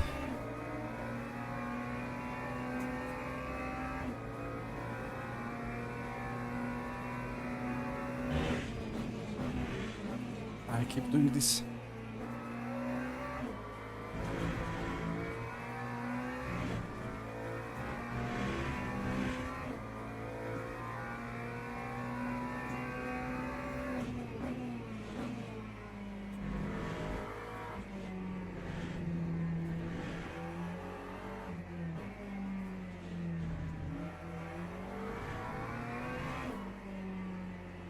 In hindsight, I wonder if it was better to start on wets or not.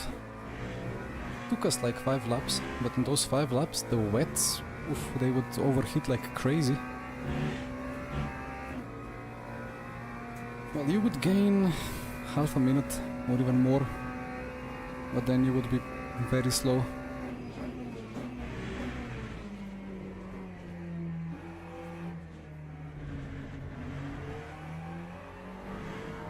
And if the rain came slower, then problem. So I guess the medium start was just a better call anyway.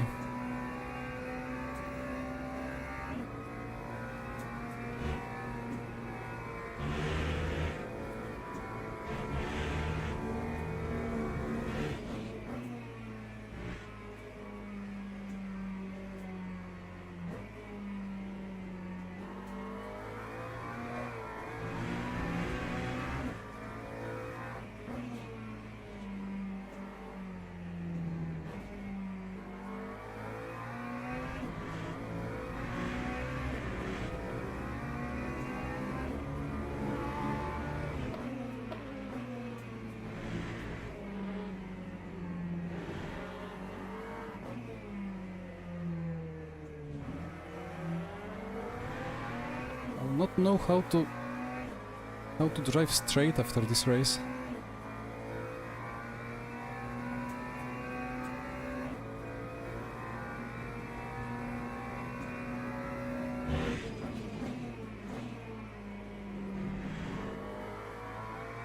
How is that not a cut? Okay, that's broken.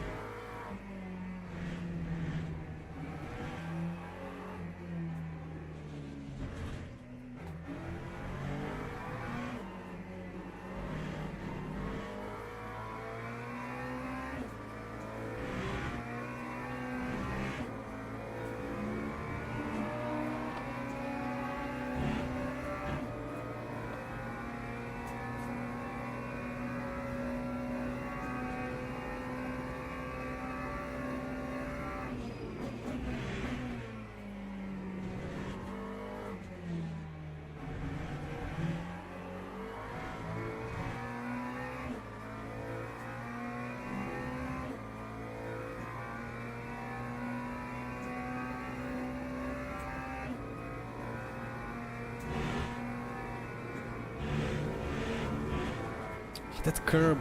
I think some cars are able to put the inside tires on the second stage of that curb and then they can transition back on track without that big bounce that I get.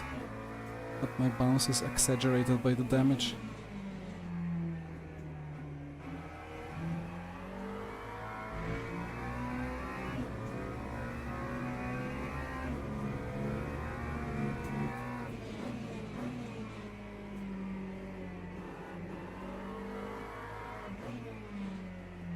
I've made a nice setup anyway.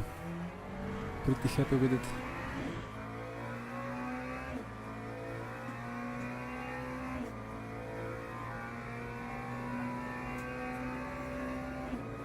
Oh, I'm fastest on track. Nice.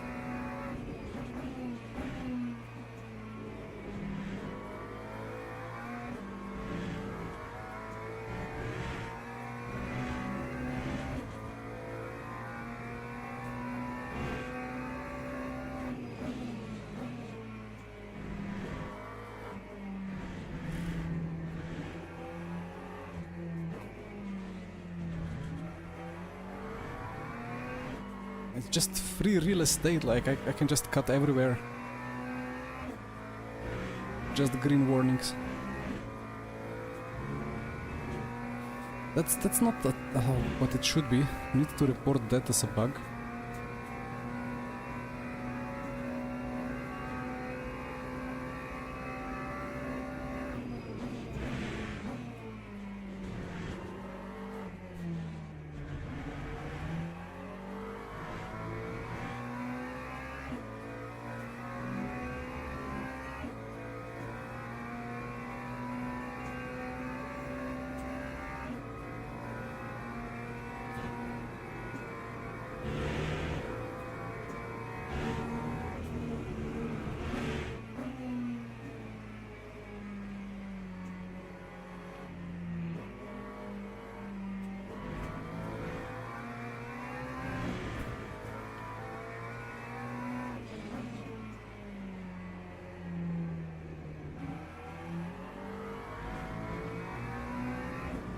Pretty much dry track at the moment.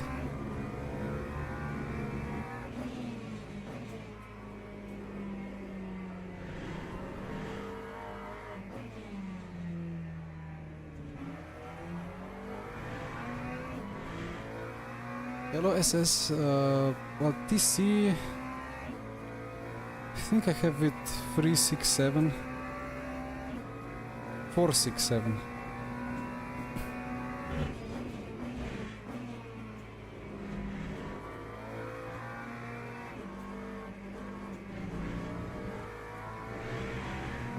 How many cars died? We will see. But it felt like half of LMP3s that were around me were off track and pointing into the wrong direction, or with a drive-through penalty for like skipping the chicanes because of a lockup and not stopping. to give the time back.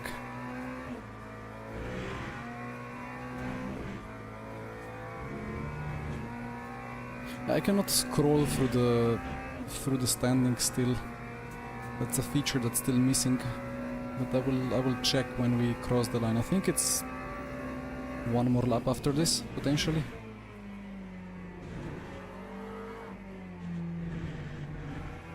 But it's funny how suddenly, like,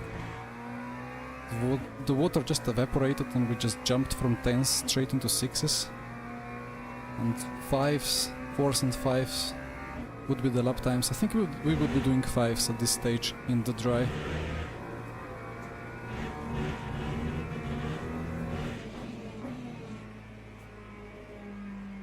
Then again, I have damage, so...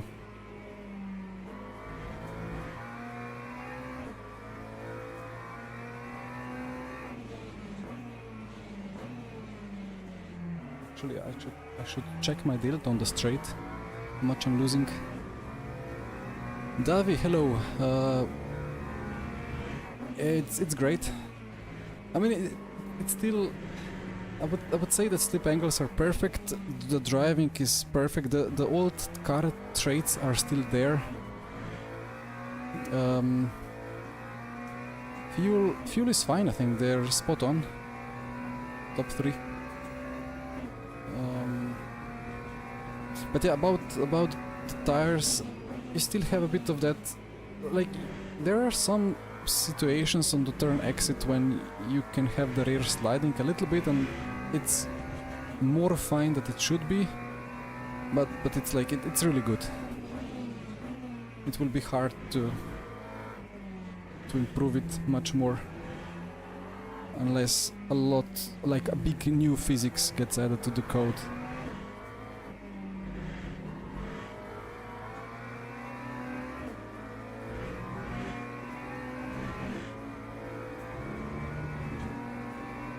Yeah, the car just have bigger operating windows on the limit. That's the most important. Hi Vlad. Okay, well, I guess we're gonna take the checkered flag in P4. But like, I mean, probably both B and P1 is really not pushing or not risking much, but yeah, I could match the lap times. I again forgot to check the delta. But I think I'm just losing couple of... I'm losing quite a bit on the delta. Maybe 2/10 overall through the lap just because of the extra drag. And then some extra tenths. What is going on behind? Some extra tenths because of the suspension damage in corners.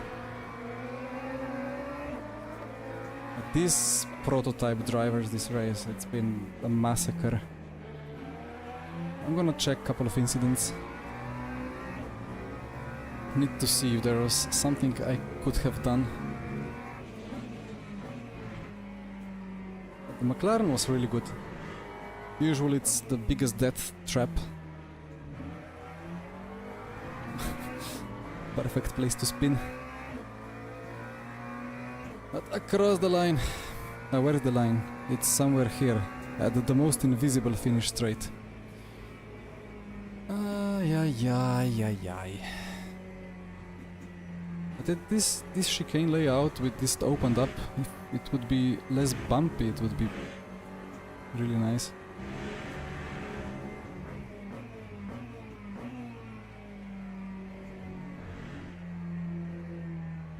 Anyway, let's check the replay. Let's check that. Yeah, Mario, thank you. Badge system. Let's see what happens with the badges after this. Right. I mean, the quali was really nice. Wasn't the perfectest of the laps, but it was a really solid lap. I mean, it was a solid pole. What was it? 3.7. I got quite surprised by the car and by myself. And then the Porsche of Leipo had crazy pace, but we pulled the gap on everybody else. Maybe it's gonna be fun to just check the start as well. Thank you, Logi. Thank you, Conver.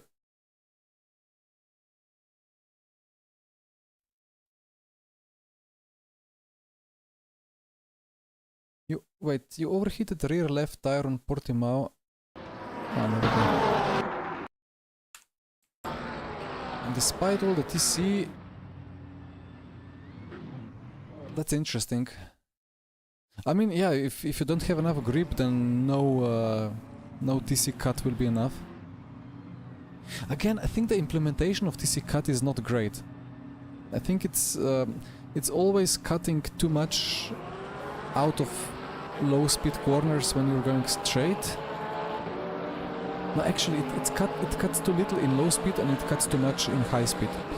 I don't know how to explain it exactly. Yeah, that that was interesting.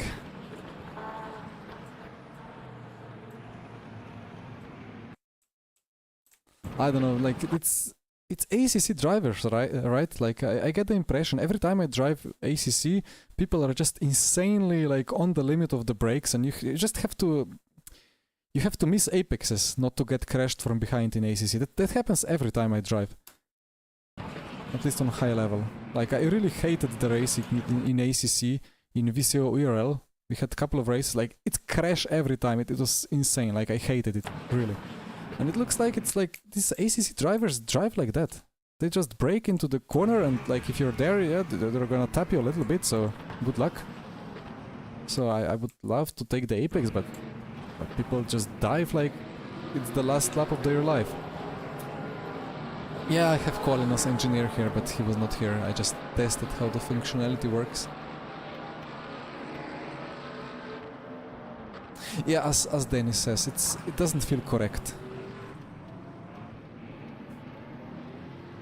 It's tricky, but oh, hello. What was Clary? What did he do? It's ACC, right? Like people are. Who is that? Is Lepo from ACC? I don't know. Okay, that's just stupidity. Like that, you cannot do that. I hope somebody protests him because you cannot drive like that. Worst of all, he got the positions. Ah, that's retarded. Nah, that has to be a penalty. Okay, then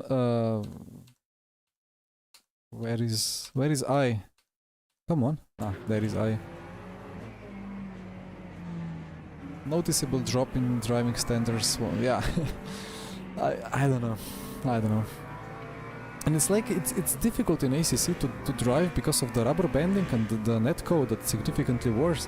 So one would assume that people are even more cautious with it. But no, they just go into it and like I'm just speechless of my every high-level esports ACC experience, and I don't want to do it ever again because it's just not it's not good. Anyway, we survived the start. Here the incident already happened, right? But why am... What's going on there? So here I went to wets. Lepo is still behind. Just need to check at what point I have steering damage. Here it's still straight.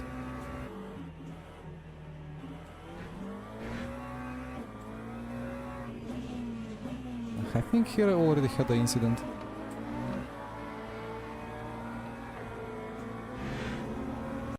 Actually, let me check Motec.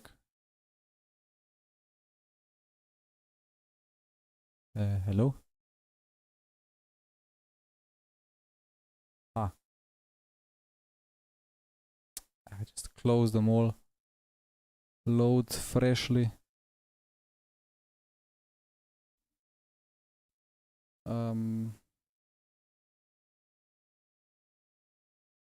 How to even check?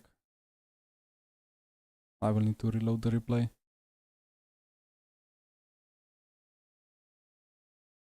Can I see how to check a crash? G-force, maybe.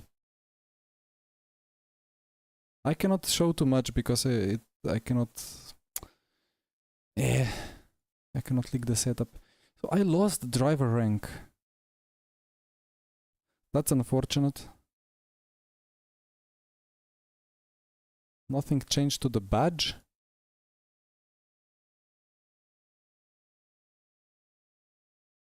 Well, let's find the replay. Oh, Jure, where did you end up?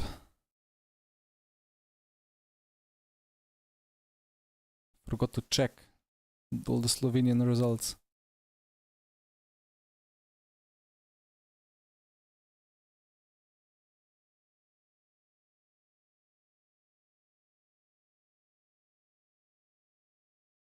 Well, I mean, not too bad for a rookie, right? According to the badge.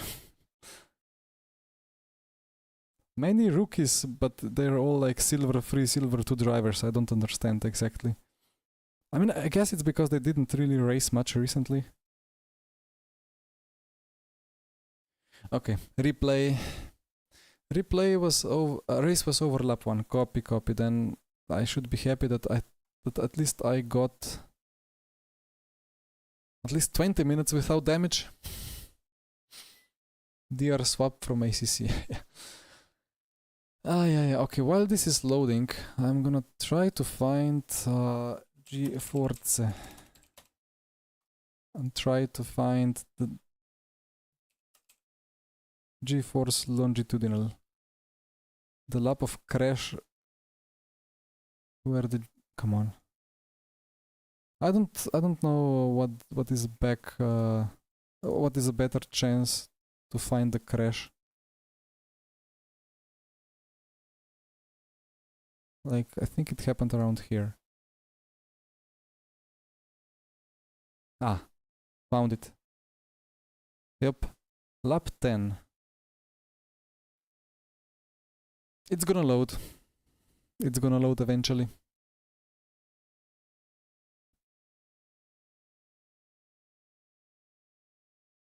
So I had that LMP2 incident, and after that, I think there was another incident where, was it the Yardier killing me? Or like it was 3 LMP3s just like killing me into the last corner, and then Ciclari smashed me. Hello, rookie. So yeah, it's great. I really like it. The racing in the last race was a bit unfortunate, so I'm not the happiest at the moment. But overall, the tire just allows for more realistic driving. It's not just full understeer or full snap. The wet driving is great. Except like the curbs and the white lines, they're just like too high grip. Lap 10.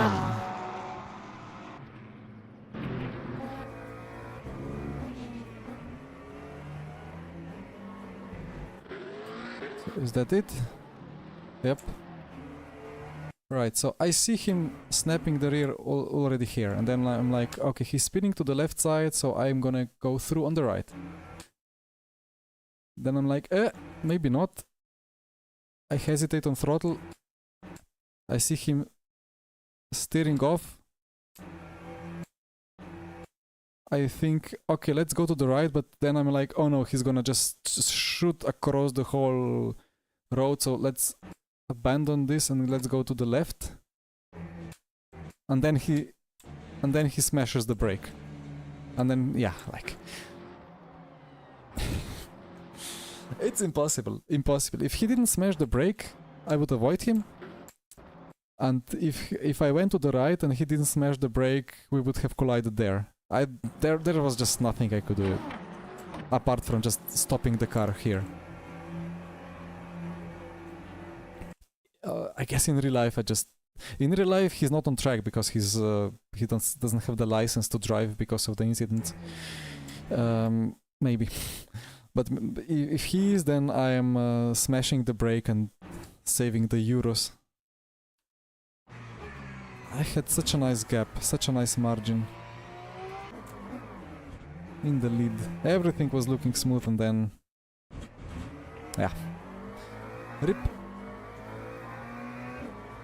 Then again, like, if I go fully off track, then what if he just does the same? Like, you cannot judge the rotational momentum or like car momentum. Like, for all I know, he could just like still have 15 kph and just reverse across the whole track, and then the more I go to the right, the more he reverses.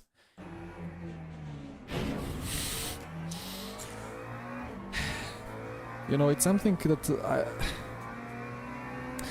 I cannot learn on, because in esports, in the racing that really counts, this is not gonna happen. Or if it happens, he's gonna smash the brake and that's where the car stops. It's not gonna roll backwards. So in that case, I need to just smash the brake and go straight through on the racing line as quickly as possible. But in races like this, when there is less experienced people,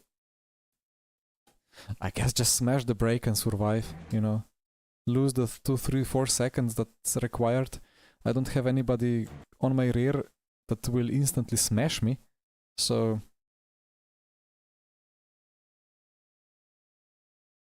I don't know. You got trusted badge, nice.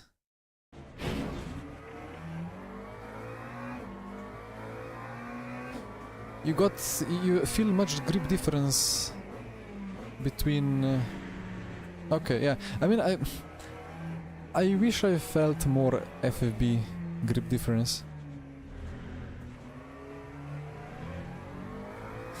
Oh, anyway, let's find the other crash. So we had this one, lap 27. Yeah.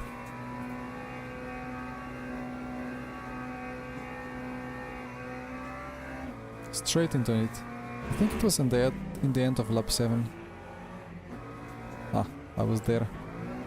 Yeah, swarm of LMP3s.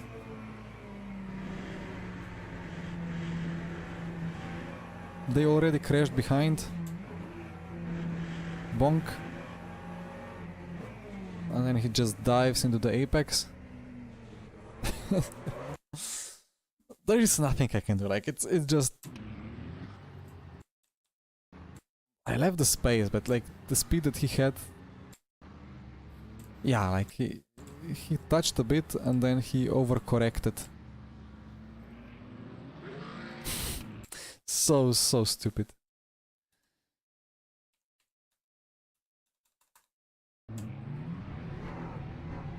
Like here, he gets dived, right? Bonk. Yeah, that's not his fault at all. At this point, at this point, you cannot dive into there. Like, it's not a diveable corner. That's 100% crash if you have some inexperienced GT3 driver. You're gonna get turned in on. Like, in real life, GT3 at that point he's making the apex. Like, he's already turning in, he doesn't see you. We get extra visibility because of the virtual mirrors and the radar here in sim racing. And I left him a lot of space, but yeah.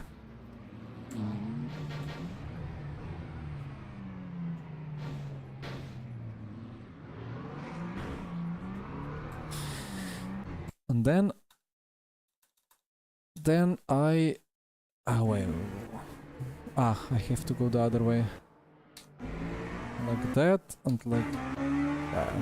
what's going on? Ah. I need to go to the last car, still on track, and then click minus. Okay, and then I was spinning around. Eduardo would personally ban him. I get spun around. I smashed the throttle. I'm not even moving, like... You cannot blame me. You cannot blame me here, like, I am moving 1 kph. If I was stopped, he would still smash me.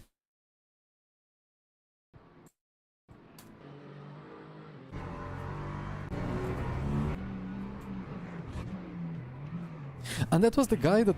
Okay. Spins around. Does an unsafe rejoin, smashes into Ciclari. It's quite an experience. Let me just roll it again, you know. Just doing a nice battling. Nice snap. He gets overtaken. He said, no, I'm gonna dive back into him. I'm gonna lock up. Half spin. Off track. Let's just rocket back onto the racing line. Oh, a car is there. Let's bounce into him. Let's keep turning into him. And uh-oh. That's not good, you know. That's not how one should race. You have the radar, you can see that there... Maybe you cannot... He never reacted, you know. He was still on throttle. Okay, reaction was... He lifted there. I mean, I'm not pointing fingers, not blaming, but it's just... I was just in the unluckiest position. Gonna take P4. It is what it is. What would AI steward say? Yeah, I mean, AI steward would take into account how much my car is moving, right? Throttle doesn't really matter that much. Because different grip levels have different reactions to what you're doing with throttle.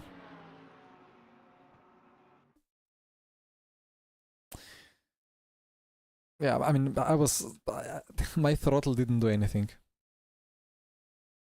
Basically, I was just trying to stop sliding backwards.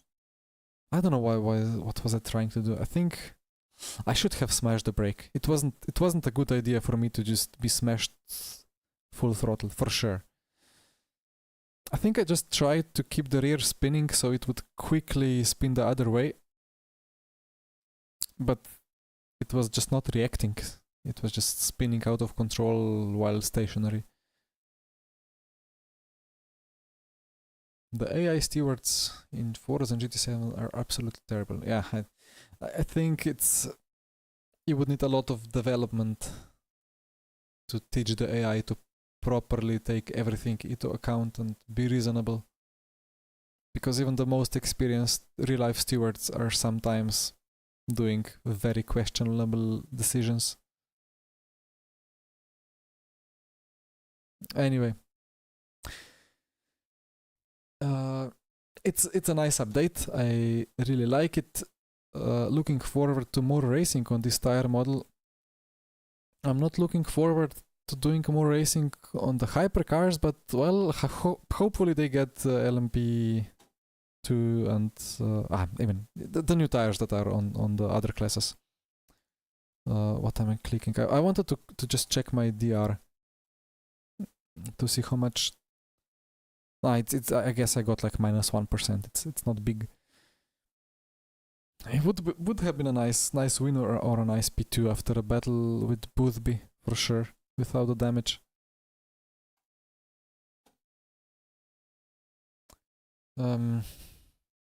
Yeah, like if you have AI steward, you need a year of human reviewing and adjustments before you can actually trust it.